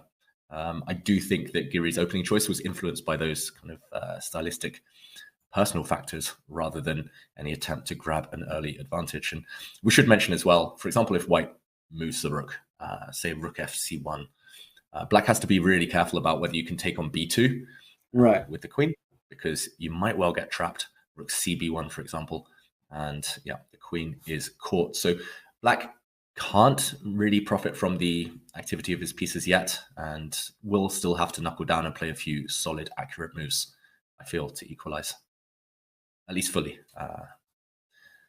Yeah, so totally agree. Still early days here. Should we move to which game catches your fancy here, David? We're sport for choice, Lawrence. They're all pretty interesting matchups at this early stage. Maybe we stick to the open section temporarily, and we can move to the women's section in a moment. Maybe we look at board 3. If we can pull that one up. Salah against Nepomniachtchi. Okay. Is this board 3? Maybe this is slightly lower down, but Nepomniachtchi, Salah, they both dropped half a point, I think. Oh, did they? Did they both drop half a point? Board 3 is Fedoseev, excuse me. But I mean, this one with Salah and Nepomniachtchi just looked very tense, very imbalanced in that one. Both very aggressive players. Fedoseev against Nihal Sarin. Okay, Nihal Sarin, he's on a hot streak. He's especially in rapid chess after his performance in the Global Chess Championship. And, he did phenomenally, didn't he? In the Global Chess Championship. Got to the final there. Again, early days, but initial feelings. Who would you take here, Lawrence? I think it's just a very standard Queen's Gambit declined. I'd probably take white, just because the space advantage on the Queen side is sometimes a bit irritating. But no, I mean it's not much to talk about just yet, this position. Let's put it like that. I think we can move on to a more exciting position. How about Agreed. Van Forest against Artemiev? Wow. Okay. What is this? It looks like it might have originated from a type of Philidor. Looks very blocked now. Let's check out the opening. Okay, it came from the Italian. Italian with the early knight f6 and the bishop on e7. A Mark Hebden special. Of course, most players nowadays put the bishop on c5. This is the old way of playing this position. Levon has played it a few times as well. So it has been played. Daniel Dubov plays this almost every time as black against the Italian. Magnus has played it many times. So clearly it's kind of a Magnus Carlsen camp type of idea as black. And remember, Jordan Van Forest, second of Magnus, he will have analyzed this as well. So, okay, how did Artemiev get his knight to b4? It looks like, things blocked up and black is chipping away at the white center. Yeah. Very tense. I've got to say, Artemiev is one of my favorite players when I try to learn certain opening setups, when I'm looking for ways to provoke the opponent to take risks or acceptable risk in the opening. And he's just performed fantastically in rapid chess throughout his career. I think at one point he was world number 3 in Blitz. This was going back 5 years already. And again, absolutely. It's hard to evaluate this one so early. Tough, yeah. I think black is doing okay, actually. I think this kind of setup for white is not that dangerous at all. So yeah, I think Artemiev will be reasonably happy. Let's keep on going through and see if we can find. What about Erigasi? Arjun playing against Rapport. Now this one is a bit more tense, to say the least. Yeah, and also we should check in on Fabiano in a moment, because that one is crazy already. I think he's already winning as black after 18 moves. Wow. But yeah, I mean, these games are looking chaotic. Erigaisi against Rapport. White is a pawn up, if I can count correctly. But White's king is stranded in the center. Whoa, This is what the a game. sort of position. You'd have to pay me a lot of money to play this from the white side. Really dislike this position in general. You know, the stakes are high for White. Your king, as you mentioned, Lawrence. Yeah, the stakes are high. You can't even go bishop b3 because it runs into queen takes b5. And you just lose. Nice tactic. Yeah. So you can't block the diagonal. You know, and if you go bishop a4 because your bishop's on pre, then black can play bishop a6, and suddenly these bishops are starting to really cause huge damage down here and down here. Position looks horrible for white to play. Castles, queen side. There you go. There's I was about to ask you, Lawrence. I bit my tongue. I wanted to ask you, would you ever be tempted to castle queenside? But I thought it looked too stupid. I thought too brave. Of course, I do, and I, you know, it's a move that you always keep in mind. But of course, in this particular position, so double-edged. Putting your king on the side of the board where there are three open files, it can never find true safety. So yes, so it's very, very tricky. I see in the feature chat there saying that without the commentators, you would be struggling to get a hold over the position. But this is the type of position that even the commentators, I think, we struggle with, right, Lawrence? Because it's so irrational. Pieces all over the board, so many open files, open diagonals. White's king is stuck in no man's land on the queen side here, about to get hit by some tactics. And I mean, this one is a hard one to even evaluate. I've been looking at it for a couple of minutes now, and I mean, black has so many tempting moves. I would be tempted to even sacrifice on a3, a bishop here, just to open up lines. He drops back, very sensible. And black's knights are going to come out soon. White's king long term is in huge danger. So I love what Rapport's done. Erigaisi, one of the best, one of the most successful players of 2022, but looks like a tough start to this game for him. Yeah, tough game, and I think a great spot here for Rapport. I think that we should continue through. I do want to keep an eye on Magnus against Abdusattorov, and wow. You spotted some action, Lawrence. Yeah, I mean, we've got to see it, because look at what we have here. A pawn on g4, playing in the style of Bobby Fischer and others, playing against this this structure. It creates an interesting impression. Yeah, I don't want to boast, Lawrence, but I did mention the g4 idea earlier. You did. I remember. Every time I see Magnus play nowadays, especially in these kind of flexible setups, somehow a pawn lands on g4, and we should maybe show why that pawn could not be captured, or why it was not captured, how it got there. Because Magnus set it up in a really sneaky, really patient way. After bishop g6, White played g4, and it looks a bit rash. He's just trying to stop the black f pawn moving forward. He's trying to solidify e4 as an outpost for White's knight. But after queen d7, what a move! What a move now by Magnus. So calm. Just king h1 shuffling into the corner, and if queen takes g4, looks like a discovered attack. Knight takes e5, hitting the queen in two directions, and suddenly tactically black's position falls apart. Wow. And if we catch up with the game position, still that tactic's in the air if black ever takes that g4 pawn with his queen. And in the meantime, I don't know about you, Lawrence, but I struggle to find plans if I'm black in this setup. I hate it when like an open Sicilian, and you're kind of stuck. You have no pawn breaks. What next? Yeah.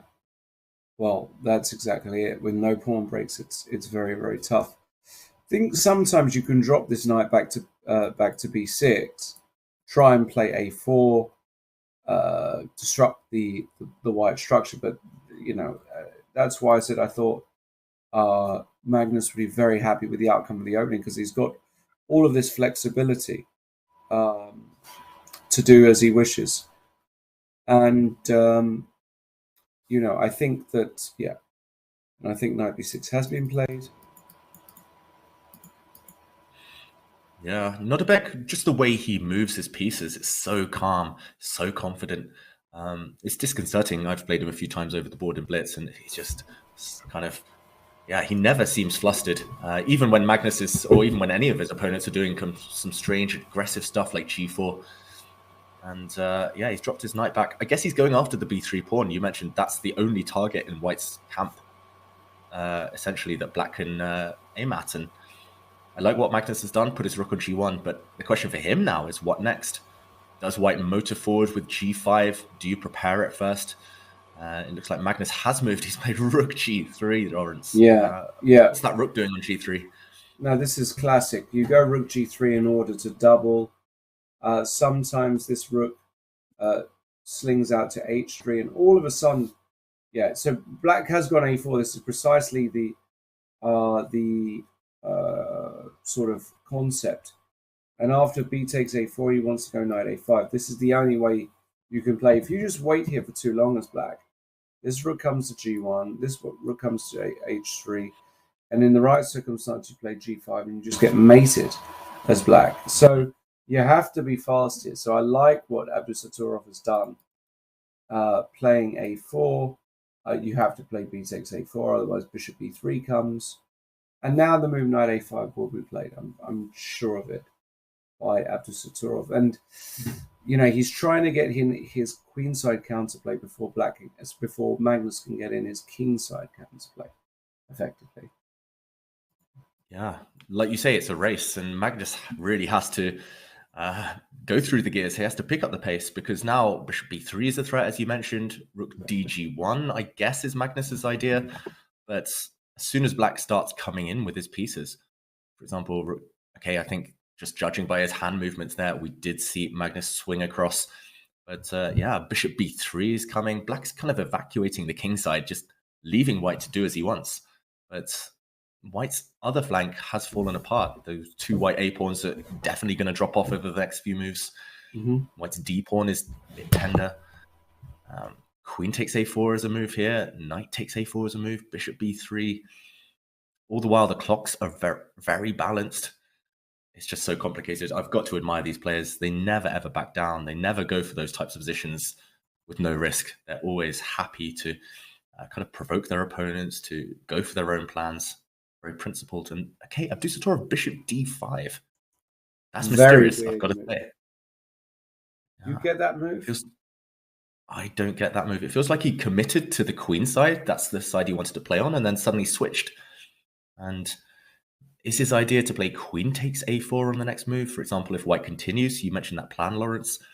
If White puts the rook on h3, maybe queen takes a4. And again, it's just like the featured chat here. It's Ethap. I'm not pronouncing that right. It's Ethap. It does say, these players never back down. And it does feel like that last move was the slight backing down by Abdusattorov. I kind of want to play g5, though, I've got to say. It feels so tempting to blast through now. Is this the moment, and if Lawrence? f5, you want to go you want to go knight f6, huh? Something like this. I'm not sure if it works. It's also slightly tempting to just take on e5 in that position after f5. Knight takes e5, for example. And you've got to do some counting to make sure it works. Rook takes e5, for example. Bishop takes e5. White will lose two pieces for a rook, but White's going to get a lot of pawns in the center. Huge, massive pawns. c7 is attacked. Mess is the word I keep coming back to. It's chaos on the board. Just out of interest, after g5, f5, knight f6, does this move actually exist here? The evaluation bar hasn't reacted. The point is, after takes. I'm wondering now, like, am I threatening just to go e4, force you back, and then take on e5? Looks like that might be a threat. There's also some clearance ideas like f7 at some point, opening up the white bishop on b2 along the diagonal. Yeah, as has also been mentioned in the feature chat, this does look like a reverse minority attack if Magnus does play g5. Just playing against the opponent's strongholds. And it makes sense, that's where all his pieces are gathered. Can you imagine being Abdusattorov just kind of chilling, playing a move like bishop d5, knowing that so many sacrifices are in the air? I would be freaking out now. It just isn't a move that was even on my radar, really, to be honest, in the previous position there. So I'm very surprised. Yeah. And I do think we see g5 by Magnus. I do think he's playing principled chess today. He's not shying away from the complications or the mess. And why not be consistent? Yeah, I mean, and I think you called it, Lawrence. He's just played it. Yeah. Doesn't surprise me at all. Yeah, very, very tense position. G5 has been played, F5. And okay, he doesn't jump in with the sacrifice that you mentioned, Lawrence. What do you think of this one? Calm retreat. Might also be fine. The sacrifice did look tempting. Yeah, it was screaming out to be played. Knight F6, blowing open the black king side. But, Knight C3, he wants the bishop pair. And black center is a bit loose.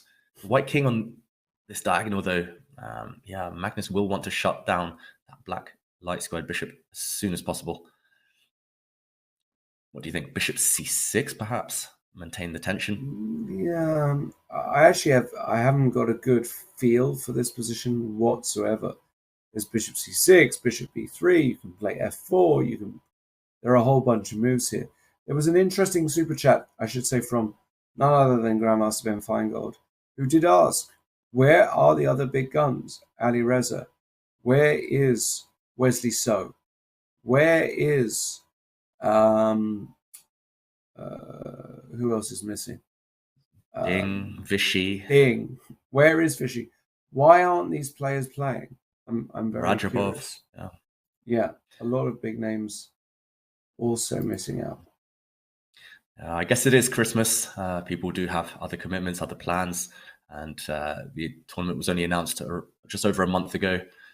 So it's not easy for everyone to jump at the opportunity and fly over to Kazakhstan. But we do have most of the world's top players here, and we should be grateful for that. And meanwhile, talking of the world's strongest players, Abdusattorov dropped his bishop back, and Magnus did push with e4. So this is an idea you mentioned, breaking the the black light squared bishop's contact with the white king, locking that target on e5. And it looks good. Black's knights are offside. They are misplaced, at least for the near future. So kind of strategically, I like what Magnus is doing as well. Not as direct as what we wanted to play, of course. We're just having fun, commentating, sacrificing pieces, going for the attack. But he found a less risky approach. And knight takes a4. Okay. Still feels like it's still hanging by a thread for black. Yeah, still a mess, of course. How about knight takes a4 here, Lawrence? Bishop takes a4, and just a calm move. Queen. Well, he played it somewhere. Queen c3, queen b1. And this knight will be recaptured. I think, yeah. And queen c3, yeah. And now actually you have an issue with black here, right? Because knight takes e5 is a big threat. So you have to go knight c6. Yeah. And g6 by Magnus Carlsen. You know what he wants to do, Lawrence? He wants to plant his knight on g5 no matter what. I think. If h6, there's already ideas. Knight g5. Such as knight g5. Oh my god! And if hg5, he wants to go rook h3, king g8. At the worst, he wins back the bishop. Yeah, I mean, you could even start with queen c4. You could. I got to move d4. Oh, Oh, Rook H8, Lawrence. check, Queen H3. Give it to me. And Bishop C4 has opened up. And Bishop C4. everything. I didn't even Wow. see Bishop C4. I was trying to clear the third. I love how you're applauding your own move, but it is worthy of that applause. It's such a genius move, D4. And in those positions, you sense there's something, right? It's a mating net. Black's king is caught. D4 is the final blow, the killer blow. We could get Magnus this. Loving life. He's having fun with this attack. Yeah, he's having a lot. Maybe, yeah, knight D4, good move. Abdusattorov probably had to play it. So now what do you do? Yeah. It's blocking your idea of D4, that clearance move, opening up the white light square bishop, the third rank. Yeah.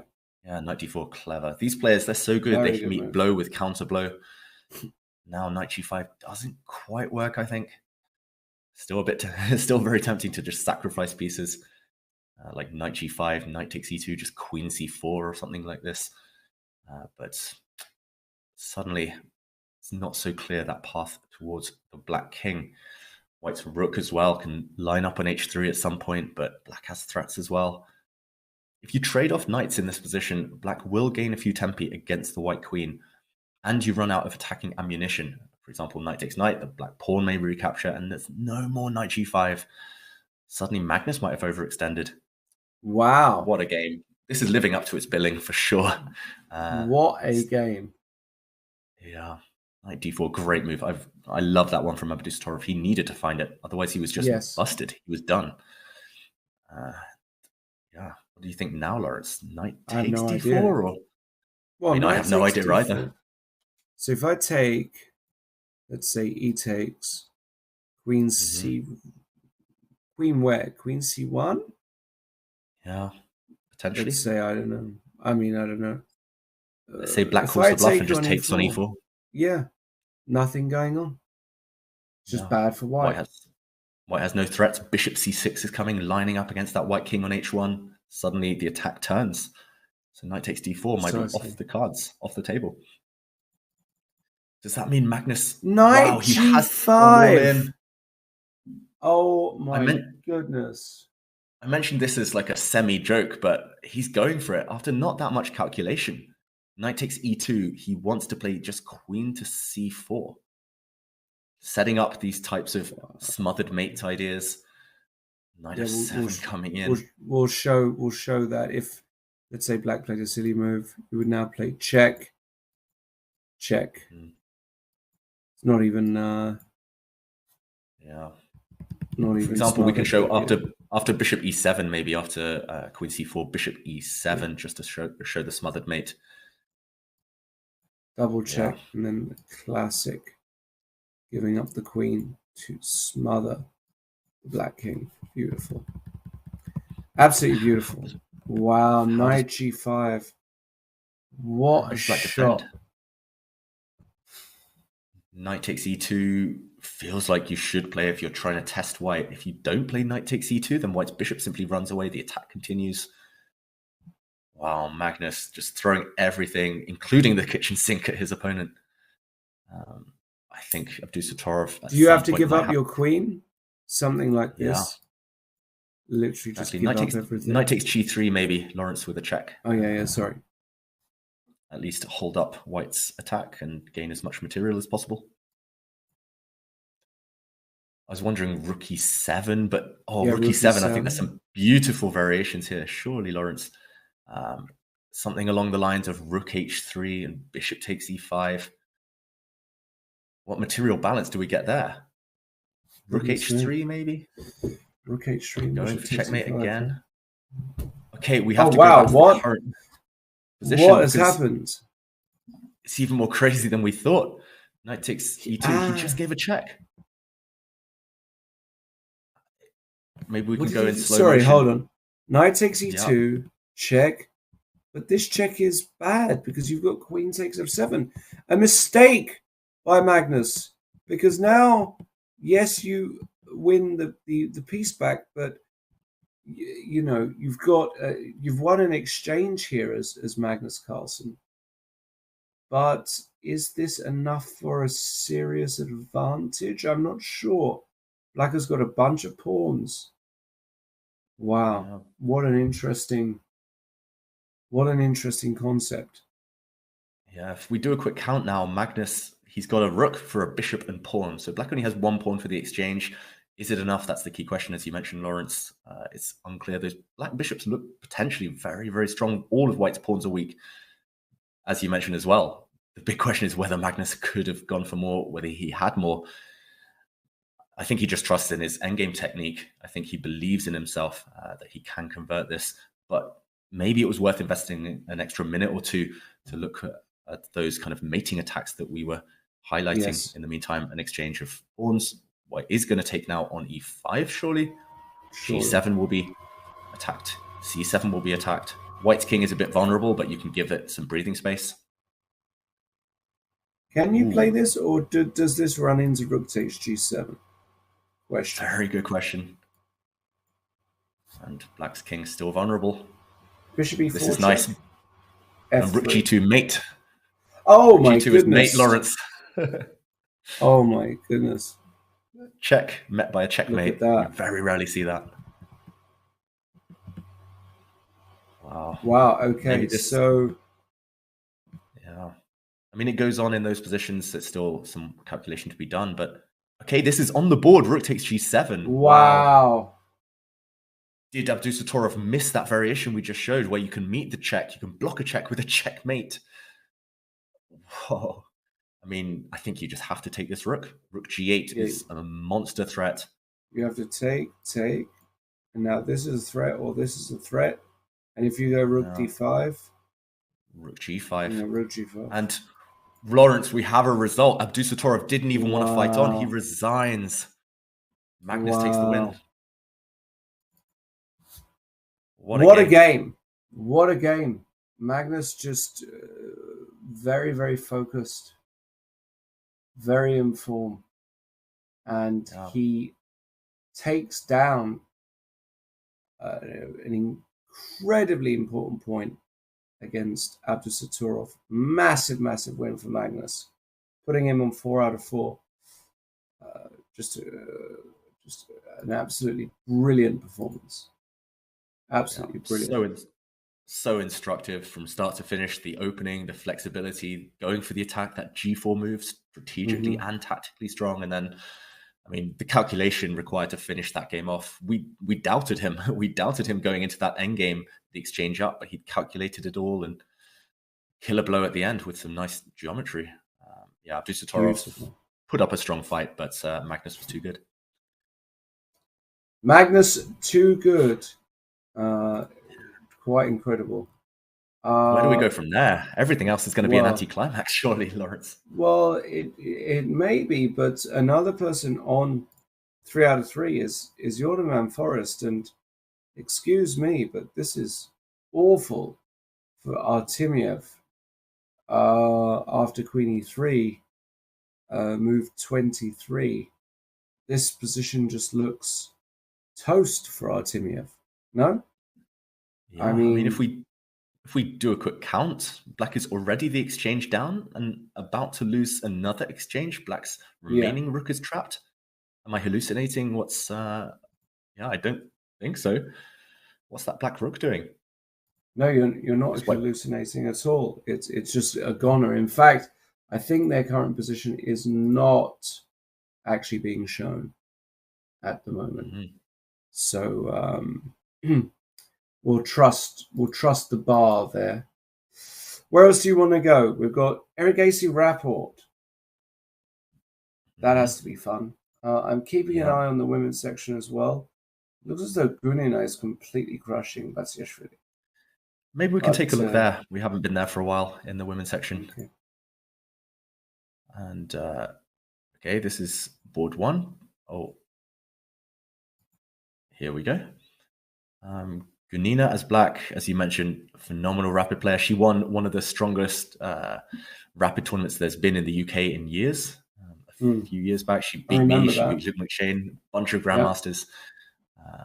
They called her Valentina the Destroyer, if I remember during that tournament. But yeah, this is just a piece up.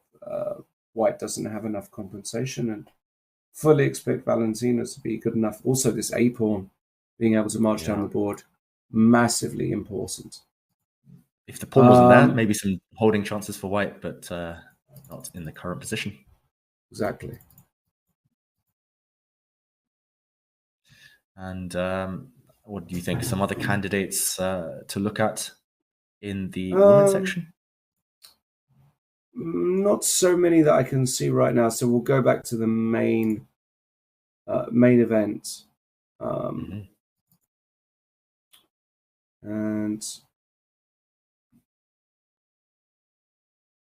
maybe this game. Go on. I was going to say the updated version of Jordan Van Foreest against Artemiev. It looks like it's changed considerably, but still good for white. White is 2 exchanges up, 2 rooks against 2 minor pieces. Black's pawns look pretty good on the e-file, but white has too much material, surely. Unless a black knight lands on g3. Yeah, Jordan's going to take the win. We could see Magnus Carlsen against Van Foreest to end the day. Student against master. I think that's very, very, very likely, actually. Okay. Very, very, very, very likely.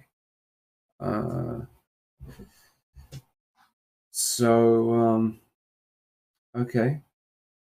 Yeah, I must say, I've never seen Artemiev crushed like this. Artemiev, if he loses, it tends to be on some small detail in a really intricate position, but it looks like start to finish, Jordan just power play. Just found a way to win material and never look back. Yeah, lots of the informed players continuing that streak.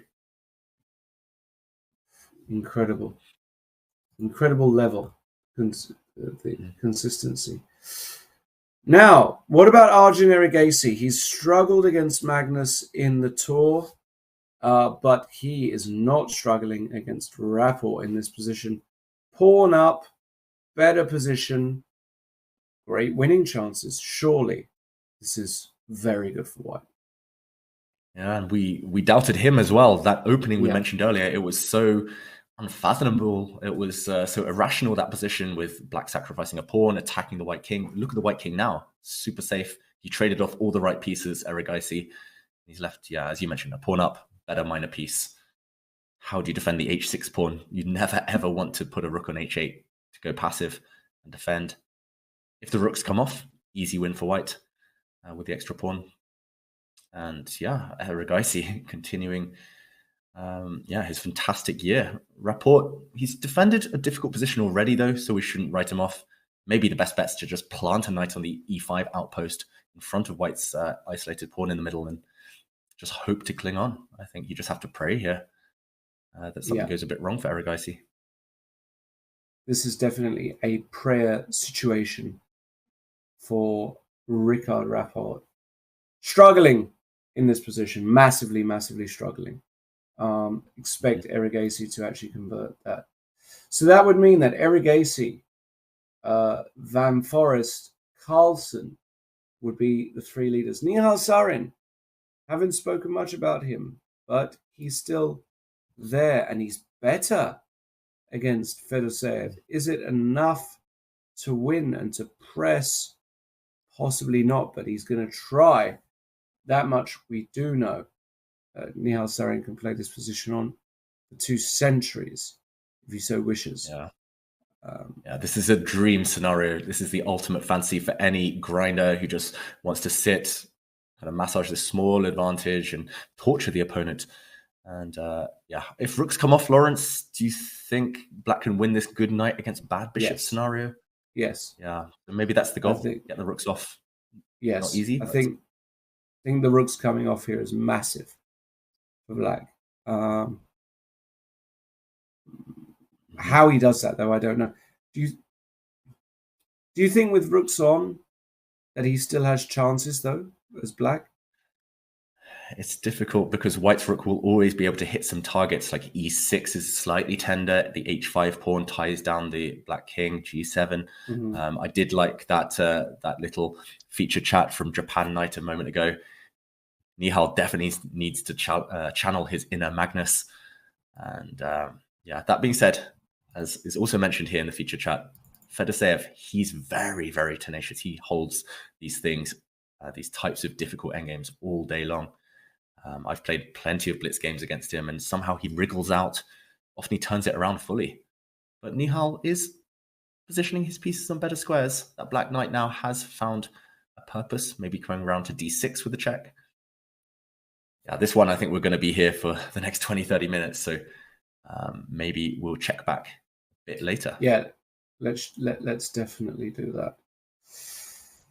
Quick look at the women's section. No big results just yet. Looks as though Humpy is doing well. Elena Danielan might be better against Alexandra Kostyniuk, by the way. The bar loves it for Danielan. Although I don't quite see why. It looks like we've just seen a handshake, just gone for a repetition of moves. Danielian not realizing her position was so advantageous. Maybe the black light squared bishop could have come in via a4, d1. Looks like white's king was actually in some big trouble, but yeah, missed opportunity. I've got to say, Danielian, she's really underrated. She's really, really strong in speed chess, so tactically sharp. And yeah, we see the players discussing the game with each other, maybe discussing the final position about whether black had chances for more. But in the end, she took the pragmatic decision, took the draw because she was low on time. And yeah, Kostyniuk, I kind of picked her as one of the favorites before the event. She's just so good in all facets of the game. But yeah, this one, a lucky escape. Yeah, she should be considered one of the favorites after her performance last year. It was incredible. Her and Asubaeva did it phenomenally. And I will say, where is Asubaeva? I know I'm not pronouncing her name exactly correctly, but do we know why she's not here, or have we just missed her completely, which would be weird? I'm scrolling through the... I think she is playing. Lawrence. She is here. Wow, she's just got off to a very slow start. That's why. Okay. And it would make sense because, of course, she's from Kazakhstan. So for her not to play this would be crazy.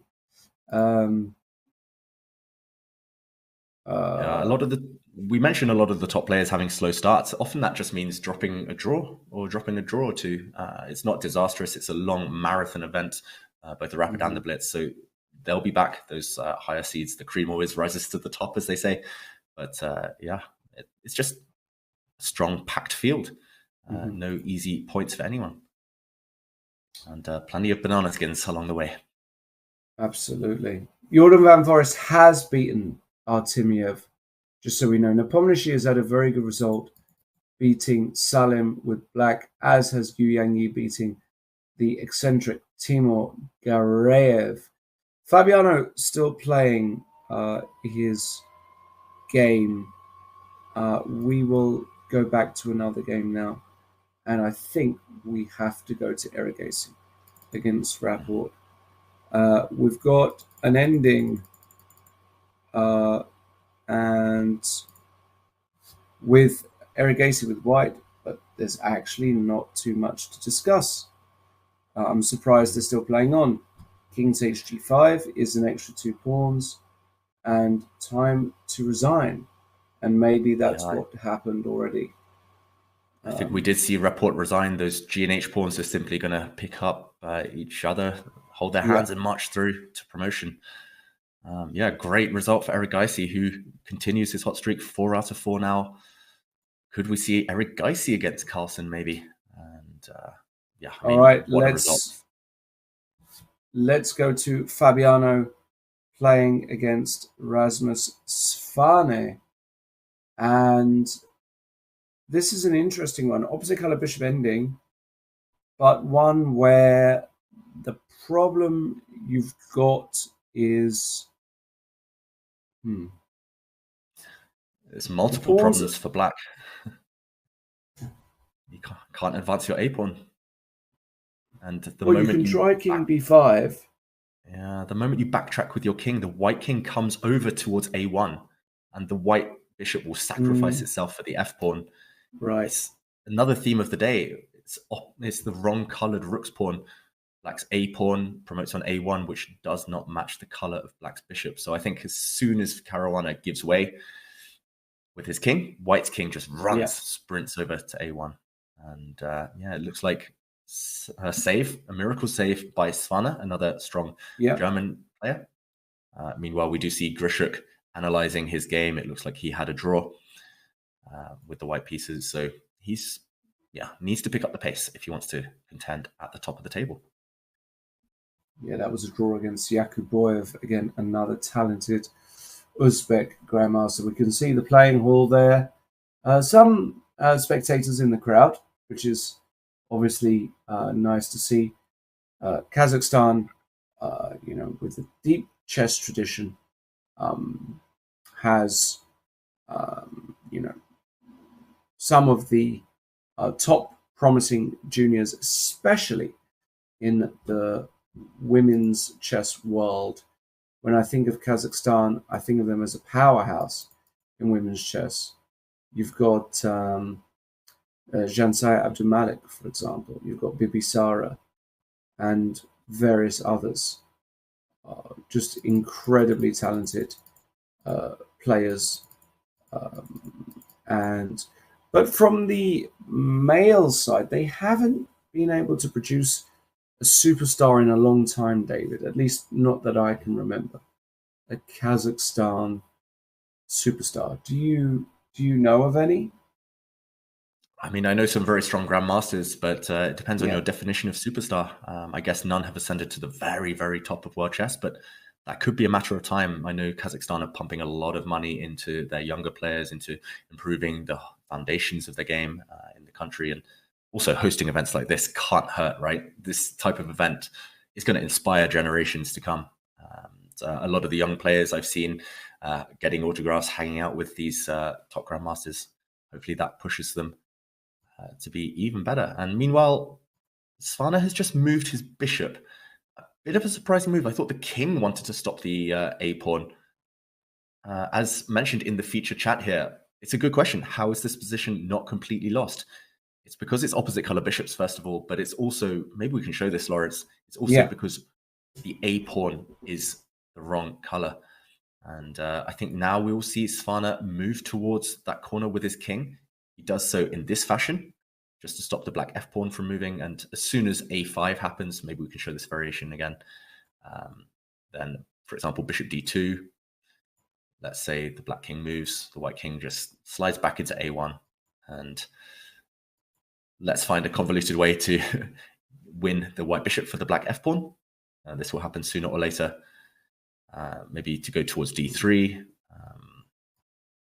Say eventually. Say bishop. I was going to go bishop g5, king e2. Something like this, where black eventually pushes, but white can happily take, because this position here is a theoretical draw. The wrong rook's pawn for the bishop. The bishop has to be on the same color as the promotion square in order for this to be winning. This is no way to win. White just stays in the corner, and it's a draw. So Svana is very close from achieving that. All he needs to do is to get his king into a1, into the corner, and Fabiano will try and prevent that as long as possible. But it's inevitable now. Not sure why Svana is refusing to go to the corner with the white king. He's going up the board. He's trying to box in the black king, but surely he knows that technique.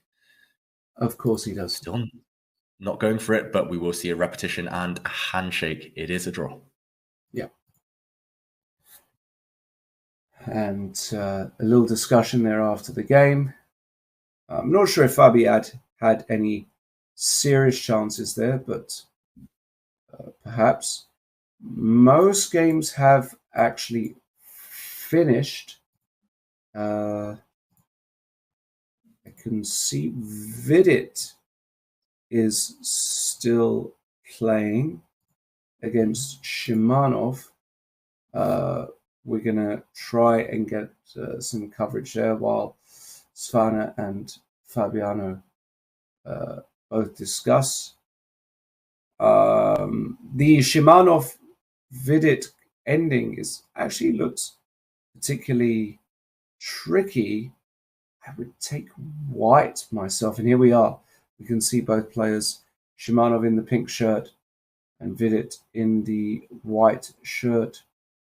Vidit with the black pieces, and Shimanov had to give up. Yeah, and they're going to agree a draw. After takes and bishop takes c4. This is going to be just, well, there's nothing to discuss. A bishop and pawn each.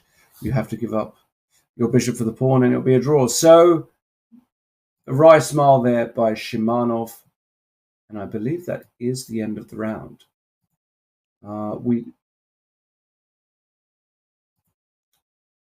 Yeah, it looks like all the games have finished. And what a round it was. Some big, important results, including Magnus beating Abdusattorov, a couple of draws, Anish Giri against Duda, Fedoseev against Nihal Sarin. And actually in both sections, the open and women's, it does look like already there are some clear leaders, and it will be a case of catch-up for the pack.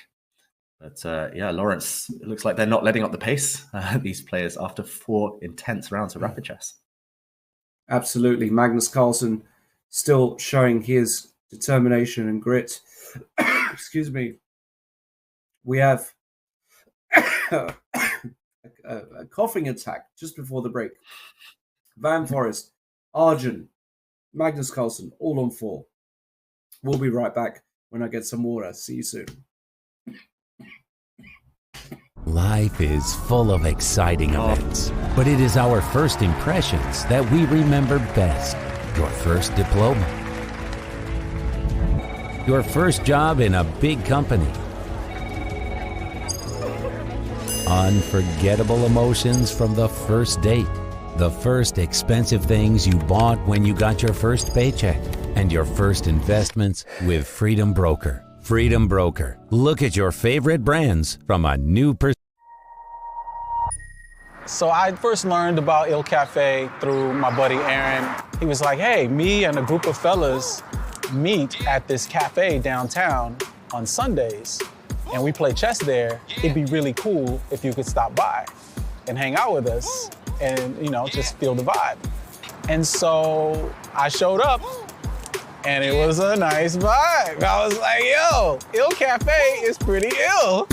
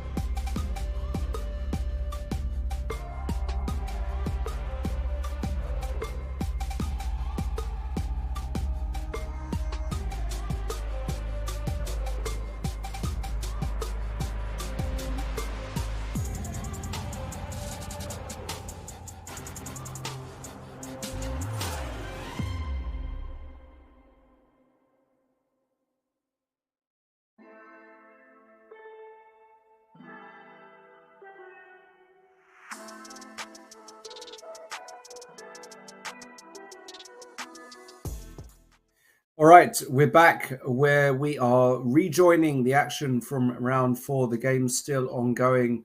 We can see that some do tend to go over the normal time. The game that we are seeing at the moment is on board 3, Tan Zhongji against Mammadova. David, what are we seeing here? And we're seeing a very long rook endgame. White has an extra pawn. A few moments ago, White had 2 extra pawns, but one of them has disappeared. It is, however, an endgame that is technically winning for White. White should win here. Tang Zhongyi should take the full point, but the winning technique is not necessarily so straightforward. First, I think she should bring her rook back along the g-file, as she has done. The black king is now kept in a mating net. Step 2, White has to advance the king forward. I think just step it forward 1 square to f8. Push the white pawn to f7, and then you build a bridge. It is the Lucina position. Yeah. Okay, she's gone for it in a different way. This is still winning, I believe. And yeah, sooner or later, that white pawn will march forward and cost black her rook. Nothing to be done. I do think, actually, that black's best bet a few moves ago would have been to leave white's h-pawn on the board.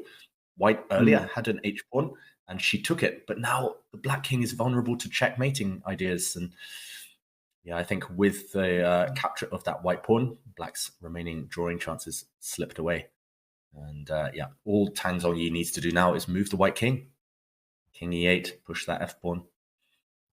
No way to save the game now. There's various ways to finesse that idea. You don't need to rush. She also has 1 minute on her clock, Tang Zhongyi. But what do you think, Lawrence? Can Mammadova save this one? No, I think it's gone.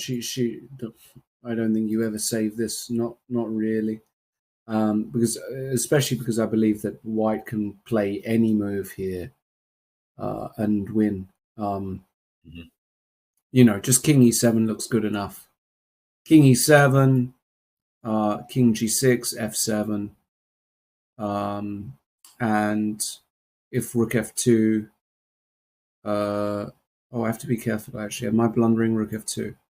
Of course. I can queen a pawn. What am I talking about? Yeah, and if Rook H7, Rook E6 check. Yeah, Rook E6 check. Yeah. King F5 and then Rook anywhere along the 6th is gonna do it. Yep. But is she about to? Okay, suddenly there was a very narrow path to victory. Okay.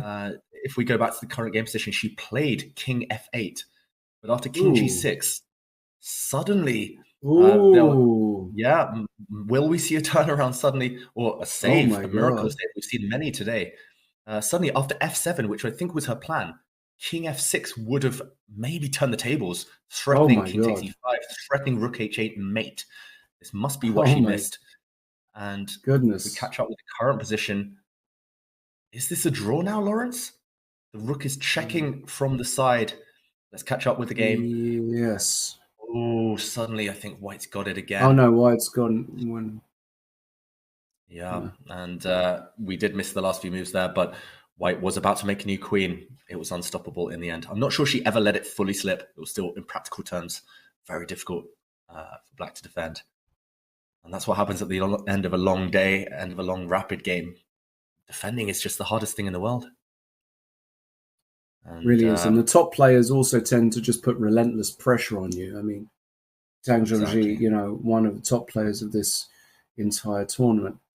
Interestingly, in the women's section, it is Valentina the Destroyer Gunina on 4 out of 4, the only player to have 100%. But she's followed by a pack of Hungry Wolves on 3.5. Mamadzada, who is on 3.5. We've got Elina Denielan, Hampikanaru, and Leia Garifulina, all on 3.5. Loads, of course, of rounds to go there.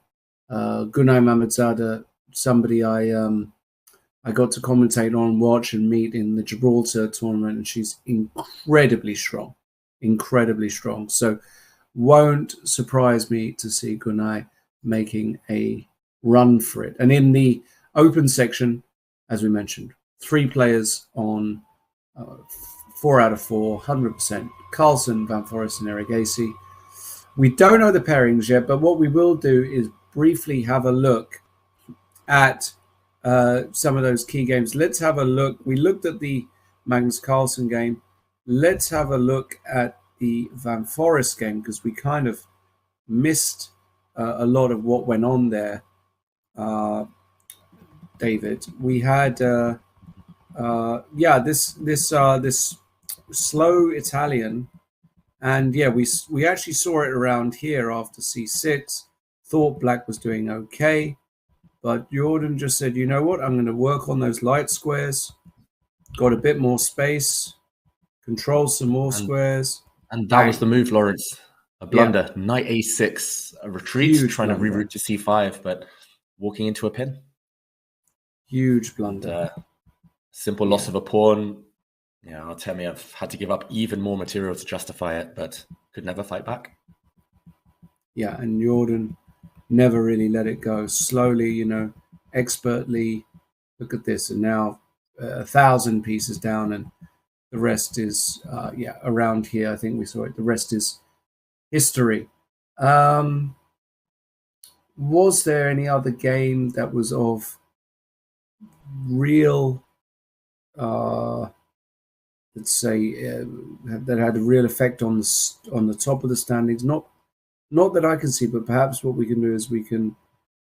I was going to say bring up a Hikaru Nakamura game. Feels like a while since. We can take a look at some of the final positions. For example, board 2, Anish Giri's draw against Duda, just to show what happened. Right. We don't need to talk too much about this one. It wasn't the most exciting battle. We left it quite early on when it was balanced after the opening. Anish had a small advantage, at least symbolically, with a stronger knight. But look at this bunch of exchanges and king of pawn endgame, extremely blocked. No way to make progress.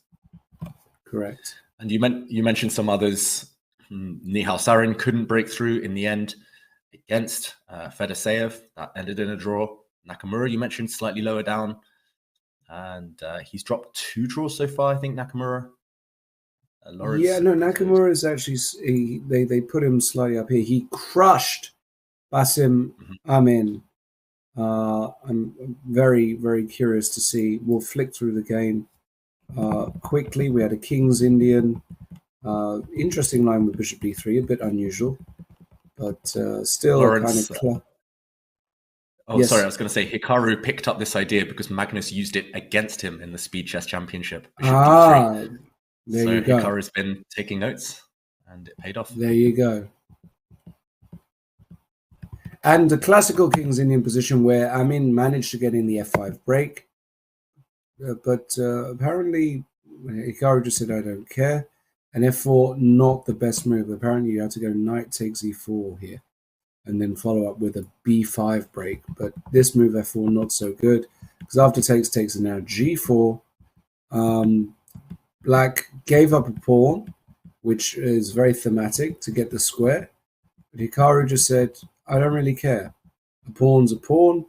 I'm going to get my king safe. I'm going to start attacking your king, attacking your weaknesses. And now he's got a square for the knight to come to. I'm going to trade some rooks off the board. Expert stuff so far by Hikaru. Gets his knights to the promised land of f5. And in fact, already here the position is toast for Amin because he can't protect various weaknesses and he's already a pawn down. And after rook h8, knight h4, gh4, and bishop a4, black is just too much material down. Can't truly hope to hold this position. And Hikaru actually gives some material back here. Very nice idea to just finally expose the final flaws in black's position. And very nicely done by Hikaru Nakamura.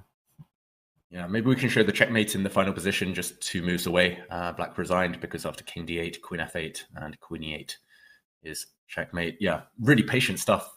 Really impressive by Nakamura. Indeedy. So, Hikaru's still up there. I mean, we're still way too early. Remember, this is a 13-round tournament. So it's 5 rounds today, 4 tomorrow, and 4 the day after. So plenty of chess. Only 4 games down, another 9 to go. I'm curious what the pairings will be. We don't know them yet. Of course, we will take a look when we want. You can see the playing hall there as well. Here are the standings. So it's visual for you guys. 3 guys at the top: Carlsen, Van Forest, Eric Gacy.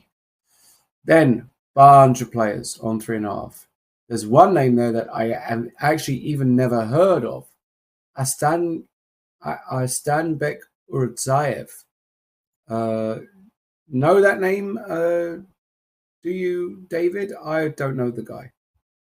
I must admit, I don't know the name. I think I've seen it before when researching certain openings, but I haven't met him. He's an international master from the host nation, from Kazakhstan. He's 24 years old, and yeah, he's an IM, so he is breaking up the pack there of kind of world-class grandmasters, and 3.5 out of 4 is no mean feat. It's extremely impressive achievement so far from the young player, and there will be a lot of players inspired, especially from Kazakhstan, taking place in their home country. They'll be looking for those upsets, looking for those scalps, and yeah, I'm hoping that he can continue the run, but it's going to be tough. He's going to be facing the real elite in this next round. Yeah, but he's done it, you know, as you said, extremely well so far. He has beaten Andrakin and Shanklin back to back with the black pieces. I mean, that's pretty impressive. Really excited to see this guy play. Well, the players are slowly coming back. I don't believe that we have the pairings just yet. There we can see MVL and Maze. You can see, yeah. No, I was going to say, Lawrence, yeah, we do see some of the players coming back, but it is often because they just have different approaches to the game. A lot of players just like to sit there, meditate beforehand. There we see Tabata Bai, I believe, walking towards his board. And yeah, as they wait for the pairings, some players want to lock themselves away, maybe even with a laptop, preparing for their future opponents. Some people meditate, some people walk, some prefer to go snack up. And yeah, it looks very lonely in there, the playing hall at the moment. But yeah, they'll flood back soon. They will be itching to get the day done, itching to get going in the 5th round of the day. And yeah, I mean, either way, I don't think we'll be left with more than a maximum of 1 player, maybe 2, on 100% by the end of this round. And it's just for the others, keeping intact, keeping as close as possible. For example, Nakamura, who has dropped 2 draws, he cannot allow any more points to slip by the end of the day, especially if someone like Magnus keeps winning. And we see some local players, I believe, just in the foreground, maybe waiting for their favorite players to arrive, get some signatures, get some photos.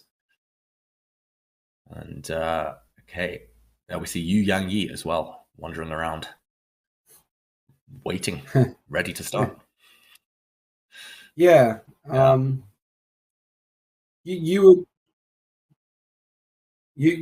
David, were one that you were never arriving early to a game. You always preferred to arrive late, don't you? I mean, time management has never been my strong skill, Lawrence, in life and in chess. But meanwhile, I think the pairings have finally arrived. We see the players coming in. Okay, let's have a look. Those pairings up on the screen. And it's Eric Gacy against Magnus Carlsen on board 1. Duda against Jordan Van Forest, board 2. Jan Nepomniachtchi against Giri on board 3. Another stacked lineup. Some huge clashes here. Eric Hansen against Mamadjarov, I'm seeing further down. Wow, some huge names in this one. Who are you watching out for? Well, I mean, of course, the top match is Eric Gacy Carlsen. After Magnus's destruction of Eric Gacy in 2022, in certain events where he just pummeled Eric Gacy, is Arjun finally going to get back some sort of confidence, really, against Magnus? Because it's not been, you know, finals that have been very close affairs. They have been one-sided, lopsided. Eric Gacy wants to prove that he can hang with Magnus Carlsen, but for whatever reason, at the moment, Magnus is a really tough player for Arjun. Of course, Duda Van Forest should be a very, very interesting game too, as should Nepomniachtchi Giri. Yu Yang Yi, Yang Yi Yu, I beg your pardon, against Nihal Sarin. Also interesting. I wonder if Nihal can magic a win here with black to put him right in the mix. And then our super dark horse, Urtsayev, playing white against Fedoseev. That won't be a bad pairing for him either against Fedoseev, who can sometimes be a bit erratic. Donchenko Nakamura. This is actually a bad pairing for Hikaru, I tend to feel. If Alexander wants to be very solid, he can. He might want to frustrate Hikaru today. Predicate MVL will be happy with that. Fabiano Caruana white against Shimano. Fabi will be very happy with that pairing, as will Eric, actually. Will think he's got a chance against Shakir Mamedov. Artemiev Mamedov is also a wild one. Let's look at the women's section.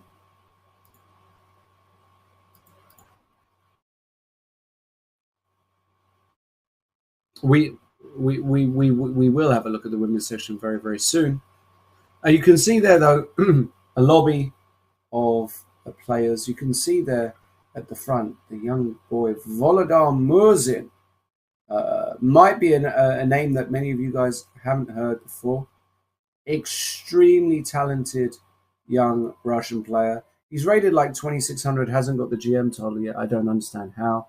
Just probably hasn't got the title ratified yet, but very, very talented. There with, who can I see? You can see Ahmed Adli there. You can see Boris Gelfand in the back.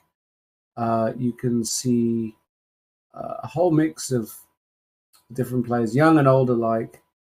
You've got the Uzbek boys who are obviously have got a very close bond, very, very friendly. I think that makes a big difference also when it comes to winning tournaments. I think having a good team spirit is actually massive. And they've got that. Don't really see too many others yet. Everybody just waiting for the pairings, waiting to get down to play. Yeah. Does this look like the ideal waiting conditions for you, Lawrence? I mean, it looks like the players are just herded in, and I mean, I guess they're all impatient to get going. It's never ideal when there's been a delay. I think it was caused by those long games that we witnessed earlier, those long rook and pawn endgames. There was another queen endgame that delayed the round. But like you say, all the top players, they're sitting there, or standing there, sorry, with their coaches, with their friends, teammates, bantering, picking each other up, putting each other in the ideal frame of mind. How do you spend your that time between games? Yeah, I do the same. Try not to overly prepare, because I think that, especially in a format like this, it doesn't really do you that much. There's not much benefit to over-preparing. Your opponents can play anything. It's rapid. So better just to go in with a good frame of mind, good energy, feel relaxed, feel rested, good mood. So speaking to friends is often nice. And yeah, I would do something similar. I wouldn't lock myself in a random room in that building and try to prepare. That doesn't feel like an optimal way to spend my time. But what we're going to do is we're going to go for a break, and we'll be very, very quick. And in just a few minutes, we're going to be back with the final round of today, round 5 of the FIDE World Rapid Chess Championships. It's going to be explosive. Eric Acey, Carlsen, amongst others. Don't go anywhere. We'll be right back.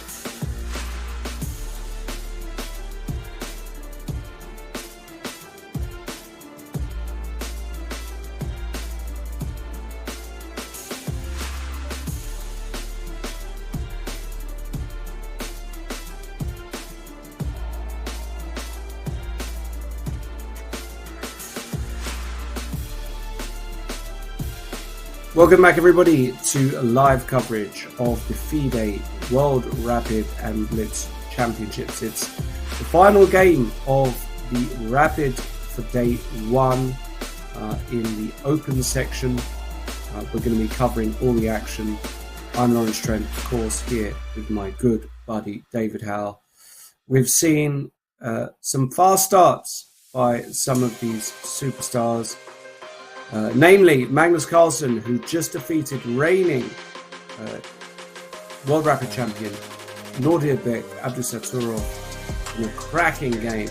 Magnus clearly determined this year to show his might and power, not wanting accidents of last year to repeat themselves.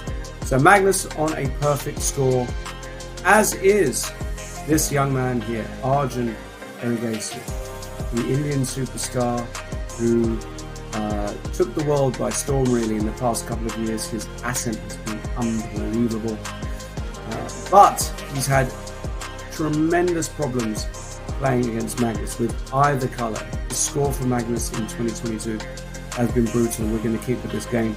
David, are we going to get, again, well, it looks like we've got d4 and what have we got? Wow. Arjun like going... Yeah. The Jabava London system. Sorry, Lawrence. I got overexcited by the opening choice. And this is one that you're quite familiar with, if I'm not mistaken.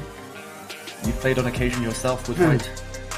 Yeah, I've played it a whole bunch. Magnus has also given it a go in a lot of blitz games. You can see Magnus there.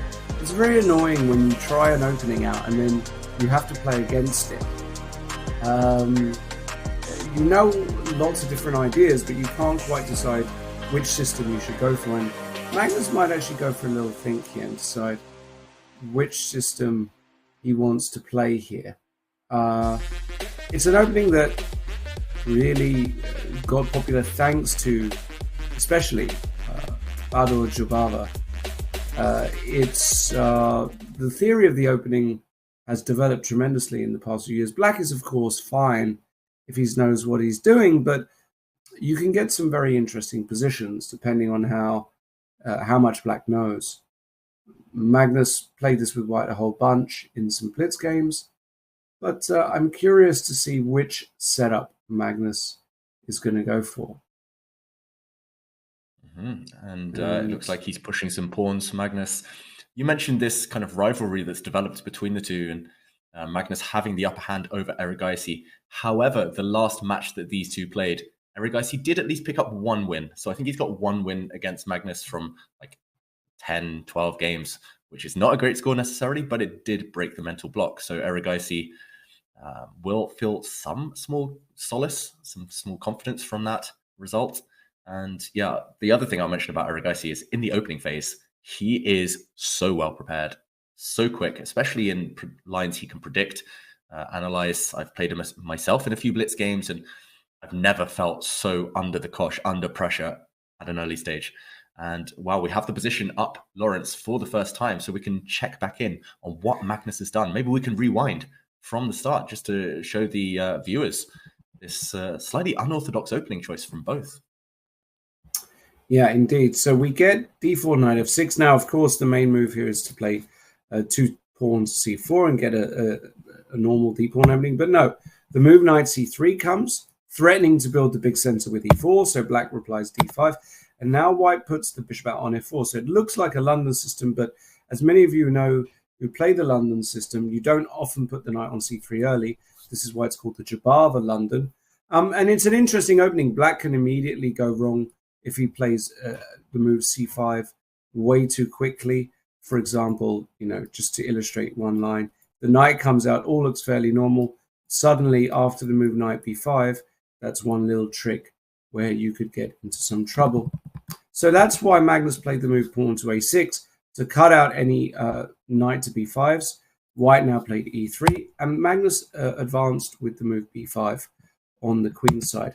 And h4 by Erigaisi. Well, this move might look, let's say, a bit crazy, but it's very much in line with how you should play this opening. White firstly gets some space for his bishop, and he might use this pawn to try and cramp the king side. So Magnus puts a stop to it immediately with h5, and now knight f3 comes by Erigaisi. Now there are two potential outposts for the knight, and Magnus goes e6, but I don't think Erigaisi is going to be too unhappy at all of this. Magnus is going to try and play very quick on the queen side, but White has got spares for his pieces, so I don't see Erigaisi being too dissatisfied here. Yeah, both sides have reason to be happy. Both sides playing quite quickly at this early stage. I'll just mention two things, Lawrence. One is that I played Magnus on Chess.com a few days ago, a small mini match, and he played the Jabava London against me. So he had White in that game, and he crushed me in 20 moves, of course. But also, I had a conversation with him. I think it was in a lift about 4 or 5 years ago, in an elevator, and I had black. We were playing on the same team together, and I was like, "Oh, I don't know what to do against this opening. My opponent plays it every time. He's mastered the Jabava London." And Magnus was like, "Why are you worried? Just play a6, b5. Just push your pawns. Play c5 next. White has no plan. White has no pawn breaks." And it looks like he's going for that exact same strategy now. Essentially, Magnus is saying, yes, you can put your pieces on the active squares. The white bishop looks great on f4. White's knights look great. But what next? And Erigaisi doesn't necessarily have at least a natural plan. You can find some convoluted way to maybe push the e-pawn forward, put the white bishop on d3, put the white queen on e2. But Magnus, okay, there we go, a move from Erigaisi. But Magnus is happy to play c5, I was going to say. He's just going to push all black's pawns forward. And what next for Erigaisi? We do see the moves occur, flying down on the board now, and it does look like a London system, very much so actually. Looks like this white knight on e2 has found a weird way around to this square, but everything else is pretty much orthodox London system, and Magnus developing his knight. The question now is, where are both sides going to castle? White's king maybe doesn't feel as safe anymore on the king side after pushing the white h-pawn, and same for its counterpart. Black's king has no safe haven necessarily in the next few moves. We might see a standoff with neither side willing to commit, both sides asking the other to choose a side for their king. And okay, no standoff. Erigaisi trusting his instincts, putting his knight on g5. Is there a threat, Lawrence, in some world of taking on e6? Just trying to get to that black king immediately? I don't think so right here. Now. Well, okay, let's test it out. Let's say black played Rook c8. Rook c8. Is knight takes e6 a move? I don't think it is. Probably not yet. You need more pieces. You just don't have that much play, but you can certainly start to build it. So the question is, what is the best way? I quite like the idea of getting this knight to f4. I mean, maybe I can just retreat the bishop and put this knight on f4, and then I'm eyeing up all these squares. So that's why Magnus plays queen b6, to give some additional protection there. Yeah, tricky one. And a4 by Erigaisi. Very classical move. Very classical move. He wants to meet b4 with the move a5, an important Zwischenzug, in between move, fixing some pawns. And now, if this queen goes away, let's say queen d8, now you can do all kinds of things. Having this extra pawn here on a5 actually makes a huge difference. Queen a4 is a move, queen b1 is a move, bishop g3 is a move, bishop c2 is a move, all kinds of moves that exist here, lots of different plans. And I think Erigaisi would be very happy with that. So I like a4, David. Do you like it as well? I love it, Lawrence, and I like just creating these small little ideas, these small threats. The background there, it looks like we have seen a result. Yu Yang Yi and Nihal Sarin. It looks like an early draw in that game to finish the day for those two. But yeah, Erigaisi, I just love the fact that he's planted his knight on g5 where it can nearly never, ever get kicked away because there will be tactical possibilities later. and Magnus has felt obliged to lock up the center, which comes with massive risk long term. Now Black is essentially saying, okay, I'm long term going to push pawns, but short term, you have chances to attack me. And Magnus offering a trade of dark squared bishops. I wouldn't rush. If I were Erigaisi now, I would want to maybe improve the white queen position, maybe even build to push that e-pawn forward.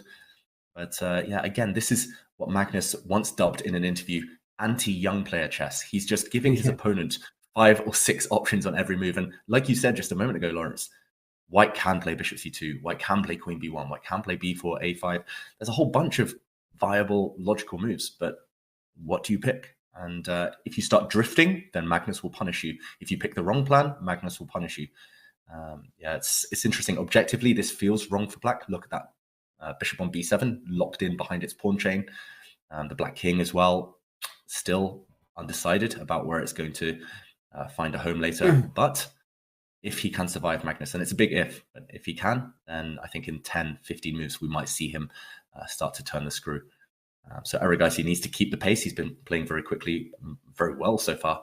He also needs to find that productive plan that's beyond me, I've got to say. I would be struggling here. I would spend 5-6 minutes finding a move and then realize I was in time trouble and it would backfire. But yeah, Erigaisi. I'm expecting him actually maybe to castle kingside at some point, because White's king has to make a decision, and you won't be ready to blow open the center until your king is fully safe. Yeah, I think in general, though, Erigaisi is going to be very, very happy with this position, because his play is kind of straightforward. He knows that a trade of dark square bishops is fine. He can put a knight on f4. He can look at e4 breaks. There are lots of ideas, very natural ideas. He doesn't have to search high and wide for exquisite plans. I think you've got to be really happy if you're Erigaisi here, don't you, David? Yeah, I mean, I would be happy objectively with the position, but you can never fully relax if you're playing Magnus Carlsen, especially Magnus in beast mode. And okay, he does castle the white king. Plans will include white playing f3, e4, maybe trading off the dark square bishops, planting white's knight on the f4 square. So there, as you mentioned, there are plans, very logical plans, safe plans, but yeah, you will get impatient if nothing breaks through, and if Black's position somehow stays stable over the next few turns. To be honest, I'm skeptical. I really think this doesn't suit Magnus's style that much to kind of sit there and just wait and hold. He wants to have some long-term advantages, and here Black doesn't have too many of them. But yeah, we'll see. It's still early days.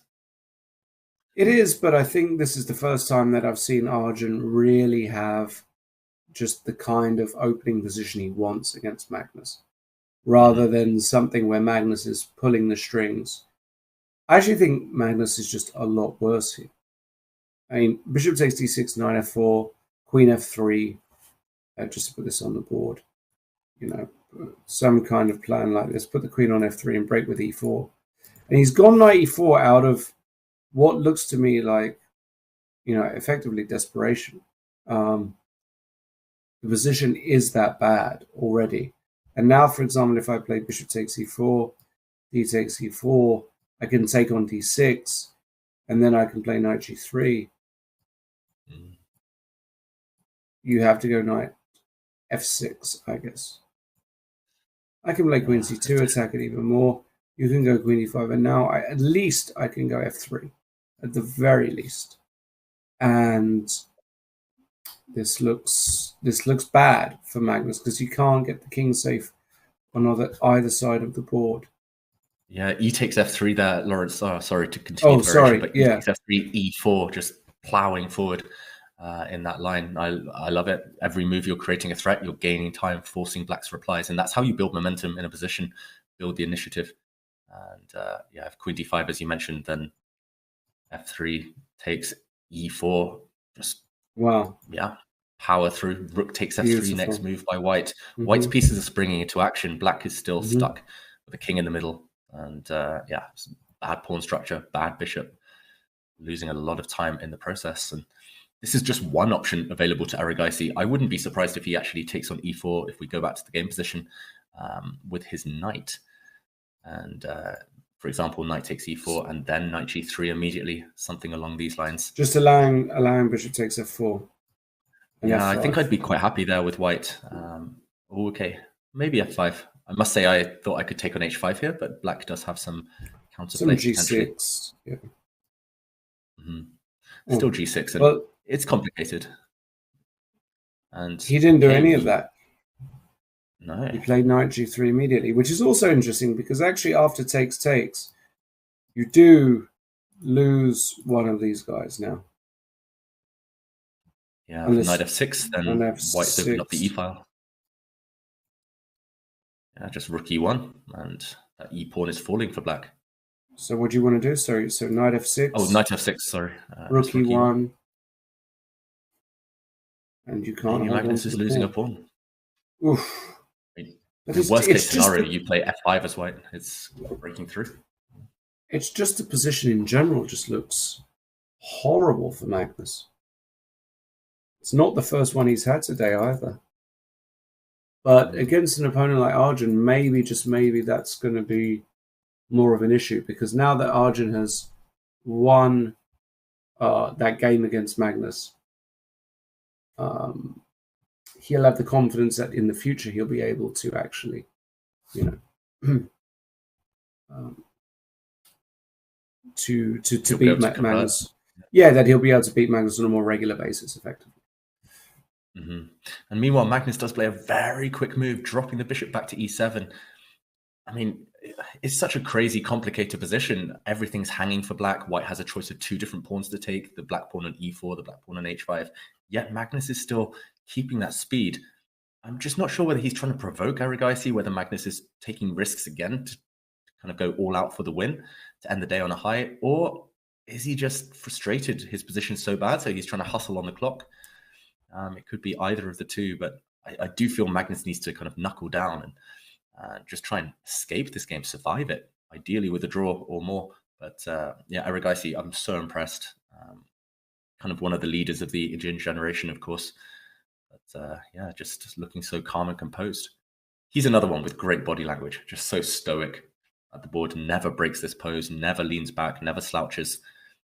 Arjun, I have a feeling he's just going to take the e4 pawn with his knight on g3. And again, pose the question to Magnus, where is your compensation?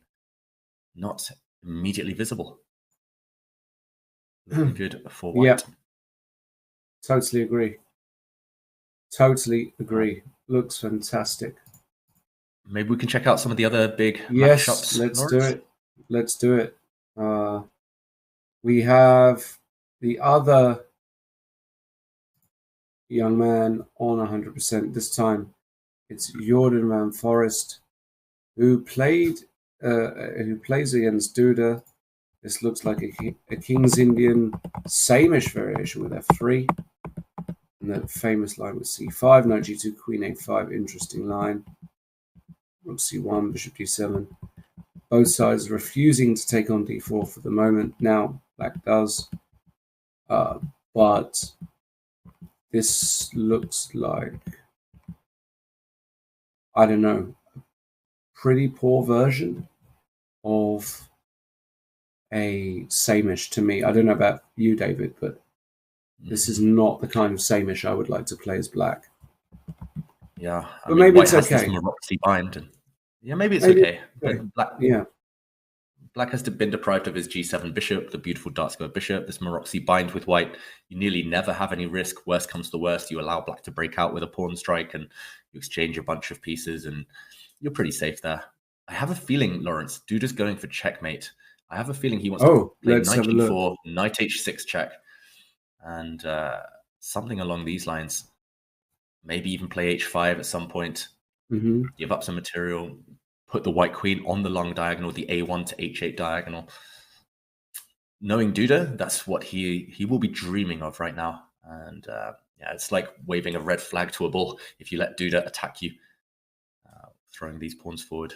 I've seen Duda checkmate his opponents way too many times to feel confident in black's chances here. It's also not Jordan's style to defend necessarily.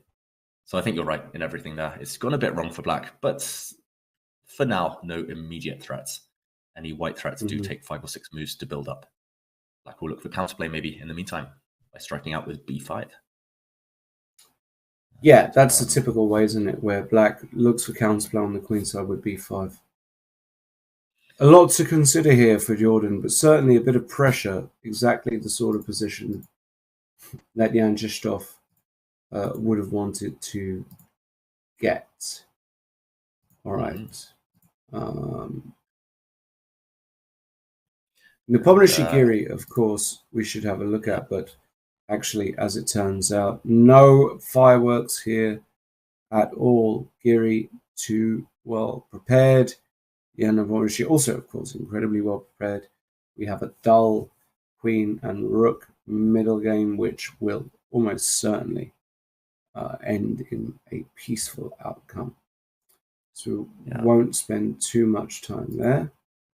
Yeah, it's likely to fizzle out, but I would maybe choose Nepomniachtchi just because white has only one isolated pawn on d4, black has 2 on c6 and a5. And if you count pawn islands, it's always nicer to have fewer weaknesses than your opponent. But like you say, Lawrence, just too little material left.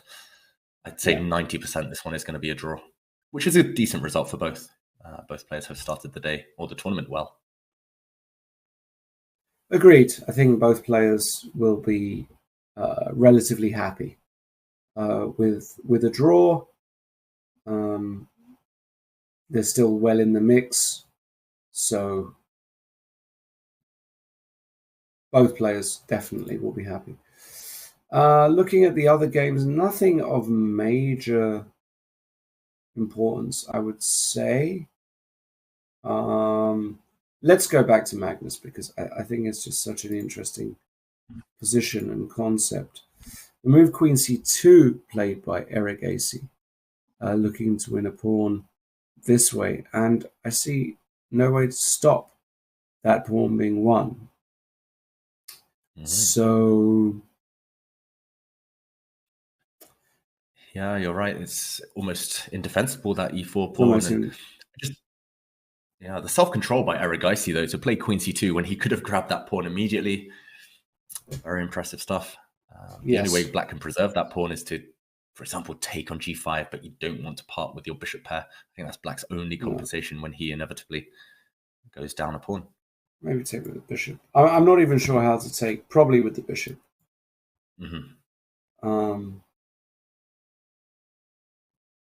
yeah, that pawn on h5 for black. Maybe Magnus is regretting all those moves ago, pushing it to h5 because it's a clear target in all of these variations. White's knight was gifted the g5 outpost.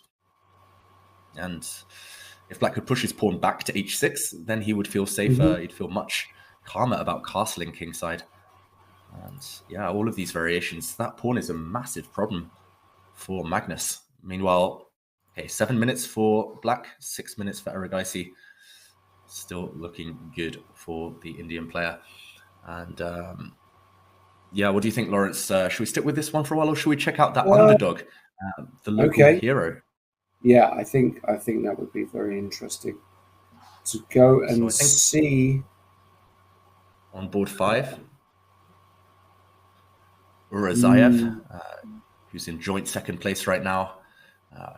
Kazakhstan, from Kazakhstan, he's an IM. He's facing off against Fedoseev, Firebrand. And it's a crazy position, I've got to say. If we can jump over. I can't quite locate him at the moment. So let's stick with this one in the meantime. Okay. And yeah, Magnus needs to come up with something ingenious. I'm struggling to see it. If we go back to the game position as well, instead of taking on g5, what else for Magnus? The move f5 is beyond. It's beyond ugly. You can't even contemplate a move like that one. Weakening your king, weakening your pawn structure. I'd rather give up a pawn than make those concessions. What else? I just can't see a move for black. Oh, an attractive move. There's always a takes b5 in the air. Always knight takes e4 in the air. And yeah, black needs a miracle. Black, I mean, Magnus, we've mentioned it. This has been the theme of the day. Carlsen, Nepomniachtchi, Nakamura, they've all had difficult positions at one time or another. But how do you hold? Do you head towards a slightly worse endgame where you might be a pawn down, but it's holdable? Do you create counterplay, go on the bit counterattack? I just don't see it for black. I don't see how you can achieve either of those things. And I do see in the feature chat many people supporting Magnus, believing in his chances to be pushing or to hold at least. But I've got to admit, I'm skeptical at the moment. It will need all of his creativity to fight back in this game. Queen c6, meanwhile, lining up. What do you think of that one, Lawrence? Well, I mean, it doesn't actually protect the pawn, right? You can take twice. So take, and queen takes e4, for example. And it is a pawn. Yeah. I don't objectively know how. Yeah, go on. Oh, sorry. You don't know how to evaluate? Or yeah, like I guess white is better, but I'm not sure how much better. Probably a lot, because Rook a1 is coming, and probably black could is a lot better. Black could take on e4, perhaps try and win the h4 pawn in that variation, but yeah, it's after knight takes e4. The problem is bishop takes h4, knight d6 check is a monstrous move, super strong. Not just winning a pawn, but bishop d6 check is coming. Black's king is not safe. Like you said, Lawrence, Rook a1 is an automatic. Yeah, I think this is the simple and safe way to maintain the advantage, and this is most likely what Erigaisi should go for, unless he finds something even stronger, which might require calculation, which might require a few minutes off his clock. All right. A takes b5. This looks like a fairly straightforward way to operate. Erigaisi slightly down on the clock. Both of them have got about 5 minutes left each. Magnus deep in thought in his normal pose. But you take white here all day, every day. Yeah. We've got a few results. We've got a few results. Yeah, sorry. We've got a few results that have come through. So Nepomniachtchi, no surprise they did agree a draw. We already knew about Yu Yangyi beating Sarin, and the outsider Urtsayev has actually lost to Fedoseev reasonably quickly. Goodness, this went wrong in a hurry. It was a new kind of Milner-Barry new variation where white gives up a bunch of material. Looks okay at the moment, but Fedoseev, he just takes all the pawns, trades a few pieces, and white didn't have a chance. Goodness. Had to wreck his struck. Oh my goodness, this queen flying in. Yeah, this was always going to be a catastrophe. Catastrophic game for Aya Stanbeck. He had a great tournament until now. Still can put in a great tournament, but a really very easy game for Fedoseev to put him back in the mix on 4.5 out of 5.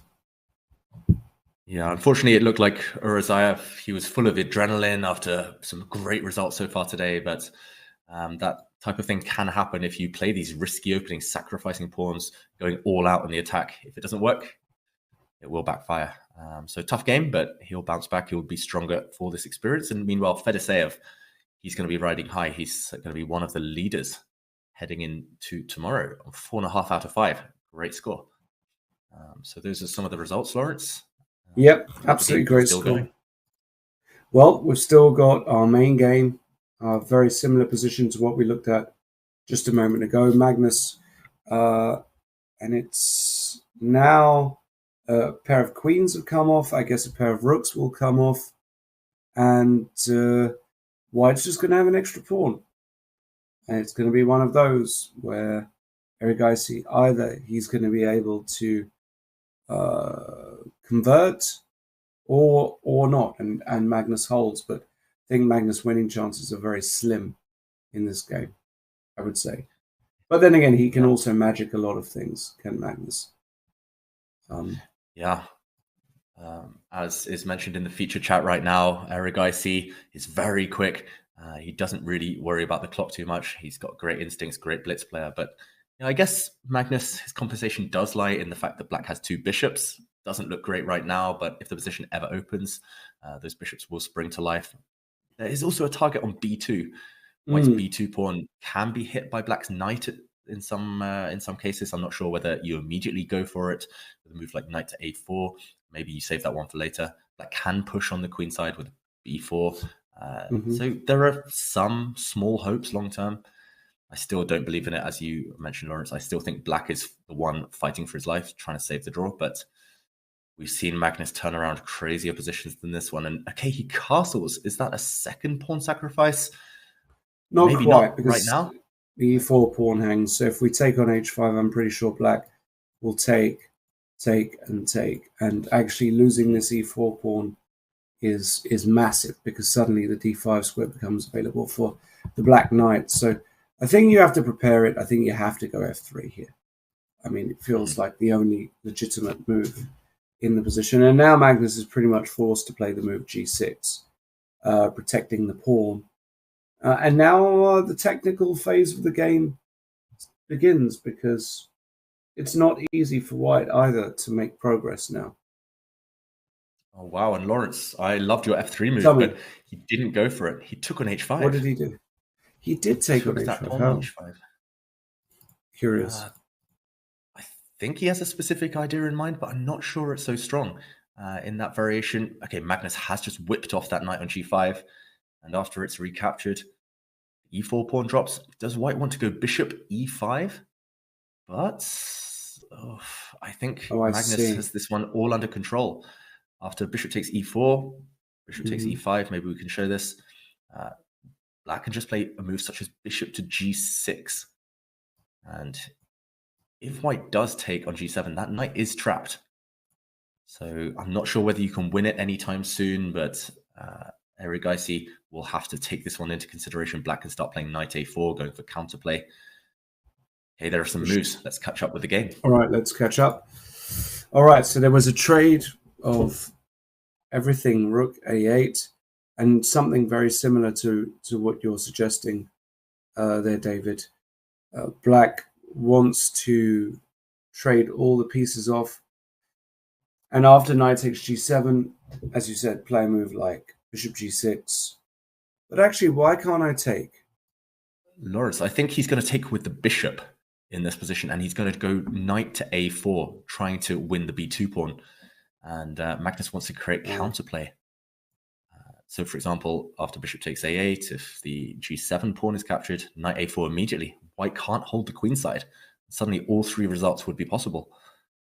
Yes, it's opposite color bishops, but there'll be an imbalance with pawn structure. Who knows who's even better in this position anymore? Yeah.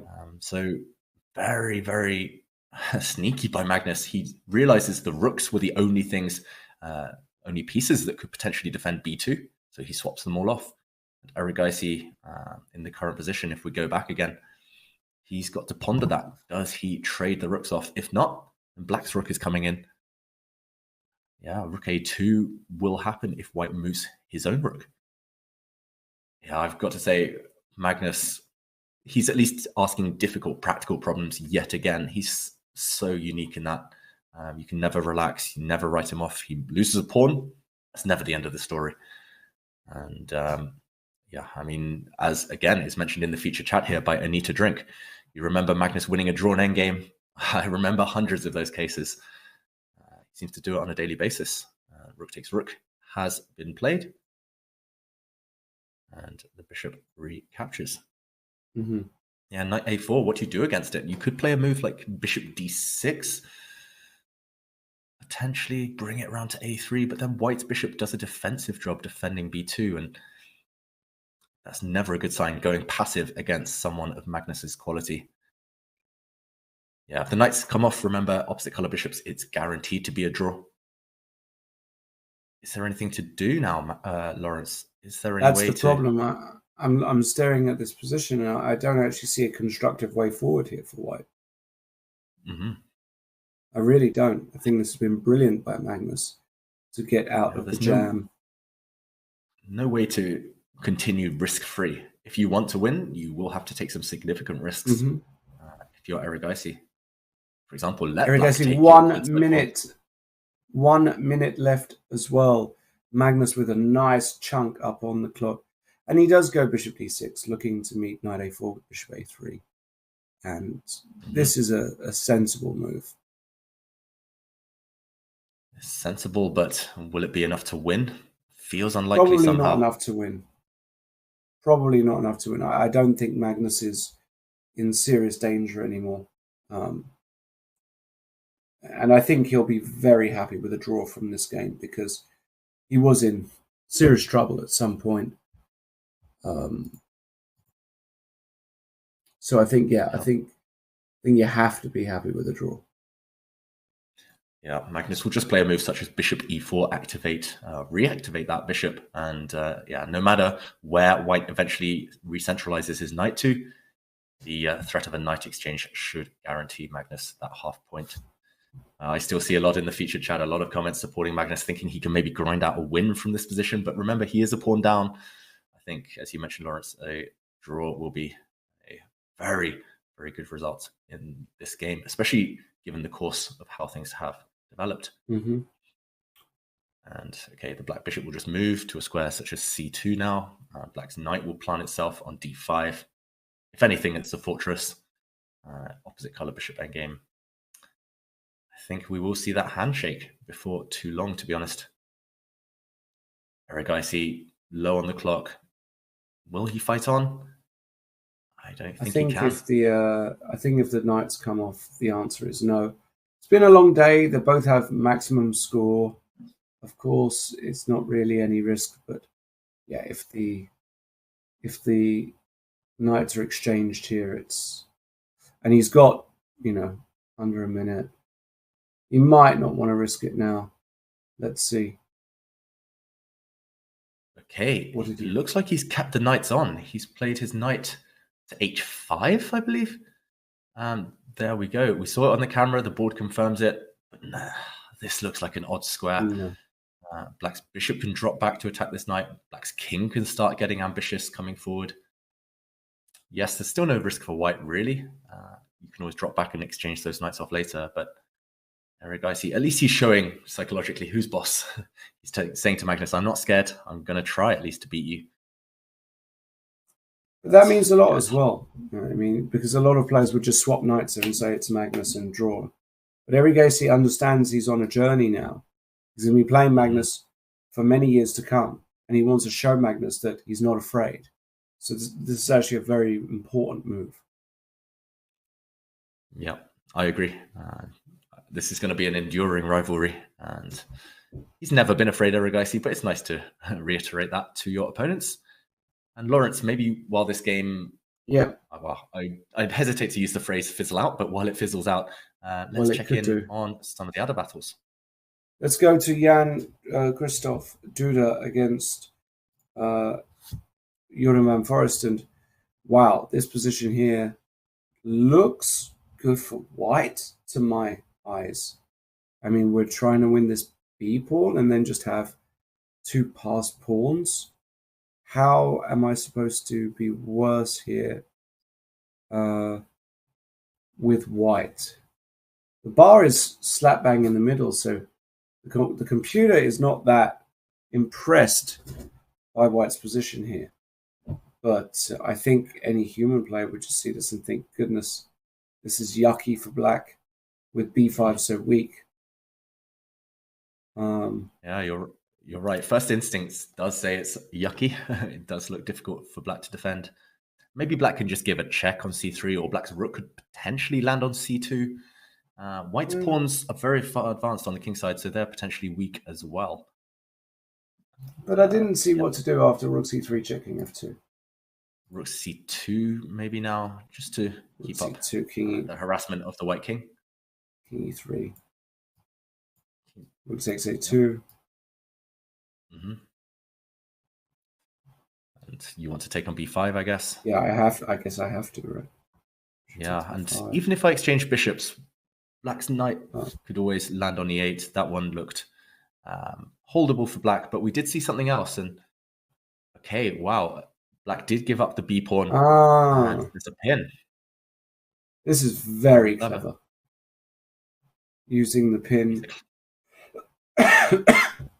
He's a clever guy, Jordan van Foreest. He always solves his problems with tactics.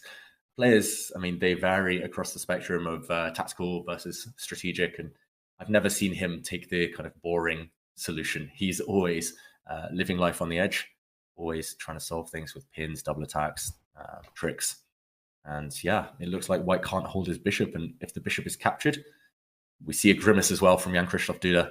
If the white bishop is captured, your winning chances are fizzling, disappearing. White's knight actually looks quite poorly placed.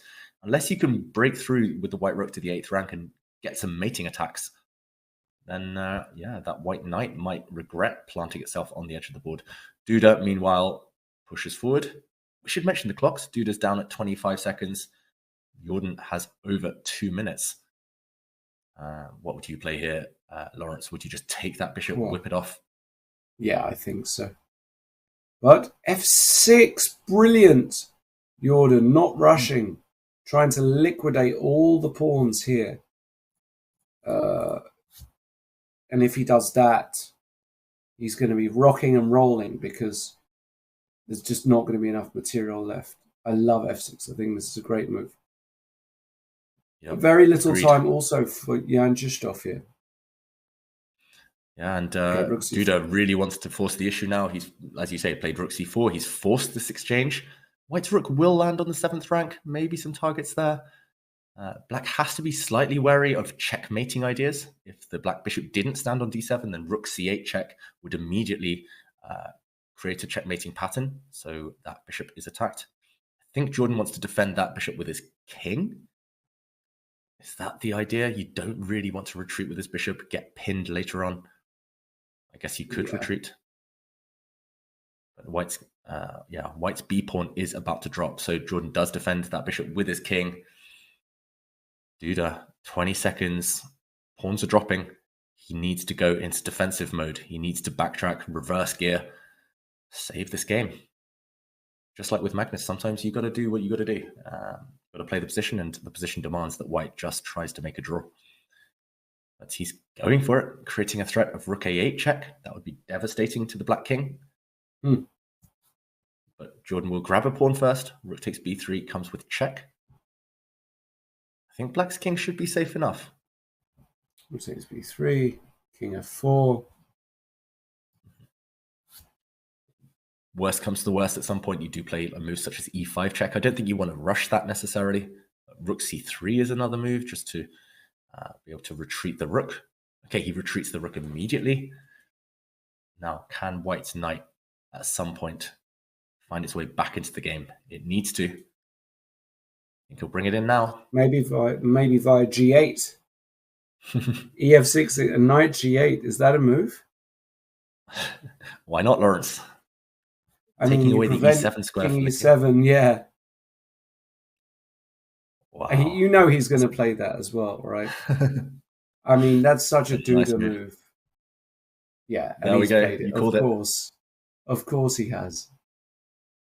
Now it's black's turn to play for the draw. Yeah, now Jordan has to try and find a draw. Yeah, so king f7 I think is forced because knight takes f6 is just winning. Knight takes f6, king takes f6, rook takes d7. But I think that this is probably a draw. Yeah. Everything is disappearing. So and we're headed straight down that line, Lawrence. You're right. Yeah. Exactly. Saw it on Duda's face as well. Duda grimacing. He knows that maybe he had chances in the middle game, but this endgame is going to end in a draw. Let's see them play out. About? GF played. Rook d6, king e7. And yeah, and not much to say or do. Rook h6 will be played, and whatever. e5. Rook b4 check. Yeah, getting hoovered off the board. Yeah. I think Jordan now, you see him lean back. He knows. Yeah. It is a draw. Nothing to be done. Yeah. Waiting for the handshake. He is, we are. And then we'll head back to the other action. Grishchuk, in the meantime, has beaten Tabatabai. Big win for Alexander Grishchuk. Shankland, on a bad run of form, lost to Sargsyan. Mamedyarov beat Eric Hansen as well. So some of the fan favourites there have lost their way. Duda trying in vain to do something, but of course only a draw is a reasonable result in this position. And in the background there, Lawrence, we saw Erigaisi walk away. So shall we wrap up how that game finished? Yeah, actually, as Magnus. It did end up in a draw. Opposite colour bishop position. So the last time we looked at was around a little bit here. Yeah, so g4 and f5. Great move by Magnus. Forcing a number of trades. And yeah, once you have the double G pawns, opposite colour bishops, the knight not able to get back, there's nothing to do. In fact, once the knight does come back and the knights come off, there's nothing to discuss. It's opposite colour bishops. Very standard win. Magnus wins a pawn. It doesn't matter. And when the bishop comes to a4, a draw was agreed because it's just a draw. It's just nothing to do in this position. So first points dropped for Arjun and Magnus. First points dropped for Jordan Van Forest as well, of course, who was on 4 out of 4.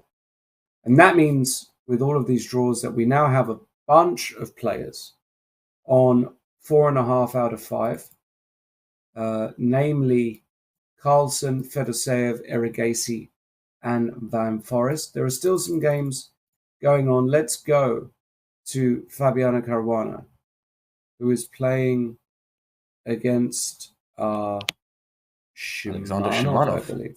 Yeah, give me a second here and I'll bring that game up. Yeah, we can see them on the camera now. It's looking very tense. Shimanov very, very low on the clock. And if we do a quick count, we see that Black has an extra pawn. White's bishop also stuck on the edge on a7. If we head into another rook and pawn endgame, we could well see a draw. I think Fabi wants more though. And okay, he pins that black knight. That black knight is pinned always to Sunday, pinned twice now along the diagonal, along the file. And White's king is rushing towards Black's weak kingside pawns. Lawrence, predictions here. It's still 3 results, right? This endgame. 3 results, king f4. I mean, a lot can happen here. I think I'll go with Fabi because I think this is objectively tougher to play with Black over the board, even though the bar is slap bang in the middle of the page. Doesn't look intuitive at all to me. I get very concerned if f6 and h6 just disappears. So he's going to go king f5 here, 100%. And it was nice to see Magnus, after finishing his game, still watching. He's such a student of chess, such a fan. He's, I think, checking out the progress of his fellow countryman, Aryan Tari. But yeah, if we go back to the Fabi game, yeah, it's really heating up. Black's d-pawn pushing. Do you give a couple of checks? Do you get greedy with white? Do you grab the f6 pawn? Do you ignore the black f6 pawn and maybe go towards black's h pawn? Because white's h5 pawn is potentially the winner. There we go. Fabi drops his king into g6. I like it too. That white h pawn, I would be terrified. Black's pieces are so far away from preventing it. And okay, Shimanov's gambling everything on the advance of his d pawn. d2 coming next. But Fabi doesn't care. Wow. Fabi grabs, and yeah, that white rook, that white bishop, they tend to combine quite well if Fabi bishop out. But now there's a threat. Black rook wants to take that white bishop, distracting away white's rook on a1. Okay, so Fabi felt compelled to trade off. King g7 will be played. But then if king c3 is a draw, well, if king c3 is a draw, there's no race. But they've only got 20 seconds. It's very difficult to actually calculate how this is all working out. Process of elimination, though, as black, you don't have many other logical moves. You have to support your king, your pawn with your king. So he plays king d3. I don't think there was a difference there with king d3, king c3. Black's next move could well be rook b4, coming after white's g pawn as well. Yeah, that's a great move. That's a great move, David. Now rook b4. Black just needs to give up his rook for white's 2 remaining pawns, and then it's a draw. The d pawn will cost white's rook its life. And there we go. He finds it, Shimanov. Correct. We're headed towards a draw in this one. As we see 2 of the youngest players in the tournament on the camera. Yeah. Yeah, rook b4 was really good enough to hold the draw. Rook g1. Wow. Fabi's saying, okay, you can take on g4, but this is very interesting because black can take on g4 check and make a queen, but Fabi is basically just saying, I never lose this position anyway, and I might try and queen my pawn. Fabi actually trying to play for the win here, and it looks like we've got that position. Wow! After rook g6, which is huge risks. Yeah, massive risks, and again, this is why the top players are the top players. That's why Fabi has been in the top bracket of world chess for so long, because he knows what is acceptable risk and what is too much risk. And I think he's right. I think white's h pawn is strong enough that white is never really in trouble. So why not test the opponent? And there we go. White's pawn is about to be 1 square away from promotion. It should be a draw. We should mention black's queen can give checks along the diagonal, checks from afar. There'll be a whole bunch of checks. White's king will not be able to hide, but he's testing the opponent. And the opponent here, Shimanov in this case, has 15 seconds. It would be so easy for black to blunder and allow white's pawn to run through. What do you think, Laura? That's true, but on the other hand, now with queen g1, it's clear that black has got all of this scope with his queen to come to the 7th here. So you're never really going to be struggling for checks. Like queen a7 check here, king g6, queen g1 check is just fine. Or queen h1, this also has to be good enough. I respect Fabi for asking the question, though, for at least testing his opponent 1 move more, 2 moves more, making him be accurate with the checks. It will be a draw most likely, but it won't be for lack of trying on Fabi's part. And is that something you feel missing from his CV that he wants to correct, Fabiano? I don't think he's won any World Rapid or Blitz titles yet. No, he would love to. He would love to. No question about it. It's an important tournament for all of these guys. No, it's not just some random rapid tournament. It's the World Championships. They hold it in very high regard. So, and the players, they're very stubborn. I think this is the 3rd time they've reached this position, but they haven't agreed the draw yet. And okay, finally, the handshake. Fighting game. Yeah. Very, very nice game, fighting game by both of these players. Who else have we got to look at? We can go down to, let's see here. Now we've just seen Volodar Mertzin, another player you highlighted earlier in that packed crowd. He has just beaten Vidit in the last few seconds. Oh, wow. Okay. Vincent Keimer has just made a draw with Daniel Dubov in the last few moments. Yeah, I'm wondering, are there any other games still going? It doesn't look like it. Not the top games. We're down to sort of board 43 and so on. If we're going to look at games, we've got a game. Martirosyan, who's not had an easy time, slightly better against Sergei Yudin. Not particularly interesting. Petrov, Rachmanov is a draw. Tomaszewski, after winning his first 2, lost to Carlsen, lost to Merdin. Merzin is now beating Nestorov. Not a particularly exciting position, and that's about it. Oh, countryman Amit Garci drew the first round, won the second, lost his last 3, having an absolute nightmare. Surprised, David, that there are absolutely no English players really, except Amit. Where is Luke? Where is Gawain? Is it because it clashes with Christmas that makes it impossible?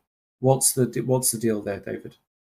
I wish I knew, Lawrence. I'm here busy with you. Yeah, it's a pleasure to commentate, of course. I've played in the World Rapid Blitz myself, but England don't have a strong tradition in terms of participation in this event. I think it is Christmas. I think it's a cultural thing.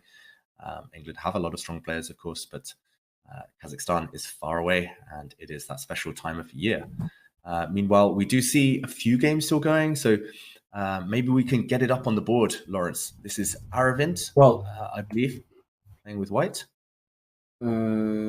Yeah, we've got Aravind here playing with white. We'll quickly look at this, and I think after this one, we'll probably call it a day because all of the major games are pretty much done. This particular game, game is, well, this could go on forever, couldn't it? Actually, theoretically. Although that said, maybe there's just no way to make progress. And Min Lee playing black, of course, legendary blitz and rapid player, especially online. This might just be a fortress of sorts because there's not actually a way to make progress here. Yeah, you're right. I think his username on Chess.com is Wonderful Time. He's that's right. Beaten me countless times on Chess.com. But he is the one fighting for the draw here as black. I think we've seen a slightly different move. Bishop c5 was not played on the board. I think that's a transmission error. That bishop is on c5 now, as we see in front of us, but it's defended by white's rook. And like you say, Lawrence, it's a fortress because as soon as white's rook and bishop try to line up against that h6 pawn, black will start giving some annoying checks to the white king. So, yeah, it's destined to be a draw this game. And I will try and go to a game where the moves are correct. Looks like this one, for example, the Tomaszewski game is one of them, but this is not very interesting. It's just a full extra piece with a passed a pawn, and Tomaszewski is just going to march this pawn down the board. So he's going to find a Queen c8, Queen takes c3 is probably good enough. Also worth noting that it's the correct queening square for the bishop. Yeah, you're completely right. Without white's a pawn, it is a draw, but yeah, unfortunately for black, there's never going to be a perpetual check when you have so many pieces to shield the white king. So this is just a matter of time. And yeah, I agree with the featured chat here. It's nice to see Wonderful Time all suited up for the occasion. I expect great things of him, especially in the Blitz event.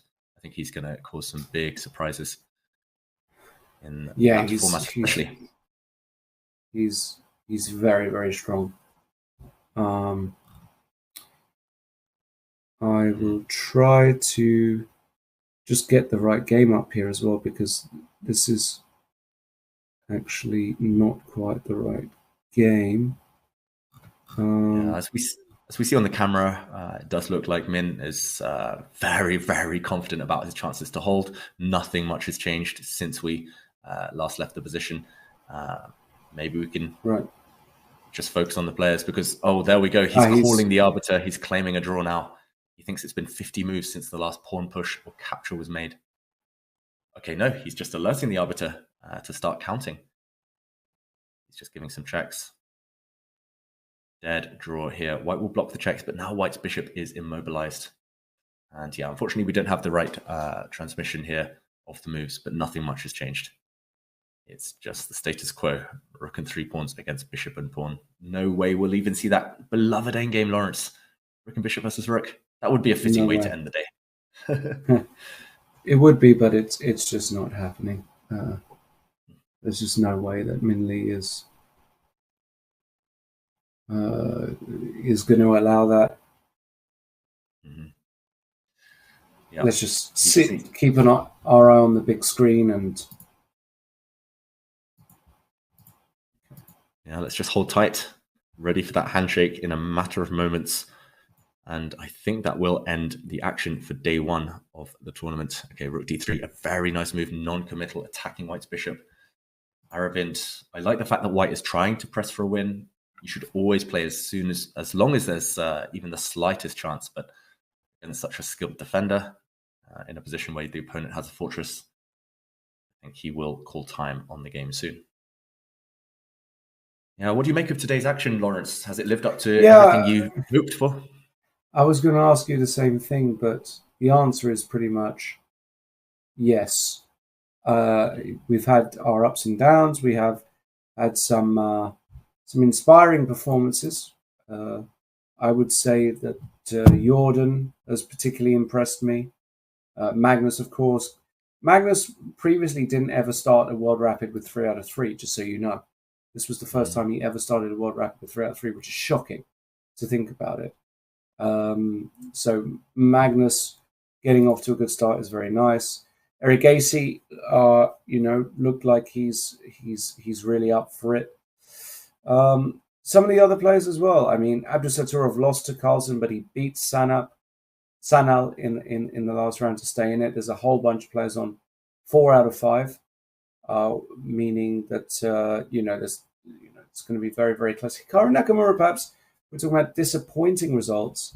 I said that Donchenko was going to be a pretty poor pairing for Hikaru if Donchenko didn't want to risk, and Donchenko took half a point off Hikaru. So Hikaru dropping 1.5 points today, as did Alexander Grishchuk, as did Ricard Rapport, Dubov, and Fabiano. So a lot of the top players there on 3.5, and then of course anybody on 3 out of 5 or less is already way behind the pace. Paco Vallejo had a horrible day. Paco on 2.5 out of 5. So it's been a tough one. One thing I will say is that it's not about, I know it's a cliche, but it's not about how you start, it's about how you finish. And a lot of these players who are lingering around 50% or around +1, so that means 3 out of 5 points or 3.5 out of 5. All it takes is one good day, one winning streak, and they're up there again. I remember last year when I played, I was languishing around 50%. I won my last 3 games in a row and I got a prize. So it's about just kind of waiting for your moments, taking those chances when they come. And it's going to be frustrating for Nakamura, for all his fans out there potentially, but one good day tomorrow and he's right back up there. Magnus will drop more points. The others will drop more points. It's inevitable in such a strong field. Mm-hmm. And I agree, Lawrence. Today's been fantastic. So much action, especially that Carlsen against Abdusattorov game. That was the highlight for me. But I'm hoping that this vein continues. Very few short draws, very few boring games, I've got to say. Yeah, it's one of the highlights of the World Rapid and Blitz is, that the boring draws don't tend to happen very often at all. Get a lot of fighting chess, a lot of interesting chess, new openings, whatnot. We can see here Aravind against Min Lee. Min being able to draw this in his sleep, basically. Rook A5, whatever. Min Lee insisting on the draw. Aravind saying, I want to play on, thank you. But no threats anywhere.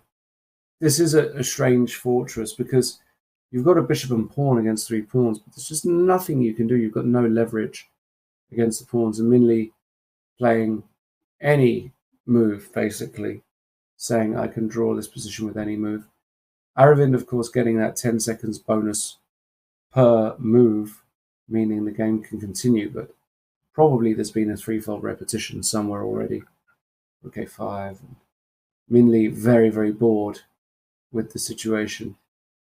We can understand his frustration. It's been a long day for the players, for the viewers, for everyone involved. But it's guaranteed to end any moment now. And maybe we should start wrapping up, Lawrence, because I think we will see the draw. I think we'll see Aravind admit that he's not getting anywhere.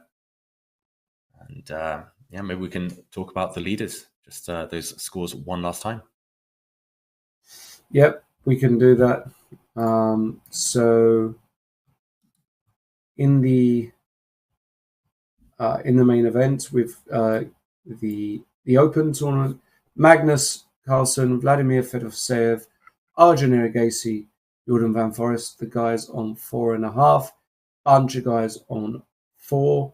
And in the women's rapid, only one lady on 4 out of 4, and that is Valentina the Destroyer Gunina, having a great tournament. When she's in form, she can be unstoppable, but she's closely followed by a group of very talented players on 3.5, Tan Zhongyi, Leia Garifulina, Humpy Kanuru, Elena Danielan, and Gunay Mamadzada. So that is also tightly contested, very difficult to call either way so far in terms of favorites, but certainly, you know, if you pick Magnus to be top of day one, you're in good stead. Plenty of chess, though, coming tomorrow. I think that game, did that game finish? Or no, they are still playing it out and just nothing to do in that Aravind versus Min game. We are going to have, I think, the full standings. Remember, we're back the same tomorrow as well. That's 10 o'clock Central European time, 1 o'clock Pacific time. All the games are starting at this hour, except for the last day of the Blitz, in order to be able to incorporate the closing ceremony.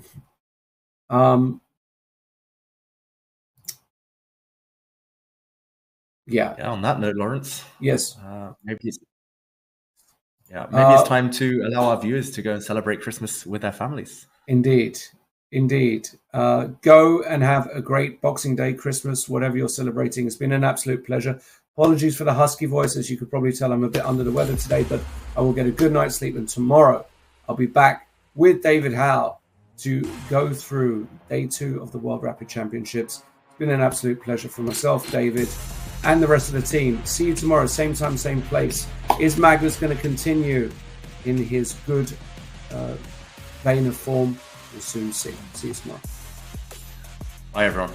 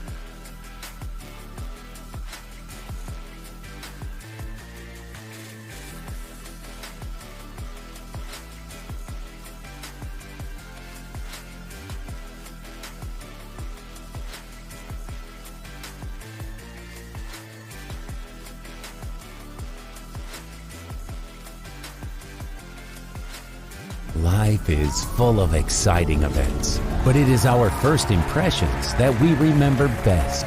Your first diploma, your first job in a big company, unforgettable emotions from the first date, the first expensive things you bought when you got your first paycheck, and your first investments with Freedom Broker. Freedom Broker. Look at your favorite brands from a new perspective.